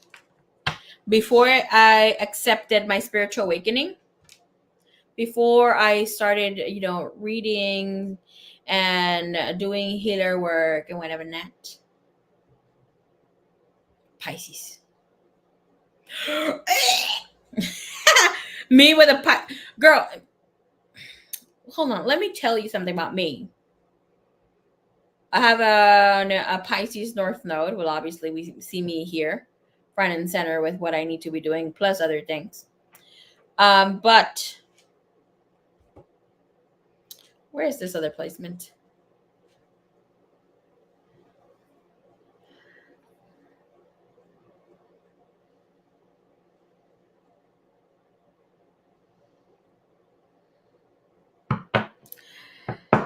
You want to see the psychic mediumship come into play?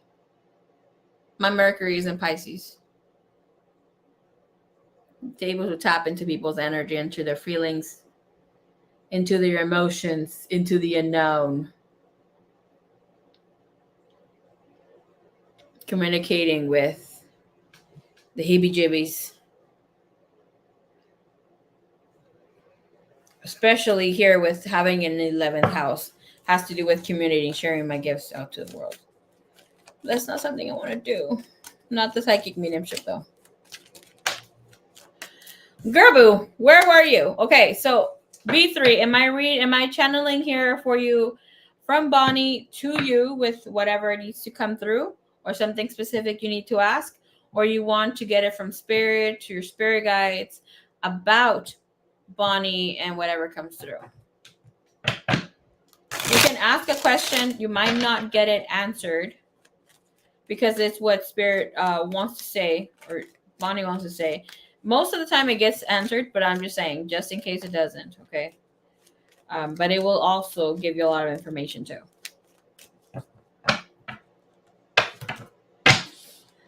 Ready to get delivered, okay.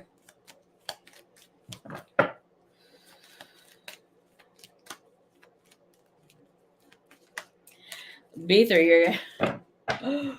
Oh my gosh. First message that comes in, you need to intake more water, B3. Your water intake is very low. And this is why you have been getting headaches and that sort of feeling even of drowsiness. Drink your water, girl.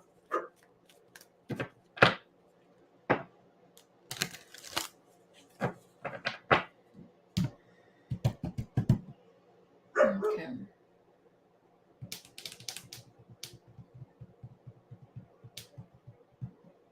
Your lack of sleep is not helping you either.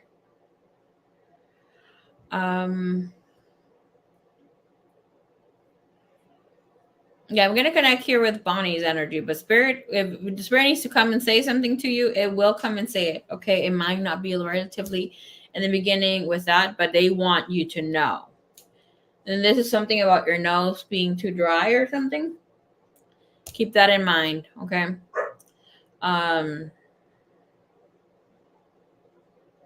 It's either oversleeping or it's not sleeping at all. Okay. All right. So I'm gonna tune in. I get a little about you guys watching me close my eyes, but thank you, Divine. Thank you, Universe. Can I please get a message here? Tuning in to what?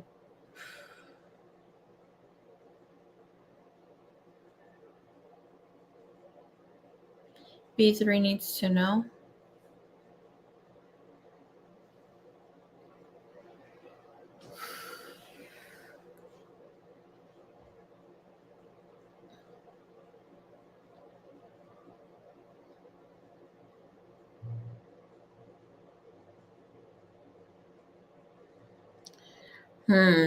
Okay. Instead of your name, full name, with a B. Okay, initials BR. Okay. Saying it 3 times. Okay, so it's like, wants you to please hear this out. Stop being so judgmental with yourself. There's no need for you to be hurting yourself with what has happened. You try to fix the situation. This person doesn't desire to be back and playing a role in your life at this time.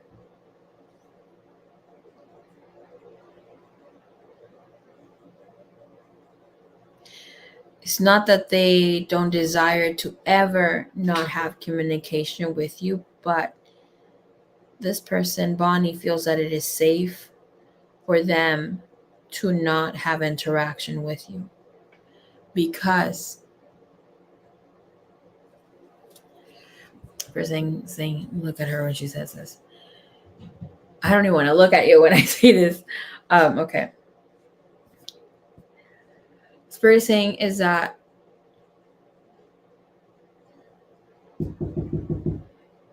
when you are hurt, you are really, really mean.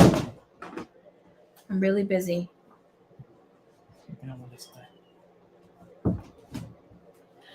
Hold on, give me 1 second.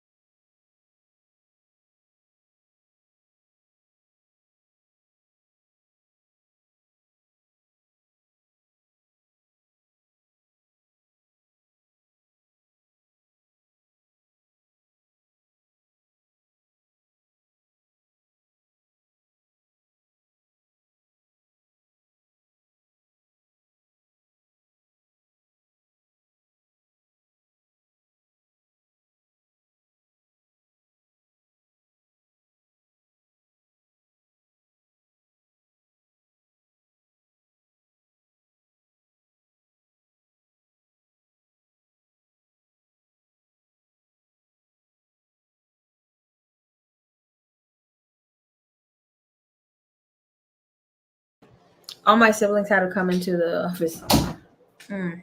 Okay.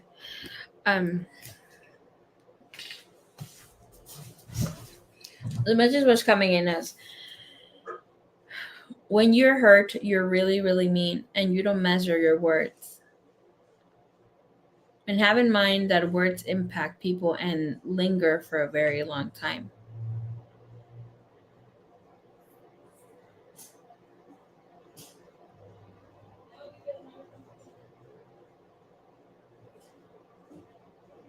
This is Bonnie's time to heal.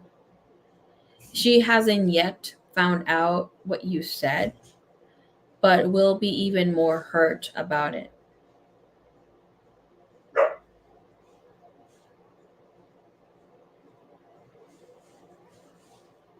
So it's best to let this go.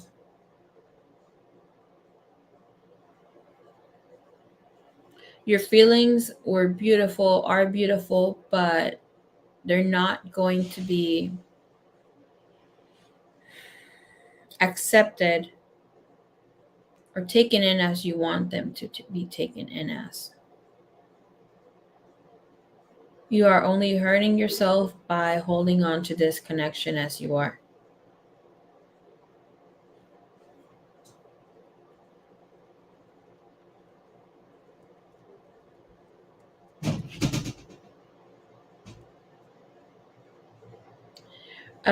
And I'm getting here, like you may feel like whatever was said last, you were trying to be loving and being open and upfront with your feelings towards her, and that you didn't really say anything much. But have in mind that you also did have enemies or made yourself some enemies that didn't like you and didn't want you to close to Bonnie. Okay, so yes, they did say some mean things or that you were just gonna use her or play with her. So this kind of confirmed for her own feelings, her own instincts, maybe based on fear. But Spirit wants you to know that you're very loved, that you shouldn't close your doors to love as you are thinking of it now, or even thinking that love won't find your way, because it will find your way.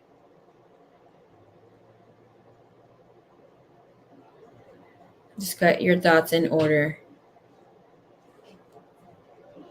And Spirit is saying, like, here, go get professional testing before self um diagnosing with certain things. Like, because some just need a little help.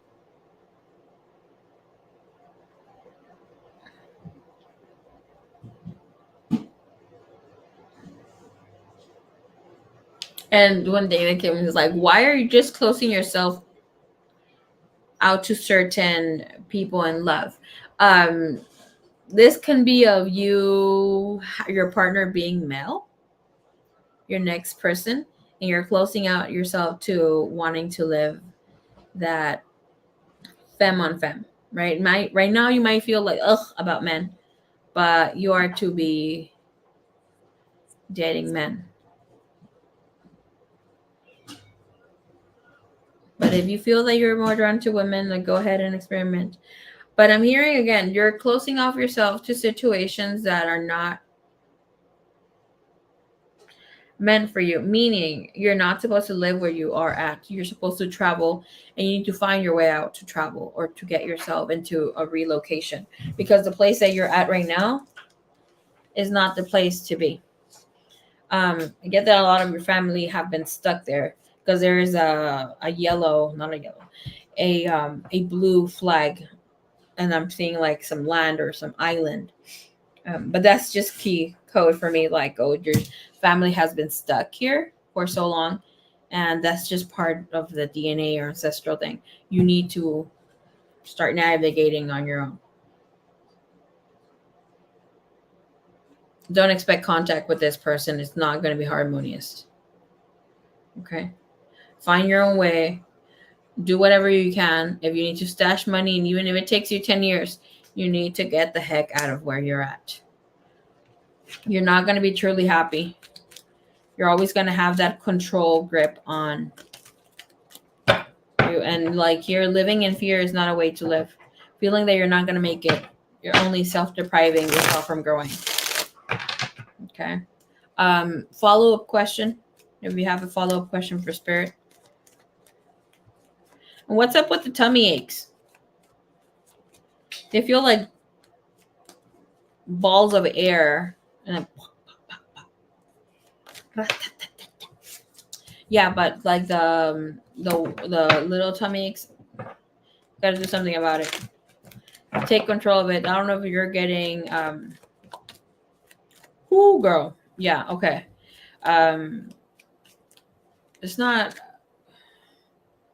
You're saying un trago amargo. Give me the word in English, please.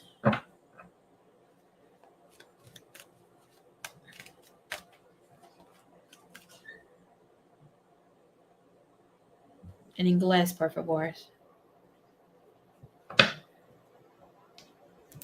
Okay.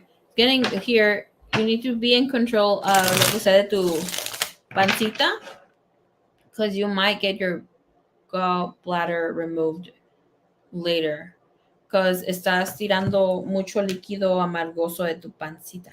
Okay. And this is why you feel bloated at times, y otros no. And then the pain goes into like the pain is just in the regular stomach. It's not in the mouth of the stomach, but it's just overall in the whole tummy. And then a ball of air se hace, and then it goes down almost to where where you get the cramps, and it just stays there and it leaves. But you need to get that checked out.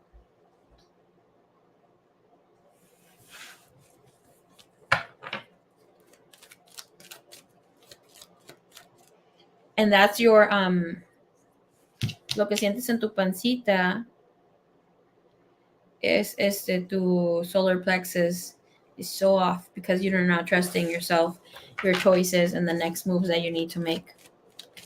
Okay. What's your next question, baby cakes? With whatever I channeled from your reading. I love channeling for spirit here.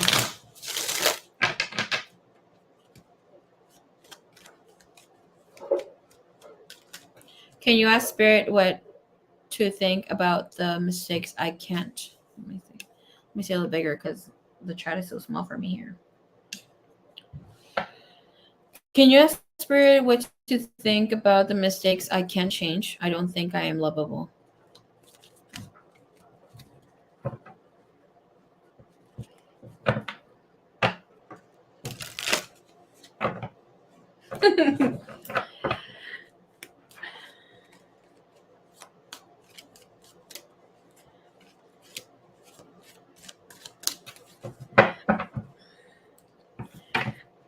The message is so freaking cute. Okay, she's like, just you snap back at everything. You will snap back from this too. You are lovable. You will find love. You are just looking for love in the wrong places.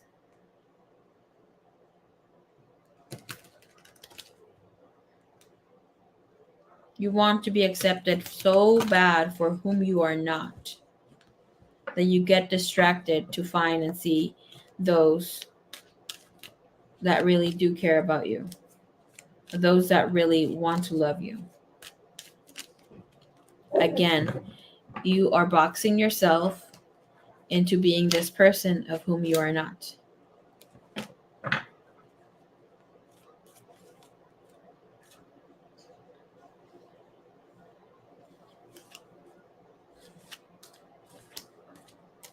Aw, B3, your message is like, okay.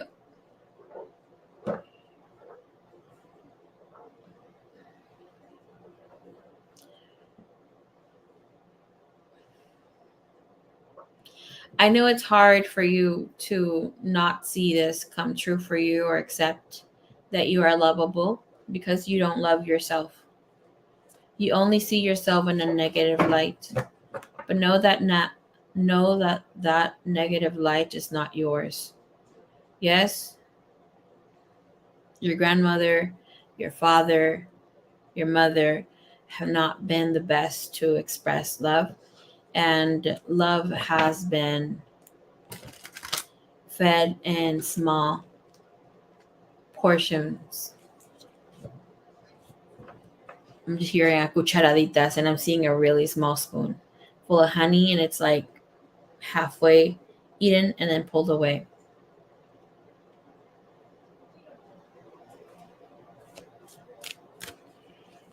If I asked you right now what 3 things you love about yourself, you would have to think and wouldn't even know what to say.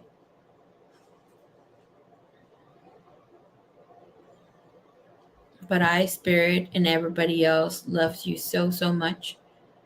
And I can tell you why I love you so much. And what of your qualities I love you so, so much for. You're open, you're friendly, you're a chatterbox, you're engaging. Even though you say you don't like people, you love people and you love to help people. I said more than 3. Spirit is so freaking cute. Oh. Don't lose faith. And not mainly in God, but in yourself. And it's so hard how you also feel that none of us here in the spirit world love you. That you're alone needing to protect yourself. It's all a construction of your own mind, which is not true.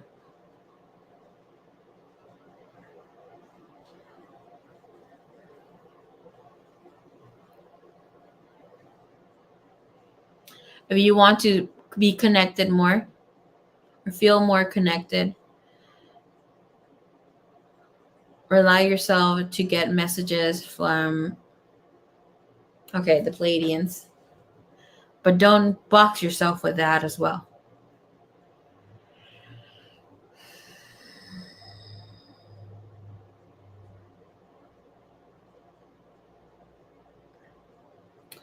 And I'm hearing what's done is done. You're learning. And you can only take in what you learn and move to the next situation, to the next phase of your journey.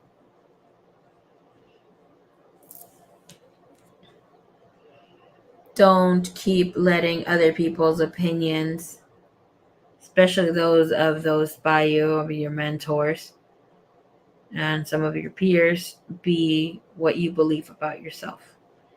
Know that this is something that you need to work with, okay? About not taking other people's information as your own.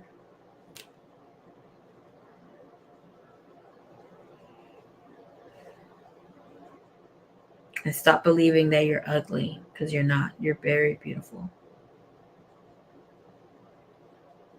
My eyes just got really, really heavy as I said that.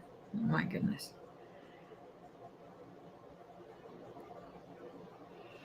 Woohoo! Lizzie, ¿cómo estás, mamis? Hello, hello, welcome. ¿Cómo está, Lebu?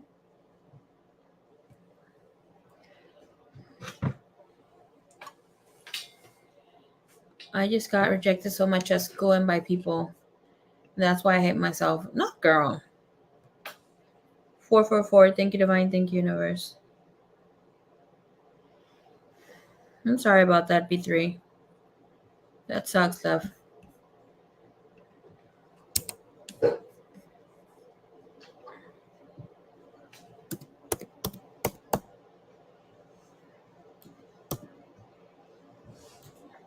We have a lot of friends in us. A lot. Annoying ones, too. Psychic friends, too. Sí, mi corazoncito va para ti, B3. ¿Ya comiste? Oh, girl, you're not even going to believe what I had for lunch. I obviously had lunch before I came on the live stream. My lunch was super delicious. I should have taken a picture. But, hello, gorgeous mama. Hola, wifey. ¿Cómo estás, Queen of Water? Another work, girl. ¿Ustedes se comieron? Porque yo sí comí, okay? Me hice, or we had for lunch, this nacho, obviously nachos, right? But the really packed, like Mexican nachos. The nacho fries. Oh, well, we had them with fries instead of the tortilla chips. But I did them with sweet potato fries. Oh my gosh. I prepped my fries in the morning before going to the gym.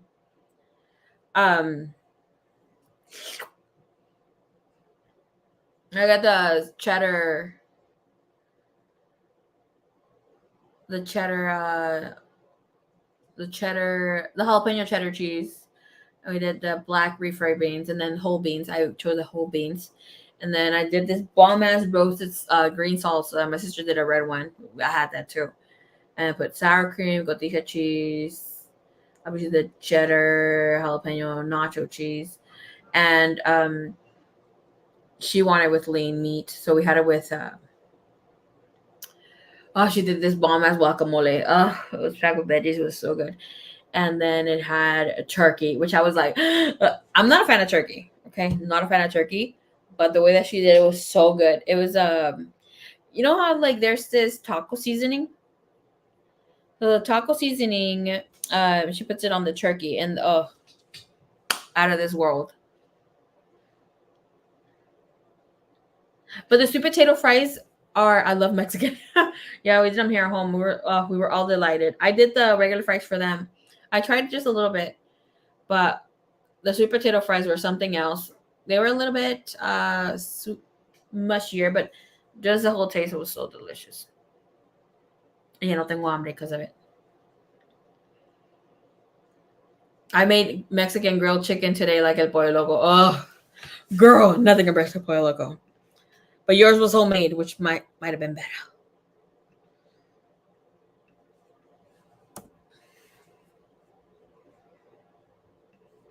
You don't like sweet potatoes?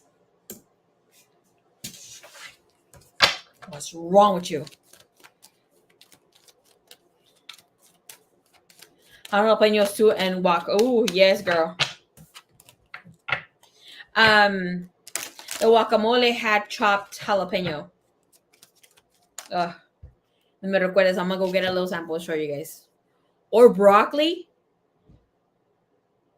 Look at this girl. Doesn't like the fake fake broccoli.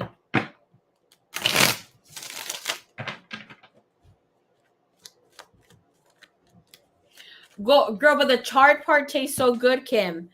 The little burnt part. Ooh, girl. Next time send me a picture. I will. Cauliflower is better in my opinion. Okay, cauliflower is really, really good. But broccolis are really good too. You just need to find someone that cooks you good broccoli. Because it does have a little taste. I like it raw too. Pero have you ever had it boiled just in with salt?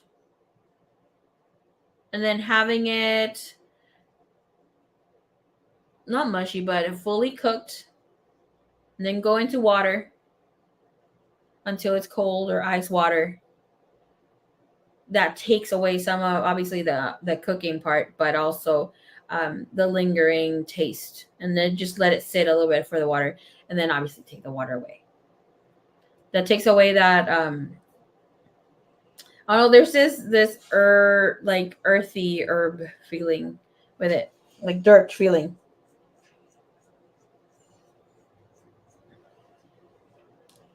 Charred grilled peppers. Oh yes, también. Girl, let me get me started. When you guys go to Korean barbecue, do you guys get the little garlic pieces and put it in, to grill them with the meat? Goodbye. Mm-mm.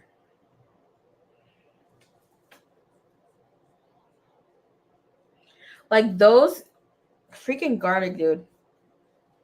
Like too much garlic, obviously, too much garlic and too much any other food is bad for you. Like even the herbs, what's it called?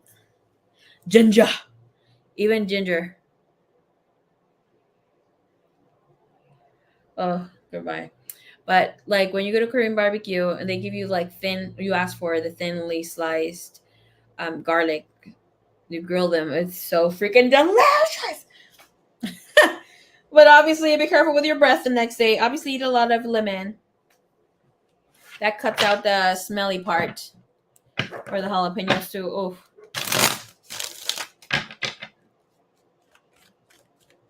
LOL, goodbye heaven. I never had it, always wanted to try it though. The gas. Easy. Good luck kissing a vampire the next day. Ah, not the pelos. Come on, girl. The pedos. Oh, you're so funny. Okay, Pri, where are you? Since Mari she's already dropped her question. She's not here. I'm going to read her afterwards. So I'm gonna pass on to the next person. Freaking Yvonne, dude. I love Korean barbecue, but the thing is that I'd rather do it at home anyways. But the thing is that it's a bad spot to go on a freaking date. Because your heart is full, your panza too. But you come, you smell or you reek of grilled meat. I'm not a big fan of eating meat. Now a little bit more than I used to in the past. Obviously, with all these people becoming vegans nowadays, with the collective, the energy switches and moves. But one time, I had this friend, Jose. That homie. He's always been so respectful. I love him. One time we did go to Buffalo Wild Wings, and then the second time we double date a lot. And I haven't gone in double dates. I think the last one was when I hooked. Okay, I didn't want to go that time on that double date because he always pairs me with freaking weird ass people. Not weird, but they're shorter than me all the time. It's not that I'm super picky, but girl, I'm already freaking 5'2", so I don't want someone shorter. They're all so cute, gentlemen, pay for the time, and great ass night. But this motherfucker always brings that short ass people for me. From the last 2 dates, I was like, no, I'm not gonna go any fucking dates with you. Like, you need to tell me how tall they are. I don't care if they're ugly. Just tell me they're taller than me. Anyways, Yvonne knows or has met my friend Marisol. So the last time I paired him up with Marisol to go on a double date because he's such a gentleman. He's the sweetest. But obviously, I don't know what happened in that date.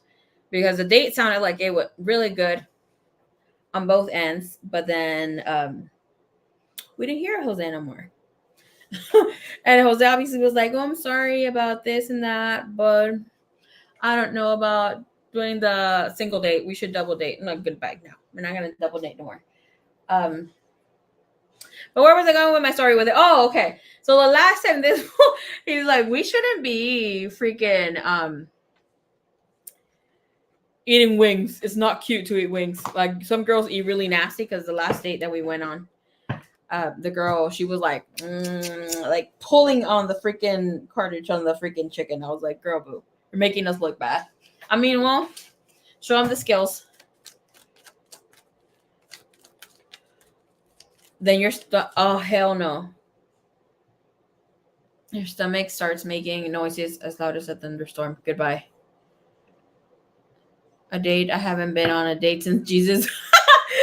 Since Jesus' birthday, a boy was a boy. Okay. Yeah, my friend was like, "No, we can't be." I'm like, "How about a seafood boil?" He's like, "That's even worse." I'm like, "I know, but you can tell." All right, Kim. Or Indian food. The Indian food, I will definitely say a pass. But I mean, you gotta know, you don't need to be running to the restroom. I love Indian food. I made Indian food yesterday. I made butter chicken masala without the chicken, but with shrimp instead. It was delicious. And I added more vegetables though. No, but the seafood boil. One of my friends was saying, "Oh, we should have you should go on a first date to a seafood boil." I'm like, "You're fucking crazy." He's like, "That's how I knew I wanted to stay with my girl." And that's what I told Jose. I'm like, "That's why you know if they're gonna be a freak or not." Same shit. But no, don't go on a first date to a seafood boil. Imagine peeling the shrimp. I get crab legs. Like, snapping all the crab legs. Goodbye. And then, no, goodbye. And there's some people that suck on the crawfish head. Me? No, not cute. At least not for the first date. Ay, ay. Where's this person? ¿Quién tocaba? I'm glad you said legs. Girl, goodbye. Mira, wifey, cómo eres conmigo. Pre. Okay, we're gonna do pre question.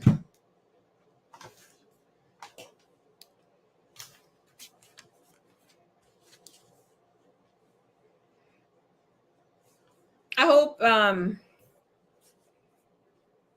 Sunflower Soul heard her song because I love it. Okay, pre.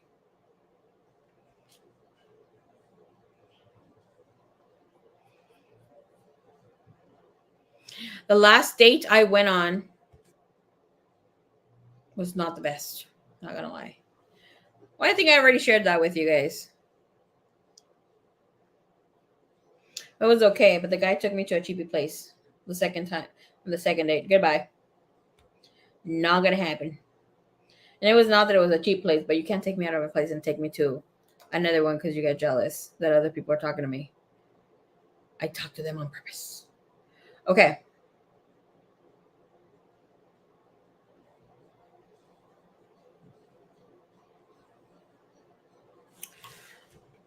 All right, pre timestamp.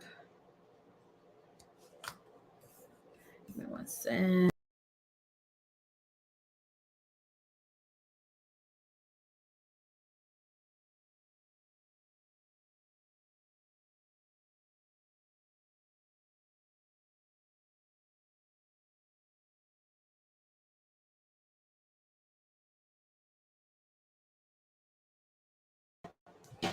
Alrighty.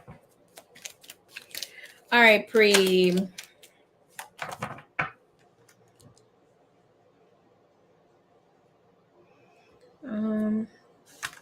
Pre. All right, we're gonna look into your surgery date in September. Thank you, Divine. Thank you, Universe. Give us the truth, and nothing but the truth. It's not it. Let's get the second deck for you. Freaking Queen of Water, you got me cracking up, girl. I'm glad you said crabs. No matches. Okay.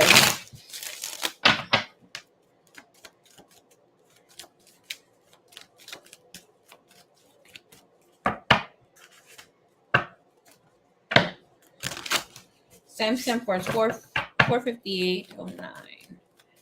Okay. Surgery, please. Surgery gonna go. Okay, you have Ace of Swords, 6 of Wands, Knight of Wands, fast approaching, very successful. There's some sort of information that you still need to gain or look into. That might be a difficult thing you need to talk about. It could be obviously about money and that sort of thing.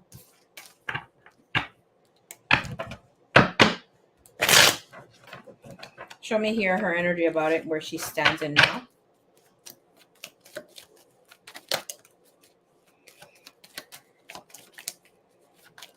You know, if you need more time, you can push the date, right? You have the 6 of Swords wanting to turn sideways. With this energy, it is telling us that you might not be so sure about where you stand, how things are going to go. It's telling you you need to chill. When it comes to the energy, it's going to go in your favor, regardless of whatever does come through. Can I see, please, a little bit more? King of Wands, the Sun, a lot of success, happiness that comes in around this. You will have a successful surgery. They will be willing to work with you if you need to change a date or whatever not. Aw, Liz! I just need her to look at her cards. Liz, el otro día mi crush in el gym. Ah! Luego te cuento. Hold on. Okay, so we have the 7 of Pentacles. So you might need to move the date due to financial situations playing a hold here. You might get a little situation that might cause you to need to use some of that money. Because if we look into the energy of pentacles are shmoney, right? They're finances as well, physical things of the earth.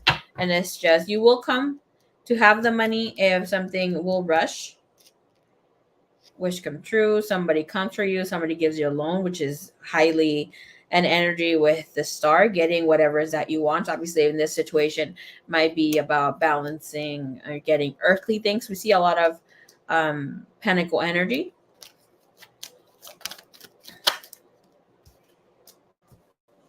When it comes to your health, it's telling you to not deprive yourself, right? Start practicing or doing what you need to do. King of Cups, that might be your water intake or any way of how you need to teach your stomach to take in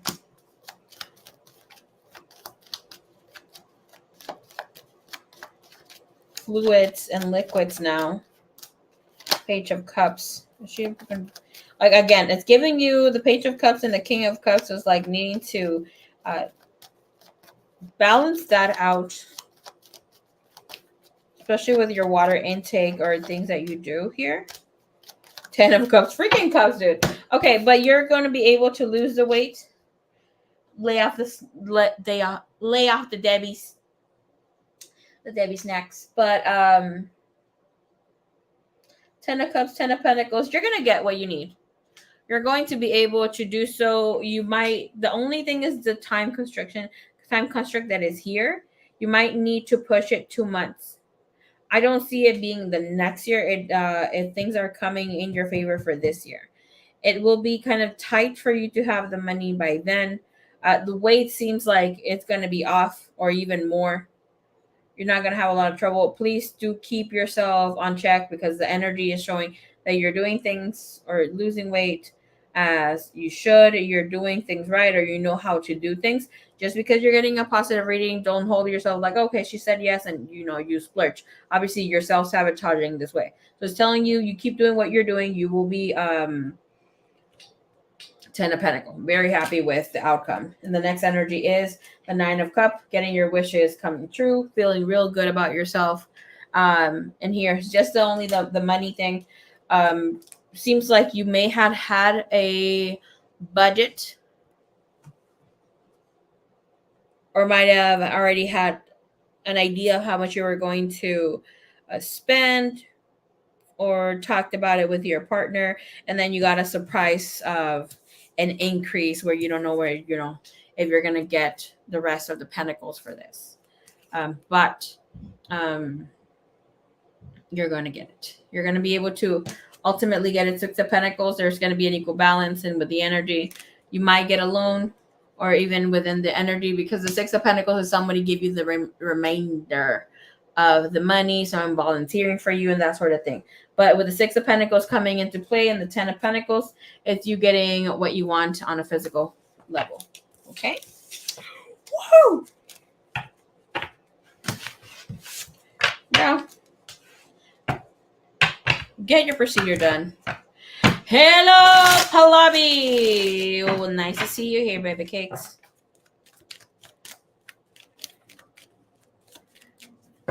Happy and prosperous new 2024 to all. Thank you, Palabi. You're so sweet, baby cakes. Happy Year of the Dragon. What's a sexy read? It's a sexy read. It's a sexual reading. It could be your person's desires, your person, how it's going to be with you and your person the next time, whether they've been fantasizing, and that sort of thing. Their energy towards you when it comes to shit. Smash.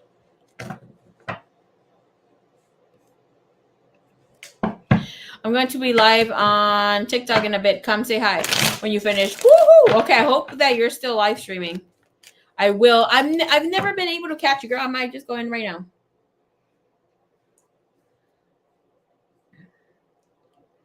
Spicy wife.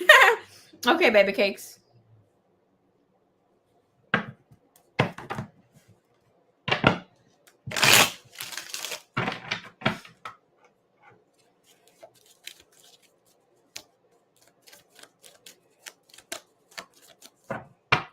I'm back. Woohoo! Welcome back. Liz, ¿dónde estás? ¿Estás todavía aquí?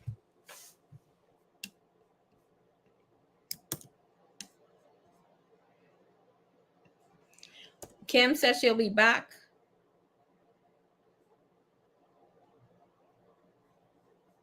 Is Gianna?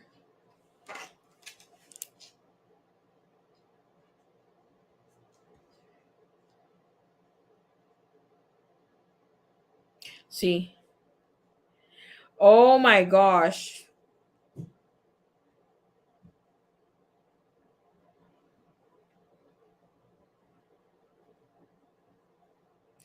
I feel that my crush is gonna talk to me soon.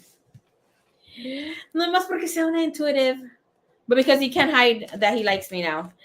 Oh, my dream has come true. And I said I didn't want him to talk to me, but I guess I'm gonna have to change gyms. Oh man, he's so freaking handsome. The little devil, I know, she's something else. Pero ¿qué iba a decir? Ay, sí, ni disimula. It's so freaking cute. My sister was like, Maria, keep it together. I can't, okay? I can't. Especially cuando se muevan las pinches machines to be in front of me. I'm like, Divine, please don't have him come into front. Like, I can handle him being next to me. The other day, se vino a sentar enfrente, I fucking bounced. I was like, oh, hell no. De por sí ando bien sudada.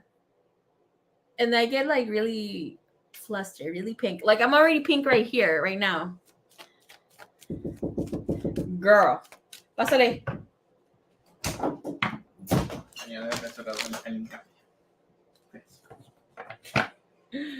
Que no me estás interrumpiendo, I'm doing readings.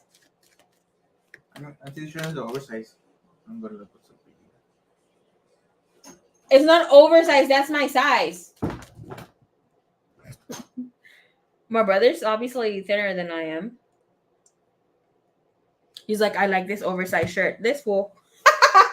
Because he came into the room to ask for damn it, what the hell was that?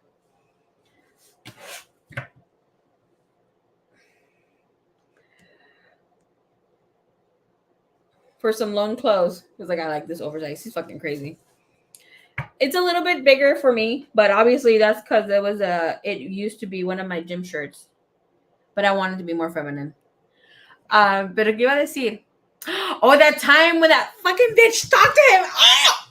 Remember? Like, I'm still getting mad about it. Girl, okay, my crushes cannot do that to me.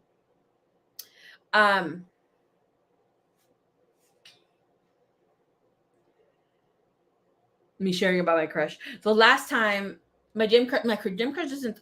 Okay, let me tell you something about my gym crush. He's so hot. But anyways, he's a little bit shorter. He don't talk to nobody. You can tell he's a little arrogant. Okay, that's why I like him. But at the same time, I don't, because he's like a little like. And my sister, she's like, oh yeah, he's hot, but she doesn't dig that either. But he never talks to anybody, so he's kind of a dick. And he was talking to this chick. And I was like, what the fuck are you doing? And we were all looking because obviously he comes around and stares at me but doesn't say anything. And he smiled at her and they were talking. And I was like, oh, hell no.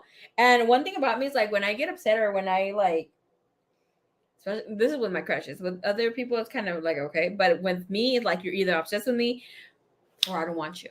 So he was hard. The next days, he was trying to come and say hi. Trying to make eye contact. I was like, oh, I'm not fucking having it. I'm not looking at you. I was being a bitch to him. I was like, I know, goodbye. And obviously, I don't know how long that lasted because I was being a bitch. Anyways. And then I told my sister, and this is what happened. I didn't tell you what happened the other time. So I was saying, what did I tell my sister? She's like, oh, what if he approaches you now? Yada, yada, yada. And I was like, oh, I don't care. I don't feel... I'm like, I don't like him anymore. I'm so over him.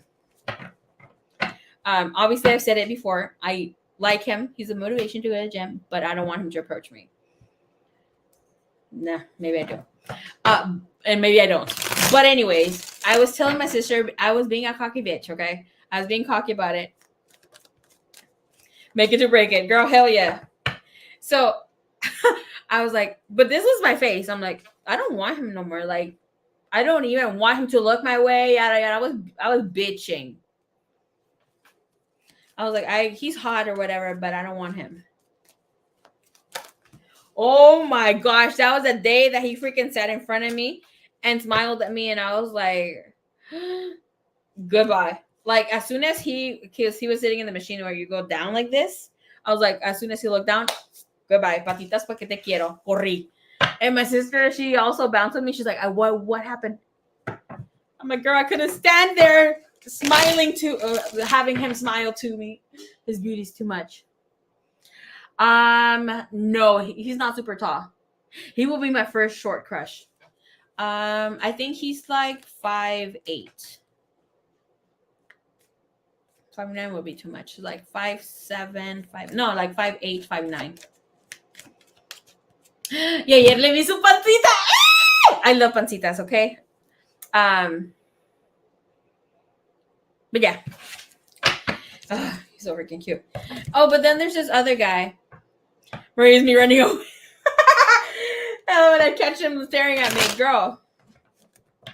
That's where I'm 5'9". It's different for a man. I've always dated all my boyfriends, people who have dated except one, have been taller than 5'9". I think my tallest boyfriend was Jonathan. He was an Aries. Ugh. Jonathan was something else. I was more toxic than Jonathan. After it took me how long? 10 years to find that out. Going back on Facebook, I was like, oh hell no. Oh hell no, I was not this toxic. It's fucking embarrassing. You're really tall, Liz. Where did you find them? All my boyfriends have been, except one, like organic meetups. Yo puro chaparro, no, like puro meetups. And the only thing here with Jonathan, he would talk so much shit about how he was like well sized, you know, and how good he was, yada yada yada, all this stuff. Pichi chismoso.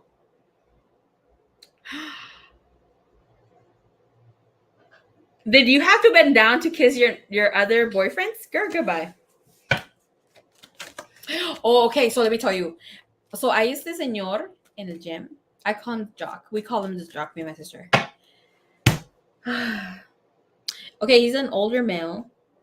Está bien pinche bueno también, but he looked like he's in his late 50s.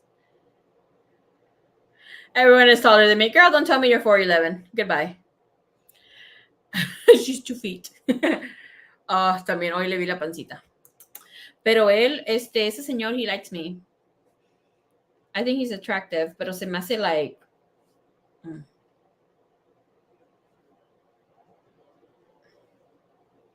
Y luego el que, my main crush, which I call him Jim Boy.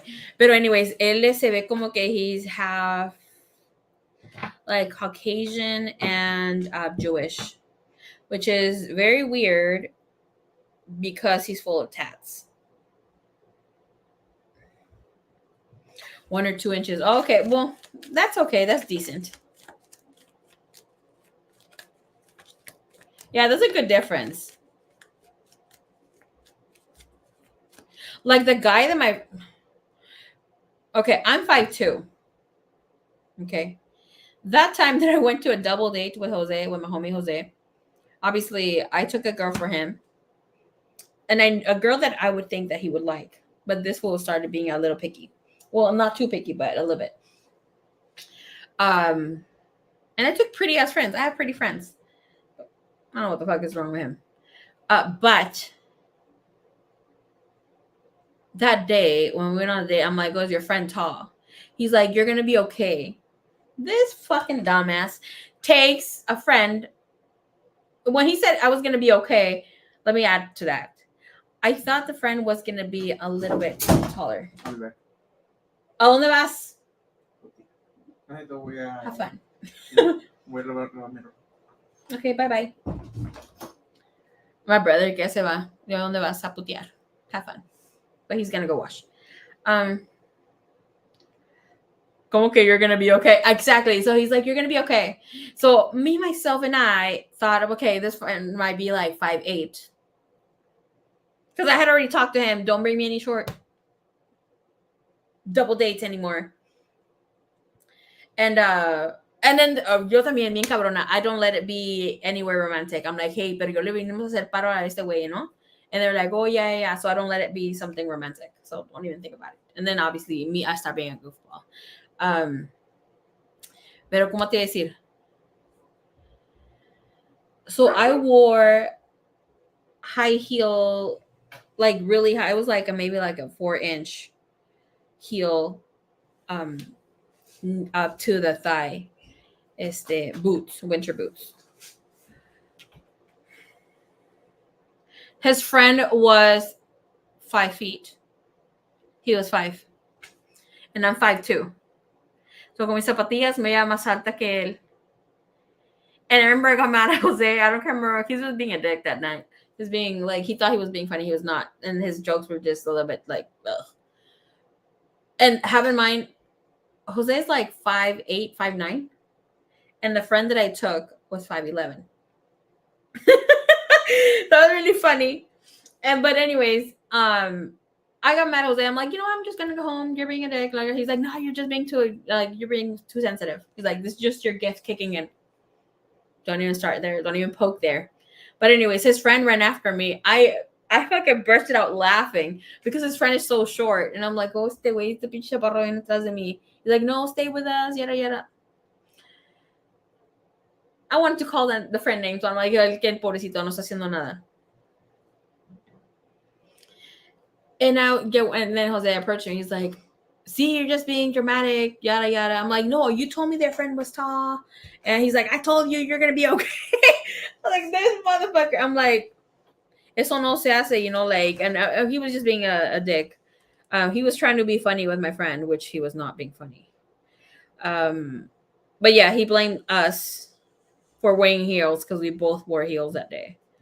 I'm like, no. He's like, son las zapatillas, ya te crees hasta acá. Shut the hell up.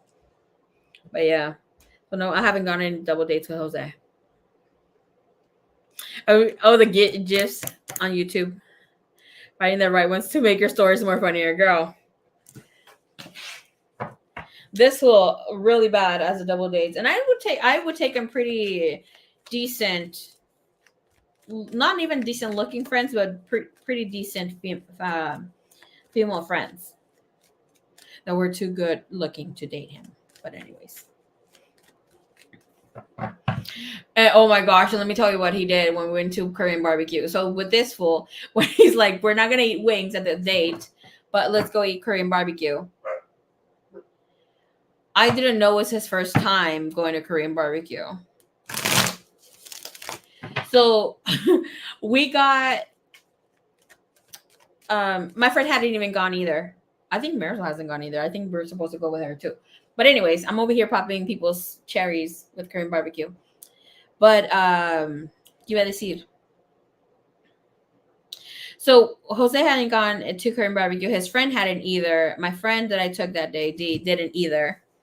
And I was like, okay. So I started ordering for us. And Jose said he was gonna grill. Tell me why this guy. I ordered the beef brisket for the thin beef brisket and the bulgogi meat. I can't remember what else, and the fresh vegetables and whatever not. This fool starts mixing up the whole meats. I'm like, what are you doing? I'm like, he's like, we're just doing a carnita asada. Shut the hell up and give me those tongs. I can't take you nowhere. This is why we don't double date anymore. He asked me to set up something, but I'm like, from the last time I double dated, that's why I sent you solo. I didn't tell him that, but I thought about it. I think the only communication we've exchanged was him sending me for my happy birthday to me, and I sent one to him too, which I was late one day.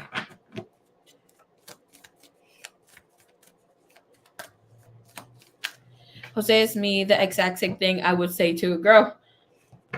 But Jose is really sweet though. Like, I met Jose when I was 15. We were both working at Pollo Loco, and Jose was lazy as hell. Lazy. He was a bum. Okay, so when it came to work, Jose didn't want to do shit. He was just the type of a cashier. And I would tell him, Jose, move. But now I'm seeing his mentality. Obviously, he's like, why am I going to work too much or work hard for this fucking shit? But he was the type of cashier that just wanted to take your order and that's it. He didn't want to like help make your order, take it out, nothing. He was just like a pretty boy. He was not that pretty. I call him Superman because he was in love back in the day with Superman. So now we're like in almost entering our mid 30s. Jose's a little bit older though, but like just a 1 or 2 years. But Jose has come through for me. Ooh, he's that homie. I think my dad let someone borrow one of our trucks. I got mine taken away. The one I used to take it away because I didn't have a license. I was underage. And when I needed a ride home, he would get off early and he would wait at least 2 hours for me to get off from him to take me to my second job. And that was the whole thing. And then on his days off, he would go pick me up and drop me off at work. But there was no funny business. He was always so respectful. And one time, oh my gosh, one time I went on a date and it was it was so bad. Like it was so freaking bad that I had to leave. It was like here by Newport Beach. I went in the, I saw the guy's butt crack too. Okay, so that time I went on a date with this guy, and this guy was he was super sweet. Online, that's when I gave online thing a try. That was my first worst date online. And this guy was not even a guy I was attracted to. I'm like, okay, let me give a chance to one of these ugly motherfuckers. And he was fluffy too. And I tried, obviously, not no shade to fluffy people because I'm fluffy myself, but usually, no. So once we were in the place, it's called Woody's here in Newport Beach, right? It's by the ocean, by the beach. And he takes me out for drinks. And he's like, are you going to eat? I'm like, yeah, maybe. And he's like, okay, well, I'll just watch you eat. I'm like, what the fuck? He's like, oh, because I ate before I came here because I don't want to be a pig because I like, eat a lot. I'm like, you could just order something. You could have just ordered something and not say anything. He's like, well, whatever. I'll just watch you eat. So obviously I felt uncomfortable eating, but we got some drinks. And then he was telling me how many girls he had been with and all this stuff. And then like wanted to kiss me right away. So I was like, no, it's not happening. And after a while, he was just being a little too mamon. How is the word for English for being mamon? He was being a dickhead, basically. Acting too cocky, being all over the place. So I told him, you know what? I think we should go home already or like go by this place by my house. Because obviously I wanted him to drop me off because he had picked me up and I needed him to drop me off. And he was, what the fuck did he say? He's like, oh no, we're leaving when I say we're leaving. Oh, fuck no. Oh my gosh. So I started telling him, what do you mean? Like, I don't like the scenario here. I don't like the environment here. Let's just go somewhere over there. I was trying to play it cool, but my fucking bitch ass face, I don't have a poker face. So obviously he could tell something was up. So he's like, oh, let's go walk by the pier. And I was like, okay. By this mess, I'm like, okay, let me go to the restroom real quick. And I was hoping that he's like, okay, let's bounce, or me taking too long in the restroom. But I called Jose. I'm like, hey, please do me the favor. I'm out on a date. I'm in this pinche date, este pinche vato. I told him what happened. He's like, okay, well, I'll meet you here. And hazte güey con él por mientras que llego. So long story short, I go walk with this guy. He tries to give me a kiss, and I was like, not the deal. Ugh. Y en eso que se le caen las llaves, he was playing with the keys. I don't know if this fool was obviously trying to taunt me with the key saying like, bitch, you want to leave, but you're not going to leave. So, tiene las llaves así y que se le caen. They fucking fell. And I was and then he bent over to pick them up. Oh my gosh, he had the hairiest butt crack. Oh no. This was lo que me toca por no pull cards. I didn't read cards back in the day. But oh, he had the hairiest butt crack. I'm like, oh my gosh, why am I getting this? Like, esto me pasa por hacerle caso. But yeah, long story short, I'm like, oh, you know what? This I'm getting real. Ya no dije me tenía hasta la madre. Like, sabes que ya me tienes hasta la pinche madre. I'm gonna bounce. He's like, what do you mean you're gonna bounce if I'm the ride? He's like, súbete al carro. Te vas a subir al carro cuando yo diga. A mí me emperra con pinche vato me mande. Like, have in mind that I've always been in control. Like, I had been in control of my situation, my relationships, not situations. I've never really had a situation. Of all my relationships, I've always been the one que manda, que tiene los pantalones. Yes, I know. I had to work on that, obviously. Here. Even if it started because the masculine energy was like, obviously was being feminine, it switched up eventually.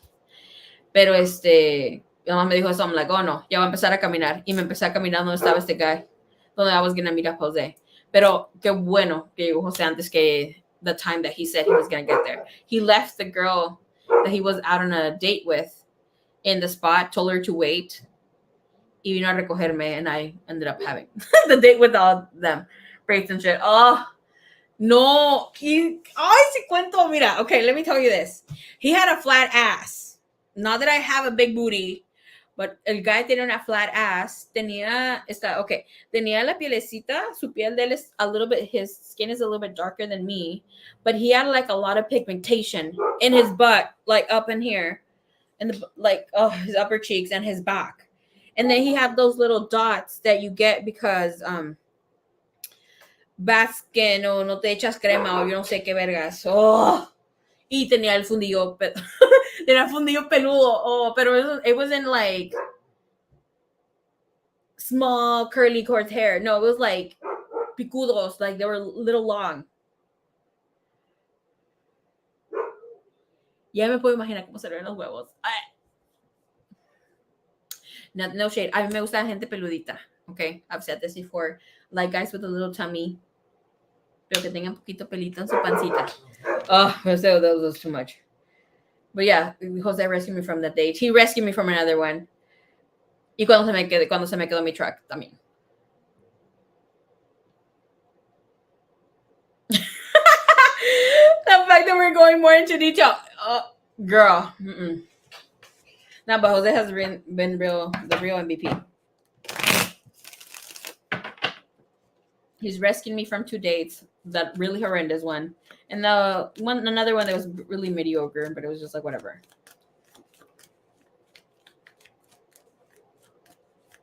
The time que se me apagaron las luces de mi carro. And I started panicking. He was like, tienes que cambiar las pinches luces nomás, no manches. You know how to tell stories. Girl, it's because I relive the moment. My worst date ever. And then I would tell him stuff. I try to like steer a conversation with this guy. Girl, Chewbacca, for real. No manches. Siempre que vengo a chismear. ¿Qué te iba a decir? ¿Qué iba a decir? Ya se me quedó lo de pinche Chewbacca. Oh, that I was trying to steer a conversation or do something, and I was like asking him about himself, right? And I'll be like, oh, so did you go through this? Or did you live this? I can't remember what the fuck I said, but it was like I was having a nice conversation or topics that wouldn't like interest for him to open up about stuff. And he was like, why are you asking that stuff? Don't ask me about it. I was like, what the heck? Goodbye. And I stopped talking. He's like, oh, are you mad? The last date that I went on, which was the Gemini, Lord have mercy, worst Gemini I've ever talked to. También, I felt it right away. The vibe was off, and he was all in love with me, según. But I was like, oh no, and obviously up to the day, I'm like, I shouldn't have gone to that date. But yeah. If anybody has a cute brother that likes a psychic, has no problem with him being a psychic. I had this guy who was asking me about men or something else. He's like, I love that you're a psychic, but you're only, ¿qué me dijo? Mi only downside? the only reason why he didn't want to date me. I'm like, who's told you had a chance in the first place? Anyways, bye. He's like, pero he didn't pursue me more because I was not a Santa Muerte devotee. I'm like, okay, you're just boxing the girl that you want to date. Goodbye. A ver, Kim está aquí. I'm gonna do Kim's. Okay, since Miss Kim, I'm gonna timestamp her reading. Miss Diana, ¿estás aquí o no? Let me know. Otherwise, we'll jump to Miss Lovebug and Miss D.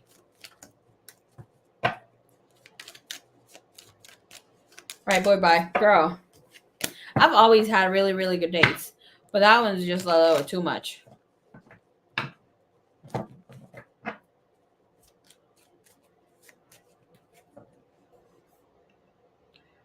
I remember when you used to tell us in previous lives that a few years back, if a man doesn't open the door for you, you walk right back. Oh, hell yeah. Goodbye. Y cuando me pasó, I felt exactly what you said. No, like, why are you gonna like invest in someone who can't even freaking do like the least to get that? I get that in everyday life. Like men opening the door. My guy friends open the door for me. All my guy friends open the door for me. My brother opens the door for me. My little sister opens the door for me. Oh, bitch, get out of here. I've never had the situation where a guy asks if I want to go 50-50. Oh my gosh. No. Goodbye.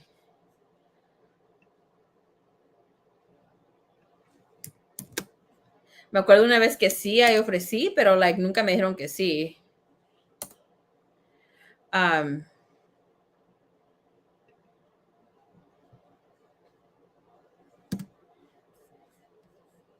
Que te haga pagar, no, tampoco.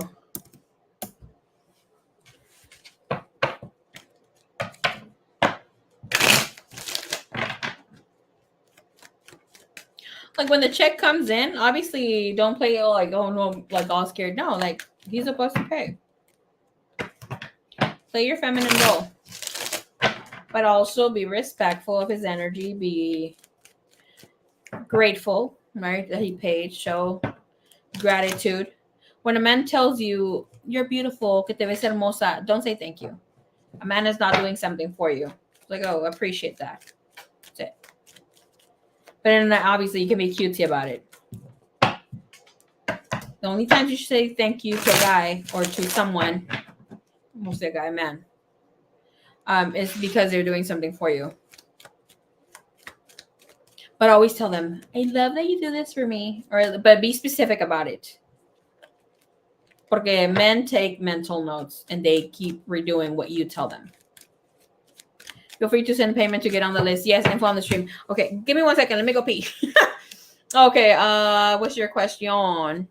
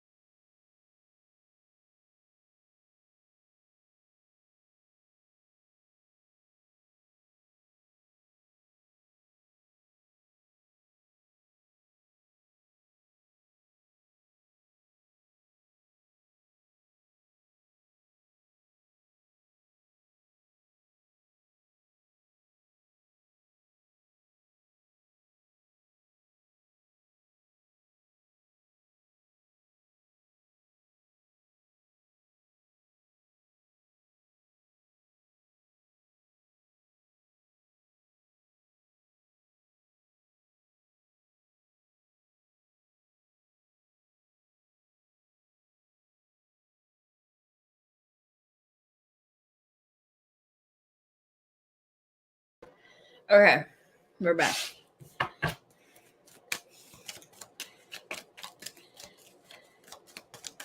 My finances and career place.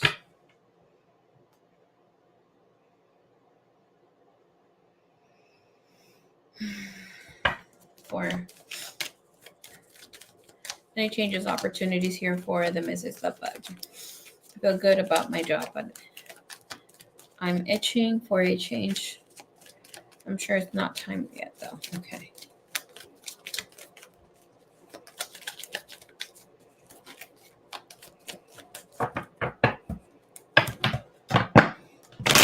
Show me the energy when it comes to finances and career, please.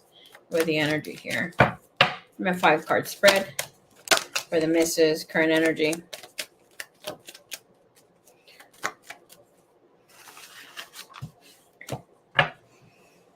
Hi, Leo. What you doing, little kids? Pelos. Los pelos, Leo.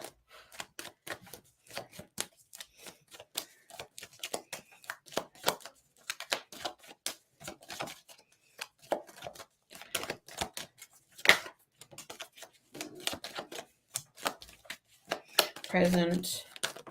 Past. Give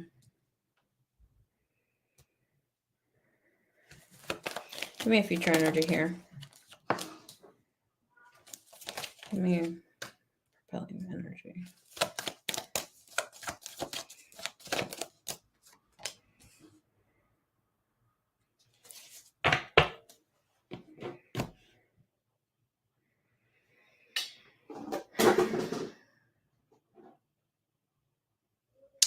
Weirdo, Leo.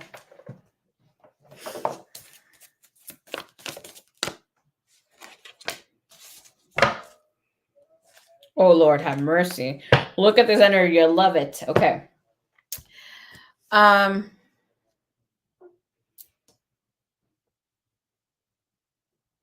right, Kim. We see you.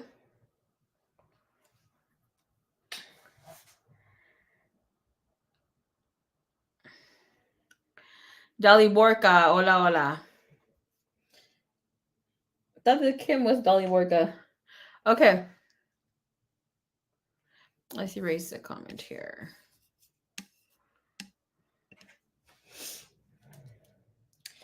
All right, in the recent energy, in the current energy, we have you here with the 7 of Pentacles. Okay, which implies here that there is not a lot of gratification or feeling fulfilled. You're waiting for something more here. There is a feeling of not doing enough. It's like tired of routine or some energy like this. We also have the 3 of Sword in the bottom of the deck. Okay. Very important to note here with the Page of Wands, which is recent left energy, something that you lived or experienced. So these are goals that you fulfilled. Within the energy, though, within the recent past, you have the 9 of Wands.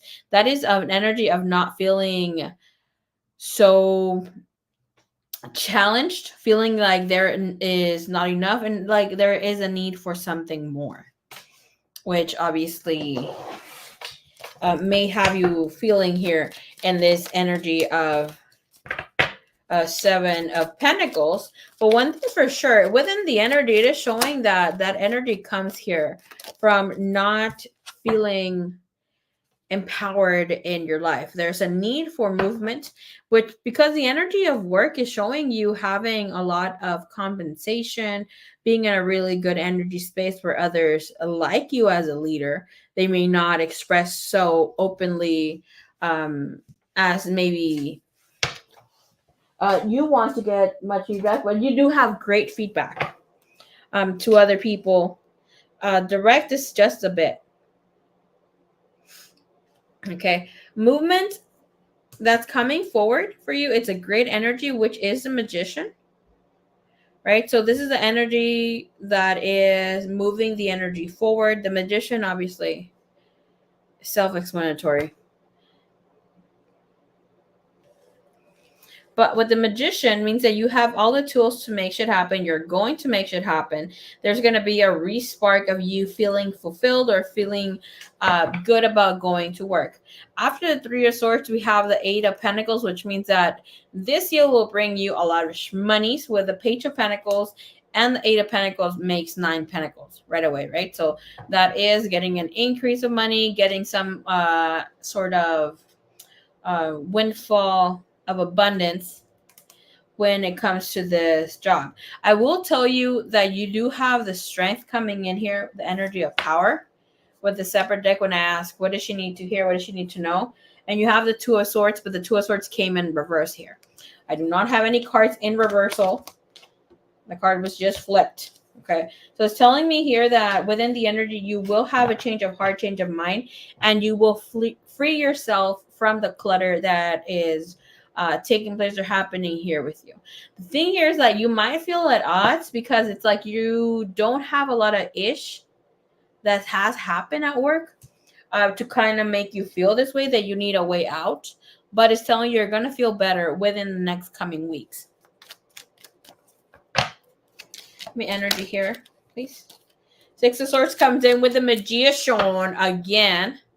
Clarify with the Magician. So that's your energy. That's so good when the freaking energy moves in this way, right? When it clarifies with the same cards. Here with the Magician, you might feel some people are a pain in your ass. But regardless of all this taking place, everything's going to look more beautiful. You're going to feel that other people are looking for advice, or there's some sort of group that you're going to be taking care of. This could be coaching and doing other things, but this is about being able to give your messages. But here there's some sort of guidance that you give to a group of people. And this could be with you retraining, reteaching, or even giving some pointers in how to do a specific task or job. The thing with you here is that you might feel that there's a need to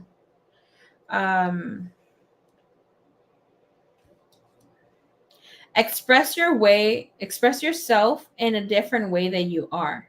Something here tells me that communication is something that you need to make more a part of your work to feel not so trapped of not being heard or whatever not. Because yes, you may have a boss role, but sometimes it feels like you may not get heard.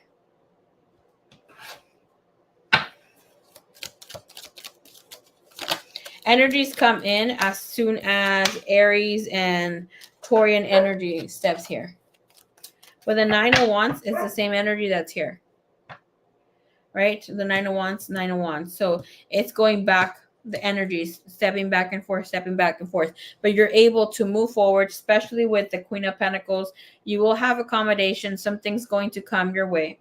It's like, again, same energies. Three of Swords comes in here. But it's your own matters of the heart that have you feeling like you need to work on some things in some areas where you have control of. But the thing is that areas that you have control of are going pretty good. Can I see here overall energy when it comes to her work? Three of Cups, rejoicing, celebrating, being happy where you're at. And the Seven of Pentacles is just needing to have more time, letting time just be. What is the Three of Cups? Page of Pentacles, you hearing about this soon, getting information run by you soon. And the Empress, again, Taurian and Aries energy coming into play. The Empress is more seen as Taurian energy, but if we look at the Emperor, obviously the feminine version of the Emperor will be the Empress. So this energy will play out here for you very soon. When it comes to fulfillment and that sort of energy, even work, it is that energy of the moon, especially love, obviously.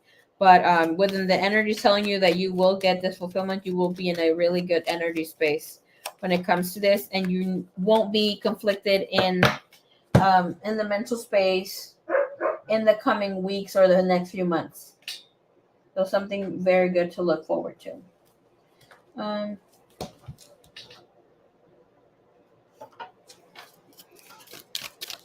What do Mrs. need to hear about the situation? Like here with the Six of Swords, there will be an opportunity if you want to take it here to be able to move to a new employment, to something else, but it doesn't look like you're going to want to. Like you don't see it necessary.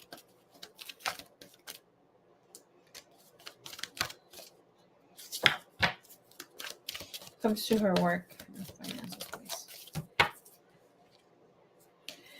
All right, when it comes to work, finances, surrender to inner peace. Cultivate inner peace on a daily basis in quiet meditative moments. Focus on the stillness within and enjoy this inner refuge. Others will feel your good vibes too, and your life will flow more easily. Surrender to the wonder and awe. Open to the magic of every moment and sense the awe and wonder in all of life. This attitude will keep you connected to the ecstasy of flow. Girl, I wonder if you have any air sign Mars.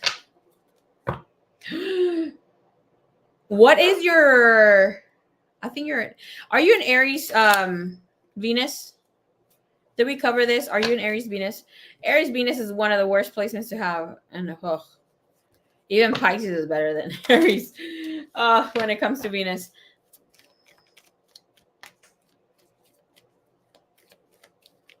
I have high expectations of my team. My poor team got to deal with my directness. Girl, pero se tienen que poner las pilas. Oh. Where's your Venus? I would not be surprised if your Venus is in freaking Aries.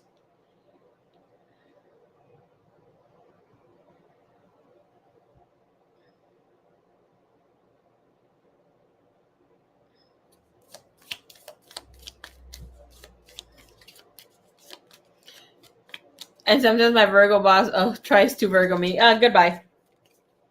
Me and Virgo sitting on a tree. Virgo and Pisces can fight me for real. Western astrology and Aries Venus. Okay. With you having an Aries Venus, like myself, you need fast and speedy energy, right? Especially obviously with Western astrology would play out here. But having it in this placement too, it means that you like to be rushed or even working under pressure. Aries Mars. Ooh. Yeah. Excommunicado. Okay.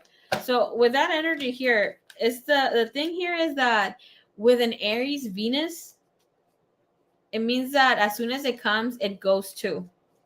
And you might not be good at keeping that energy at flow of whenever it's that you receive that fulfillment of work.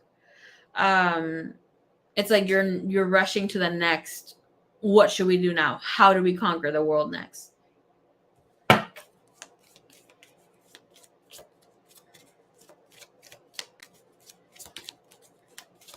Spirit is saying you've been sitting way too much on that big booty of yours. Get outside or somewhere where you can exercise. Eat clean energy food. You have no current blockages when it comes to this energy. It's telling you here, you are not really attracting at this time. You're just chasing. You need to let go of guilt and you need to stop complaining. You may not fully complain like, oh, this is going wrong, but it's just like you being tired of a repetitive cycle or thinking that you're in a repetitive cycle, but it's like, stop. Let go of the complaining, the overthinking. There's no blockage. It's just you being stagnant and needing to eat healthier, You won't obviously change your whole eating habits, but it's like eat more of a healthier diet. There is a raise or a promotion coming, okay, for you. That will feel more in the later months. And definitely when Aries is in Venus, which will be, can't remember, April. It will most likely be April. But it's the last days of March or sometime in April. Okay. Exercise. That was your main message. She needs to move. Me and you on a treadmill, girl. Holding hands forever.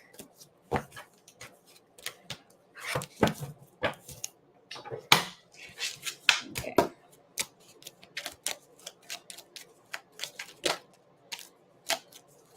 Ooh, listen, let's do it. There's this machine that I started doing today at the gym. Ooh, I love it. I hate cardio, I'm not gonna lie. Hate. Find it boring. I enjoy lifting weights more. But it's a stepper. It's a stepper with handles. It's not the elliptical, it's a stepper.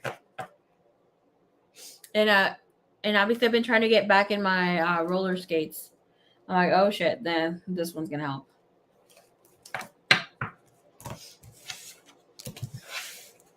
What's your second question, my lovely? They're really good reading.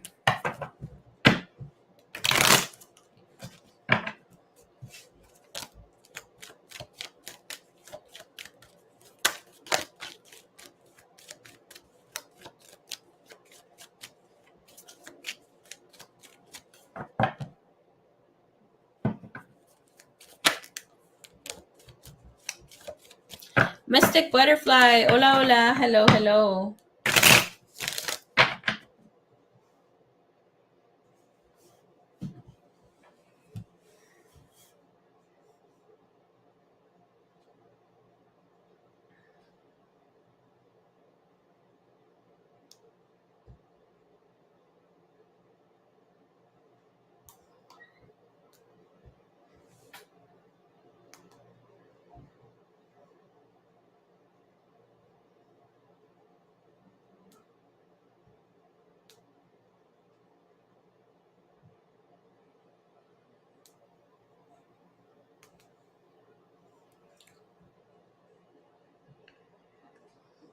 Oh my gosh. Back to the parentheses you go.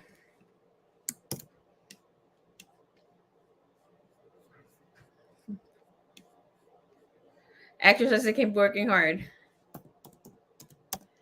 Love bug. Okay.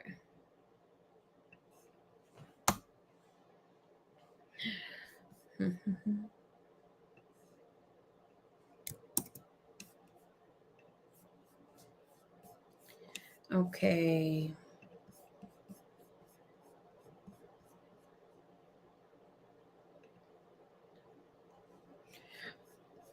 Lord have mercy. How the hell do you do this? My friend took a video of me freaking laughing on the live stream. This dumbass. No manches. Okay. You know what? Estoy.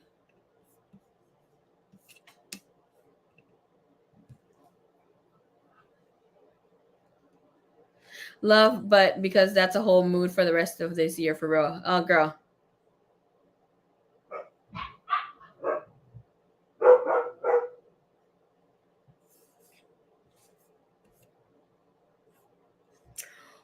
Wait, what?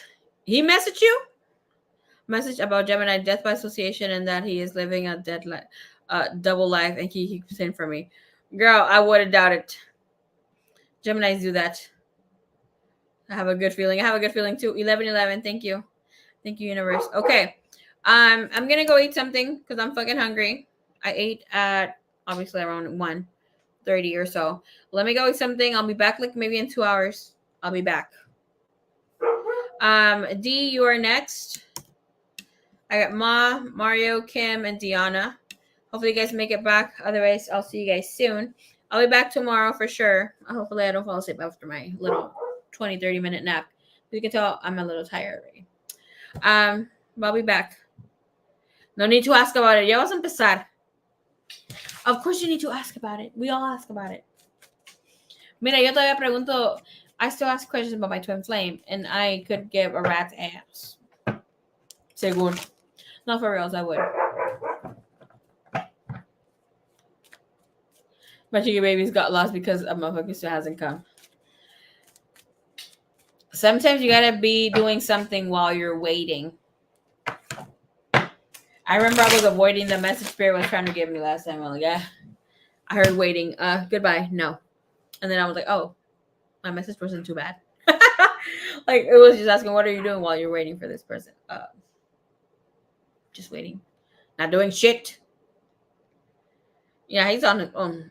Liz, you're going to have an amazing year. Amazing. Amazing, amazing. Fucking Liz. Girl. Whoo-wee.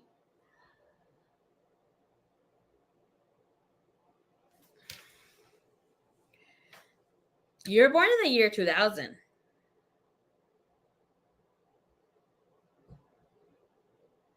This is a dragon year. Not to just mention, it's a year 8. I personally know you have done your healing because I've done healing with you. And you are a life path 11. And it just so happens that this year is a dragon year. You better fucking remember me when you're rich. Just kidding. No, this is going to be a fucking amazing year for you. Shh.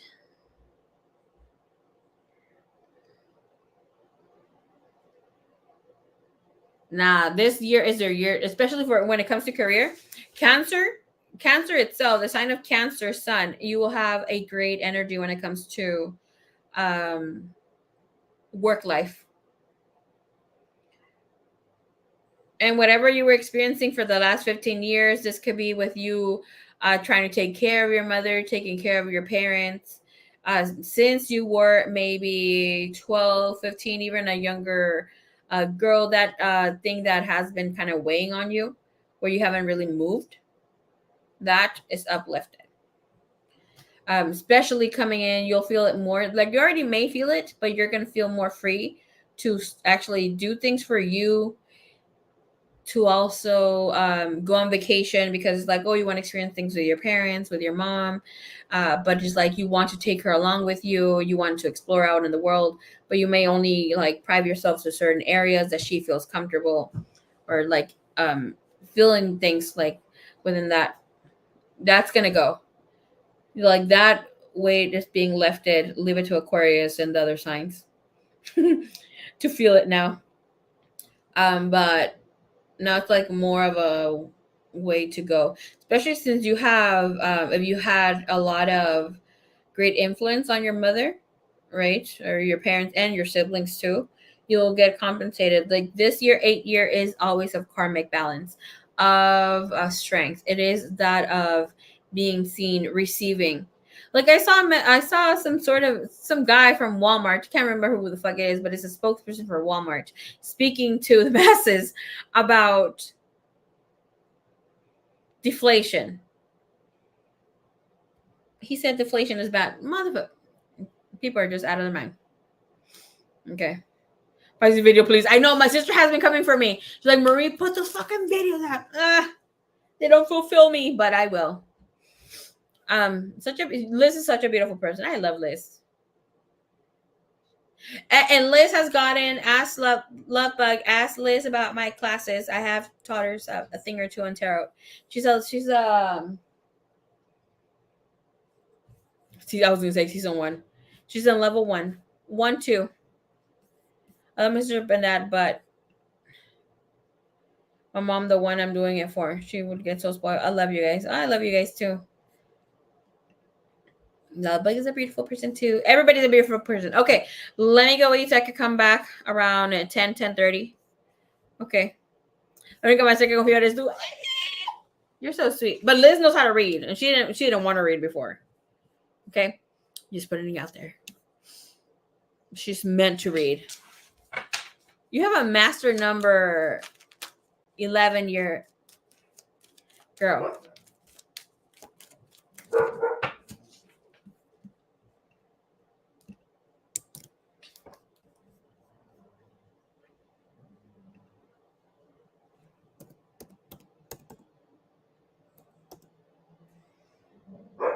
You're meant to. Meant to. All right.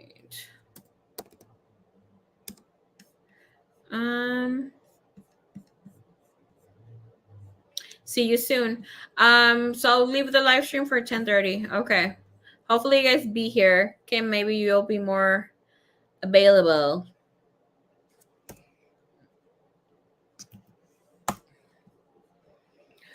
If you're ready to drop your question, Lovebug, drop it. Okay.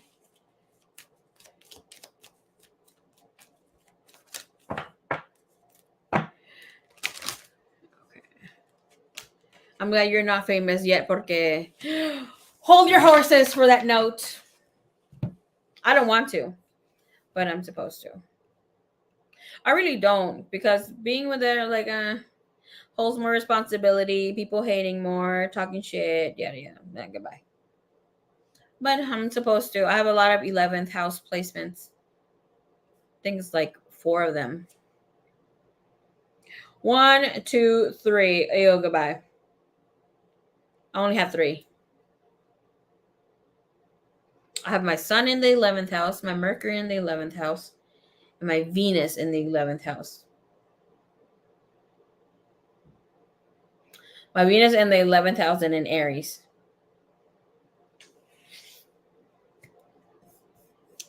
No. That means that my partners, either me or my partner, when you have 11th house placements, you want to be their best friend. You are their best friend. You can meet your partner online, of course, sort of community shit, yada yada yada.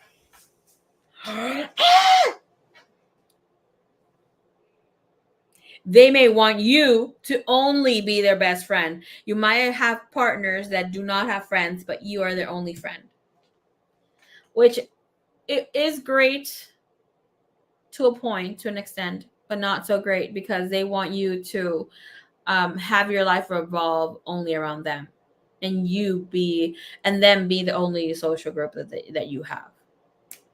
Might have a problem with you having friends, that sort of thing. All the partners that I've had have always known of my friendships. I love my friendships. Like, I have a special place for the people in my heart. Even the last guy that I was talking to or dating, he told me that he had a problem with me. He wanted to catch these hands for real. He was telling me that he did not appreciate that I did not want to meet his daughter right away. And I said, okay, well, that's all right that you're feeling that way. But for me, like, if I had my daughter, I wouldn't want you to meet her right away. Like, it's even when you want to meet my friends, you haven't even mentioned anything about her. You've talked like a little smack about it. And he said, what the fuck did he say? He said, how can I even think that my friends are more important than his daughter? I'm like, I never said that. But then again, I don't have children and I value my friends. Like, my friends are in a close, they're a small group, right, of people that I truly trust. And it's an honor for you to meet them. And he said, well, it will be an honor for you, my daughter. I'm like, you're exposing your daughter so soon to someone and you don't even know. And I was not even his girlfriend, okay, have in mind. But he was like, oh, we're going to be together, whatever not. And then I told him, we'll talk about it later because I'm with people. He got super upset about that, but he played it off like he was cool the next time. But yeah, and with my past relationship, they played it was cool for me to have friends, and I never had like guy friends in my group, which I did when I always had a man best friend, except this time it's my cousin, boy cousin. But they always play it cool, and then that jealousy card always flips. That's the reason why most of my relationships have ended. Oh, that and me not getting married, wanting to get married with them. Like, that used to be me low key. Era una tóxica girl. I've left relationships because of that. I have my sun and my Mercury in the 11th too. Woo! Kim, you're supposed to be around the community, girl. And it's cute. I wonder where you have your Venus. Where do you have your Venus? Do you have your Venus in Libra or like a beautiful sign or Taurus?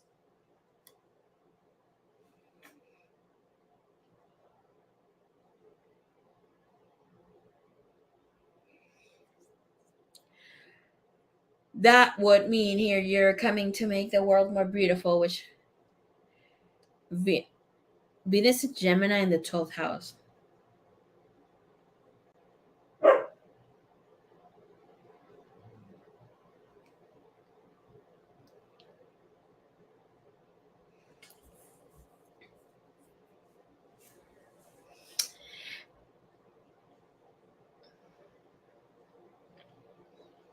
Not me spilling your tea here, but having your Venus and Gemini in the 12th house means that yes, you will find your soulmate, but you may not, or twin flame, or might not be with them this lifetime.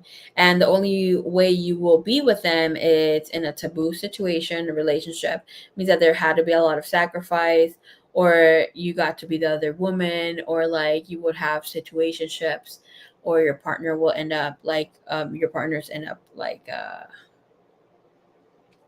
cheating on you, and eventually you'll be okay with it, or you need to set a boundary with that. Having your Venus in the 12th house is dangerous because that means that you might be real good, obviously, with the spanky, and um having those, like, even like you might really get off by having like parking lot sex, or like having sex in taboo places. But let me see where you said I love Lilith. Okay, so that makes sense. Having your Lilith in Cancer. Whoo, okay.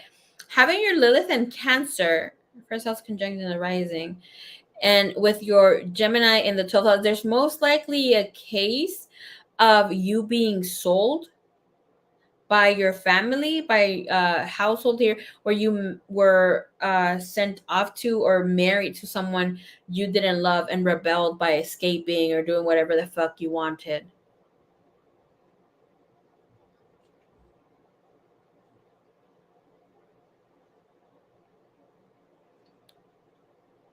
Because you're whenever Lilith is in Cancer, like obviously direct or doing its thing, retrograding, you're going to be acting out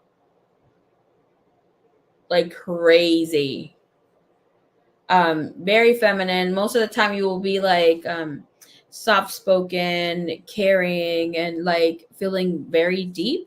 But whenever it's in retrograde or direct, ooh, it's better when it's in direct because you're able to tame more of your emotions. But when it's in retrograde,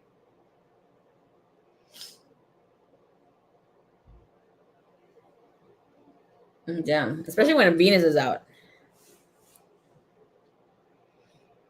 So here, like healing your divine feminine would be something that you would be doing. Like for myself, I have Chiron.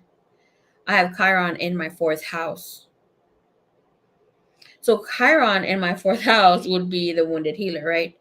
And with that itself, wherever you Chiron lands, that would be in the 4th house, which is Cancer. I have it in 1 degree. But with that said, I would need to heal my feminine, which means that I won't be able to heal her but I will be able to work with her or transform my energy. That's how spirit, obviously, I got the message last time. You will be able to transform the wound.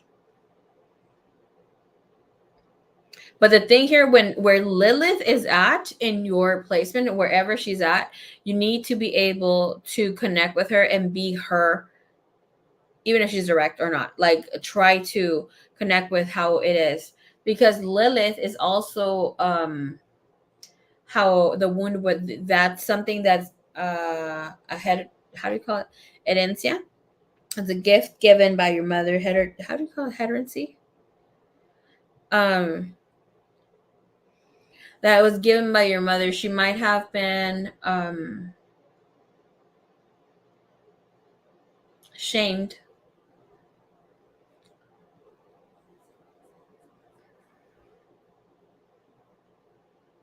Inheritance. There you go. Thank you. She might have been. She was shamed. Something about getting married, or she was forced to marry, or didn't want to get married, or felt that she needed to get married or in a relationship because of what will society think if I'm in this situation. And like, it could have been like she got knocked up, or like bought, sold, that sort of thing. And it's like she needs to do it for the family, to make the family keep the honor in the family, or like your mother pushed for her to do things, or just wanted to be a good feminine role model, that sort of thing. But it's like here there will always be a wound that comes here from the mother energy.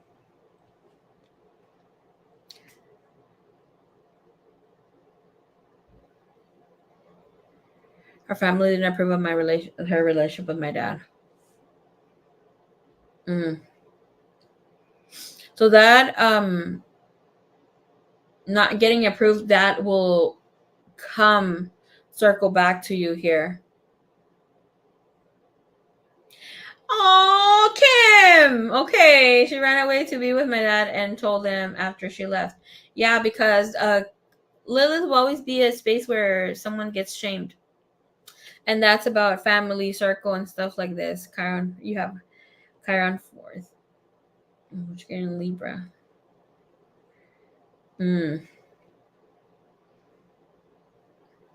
That your freaking Chiron and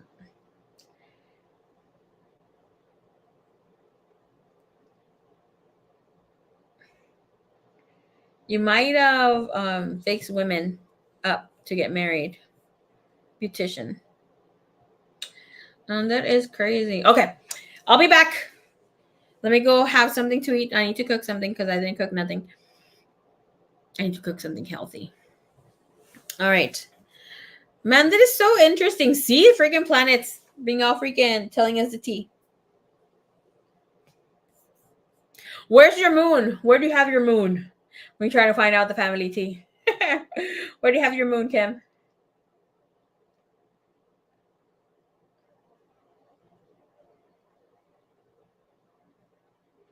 Me motivas, Marie. Look, I have my moon is in Sagittarius, and I have it in my 7th house. So past lives, I know I like married twin flames, and that's something that people have asked me to do. I've gone to ceremonies. I want to do it, yes and no. But for me, it's like I will marry someone or supposed to marry someone spiritual that's gonna approve of that, because I was murdered supposedly, or like, I don't want to say decapitated, because I chose to be with someone who was spiritual, or that person also with me, and that was not approved by my mother. And it's crazy how this lifetime, when I did the chart reading, my sister took the role of mother this lifetime for me, but my mother birthed me. Obviously, my mother birthed me. But my sister had to play the role of mother, so I would be able to pursue my my blockage from the past lifetime. So she came to heal a wound that she did not cause, but come to play mother and sister role this lifetime.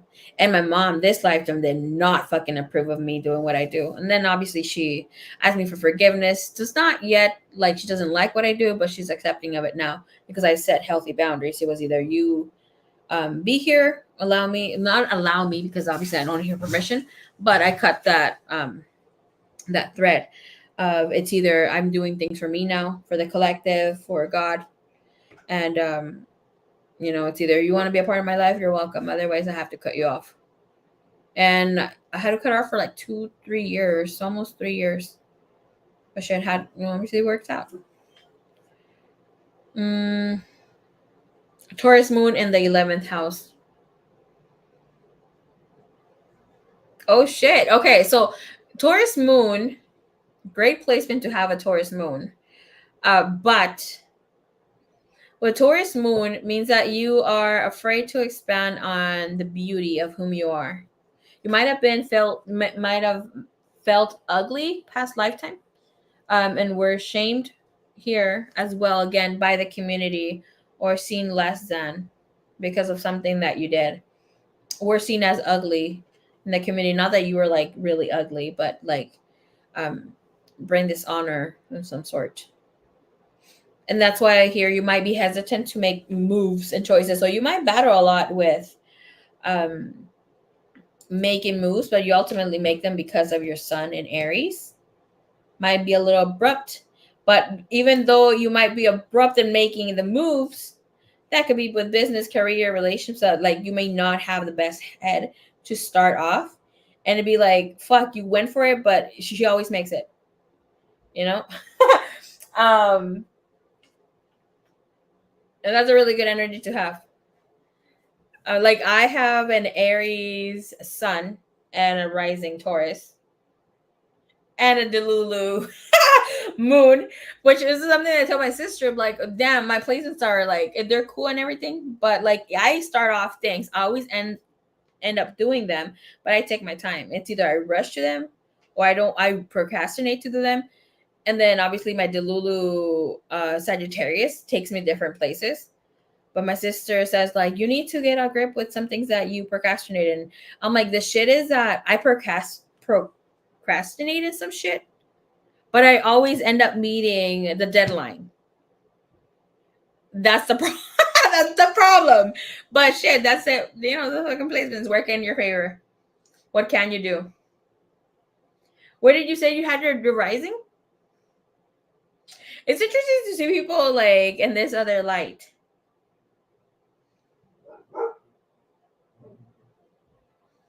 I'm reading up Kim's energy here, like myself, right? So I am a rising Taurus. That will be first house. I have Gemini, not Gemini. I have my Jupiter in my first house. So that's a planet of expansion, and then having it in Taurus, right, in my rising, that means that I will be fluffy. Taurus alone is a fluffy sign, especially in a rising or ascendant. So you would be a little thickums, but hear me having Jupiter, that means I would be a little extra plus size. And look at me. It's either you are really good with something in your stomach, or would have like bad digestion or something, that too. But me, that's Cancer rising. So your rising, and depending on what other planets, would influence how you look a lot. Like, look at me being an Aries over here, and I will picture myself like those bulls that are on fire. Cancer rising. Oh, you're a sweetheart. You don't want to show it though, but we see it. Oh, that's so sweet. You're meant to be a mama. The only thing that I don't like is like after a time of you have to see where your Saturn and what house it is. That's when you get your big break, where you don't have to worry out so much about some things. Obviously, yeah, yours I think is gonna be like around 30 when you're 36 or 42. But having so much motherly energy means that you would suffer at being a woman, or you might early age you might have been wanting to be a man, because you like obviously intuitively knew Saturn Aries in the 10th house. Girl, you're supposed to be a boss age. um yeah, that's crazy. And that's like a person like here's like suffering being a mom, suffering being the task would be either take it obviously like I say an ally or a challenger, and your challenge would be to be a woman. But the good thing is that you're born in this generation where there's so much opportunity with being a woman. Mm-mm-mm. But here, like doing things on your own is what you're supposed to do this lifetime, especially to do with finances and career. The thing here, when as soon as you dominate your Saturn energy, damn Leo, as soon as Leo's just like a freaking Superman on top of the pillow. As soon as anybody and wherever your chart is at, as soon as you are able to dominate your your Saturn placement in your chart, life will come so easy to you. Retrogrades will be just like whatever, especially Mercury retrograde, because Mercury will push for you to actually get a grip on. So here, these last 5 weeks might have been heavy on you.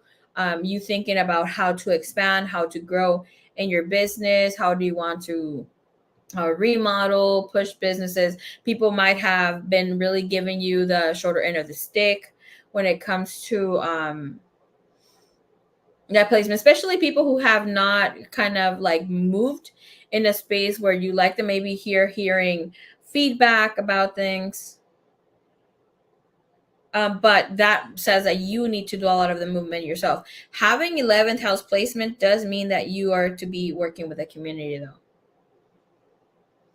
Oh, it depends here where you have your Saturn, and in what house and what ruler is your Saturn. Okay, so just to give you an idea, and we should actually talk about that soon too. Um, so my Saturn is in Capricorn in the 9th house. It makes sense since I was obviously born and raised in a Christian home. That's my obviously here my moon and whatever now with my Christian mother, right? And she did not want me to do what I'm doing. But I didn't want to accept this, right? So it goes within accepting whom you are at the core. And it's good when you look into your Saturn because you have more of an idea and know how to use the planets to your influence. So me having it in the 9th house, it is about philosophy. It is about deeper state, deeper thinking. But that was of me bringing the spiritual to my physical life. Um, so with that said, as soon as I started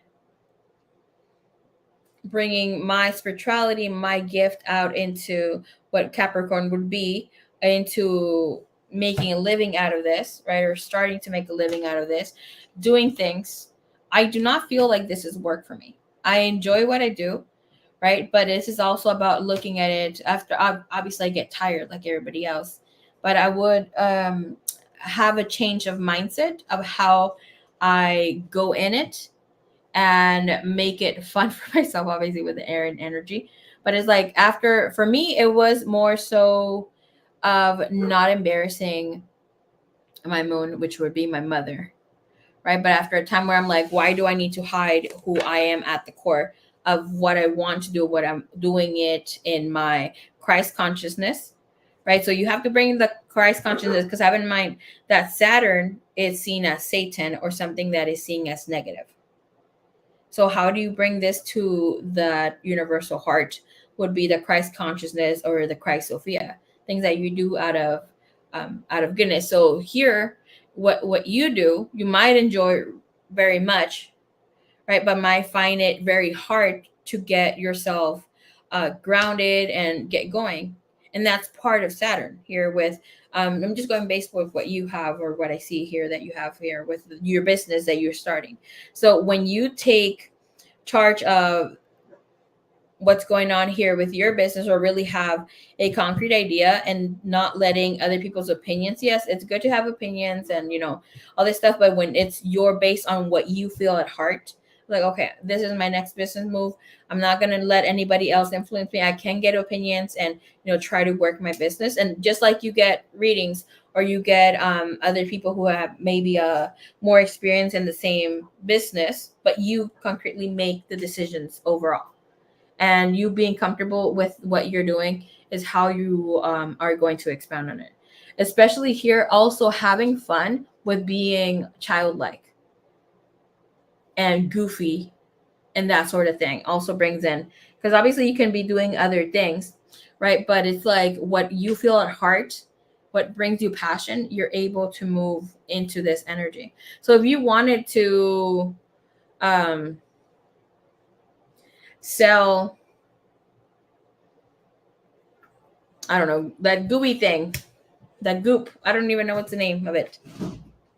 It has glitter. It's so squishy, and obviously people play with it to unstress. If you wanted to sell that, or headbands or whatever, it's because if that brings you passion, that brings you a sense of helping the community. Slime, there you go. I don't know why I got slime, but if that brings you a sense of happiness at your core, that's what you're going to be doing. And that's you being able to conquer your Saturn without giving a fuck about what other people think. Porque yo no sé, pero me interesa. Hell yeah, these topics are so good because you get to know more about yourself and seeing things like for instance, for me, right? With having and I'm just going based on me because obviously I know myself and my chart, my birth chart, right? But having right now we have Jupiter in Taurus. I have a Taurus rising, which would mean more of what I will be experiencing in my lifetime. Sun is what other people see, right? Your rising will be what you are living or experiencing.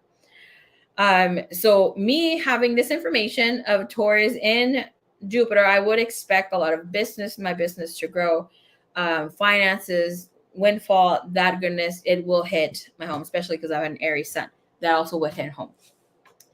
But Taurus and Jupiter is not good for the belly. And there might be a need to overeat, and that would mean there was being an expansion of the belly. So I know at this time, I need to be careful with what I'm consuming and what I'm putting into my body, especially with the liver, because we're all of us are going to experience like having some pain in the liver, especially if you're not drinking your fluids, and so, having and knowing what your placements are at are giving you a lot of information of how you dive into it. Doesn't mean that it's going to dictate. I mean, doesn't mean like per se I have a what's it called, that Taurus and Jupiter and Taurus wouldn't mean that I'm going to get fatter. I could if I don't take care of myself, but it's good to know. And now that we have what's it called, Mercury direct instead of retrograde, we see our AI, our computers, our phones working better, not having delays in communication, people who are not meeting eye to eye, or being able to not have a good conversation with. Now you're able to maybe conversate better and that sort of thing. And that doesn't mean that you're in this heebie-jeebie world. It just means that you're just being informed. That's it. You can't do much about it. You can only control what's going on with you. Right. Okay.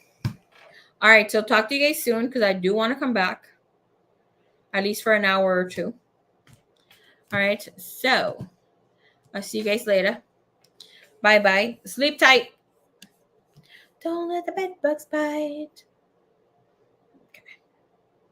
See you later, Kimmy's and Liz and anybody else who's here too.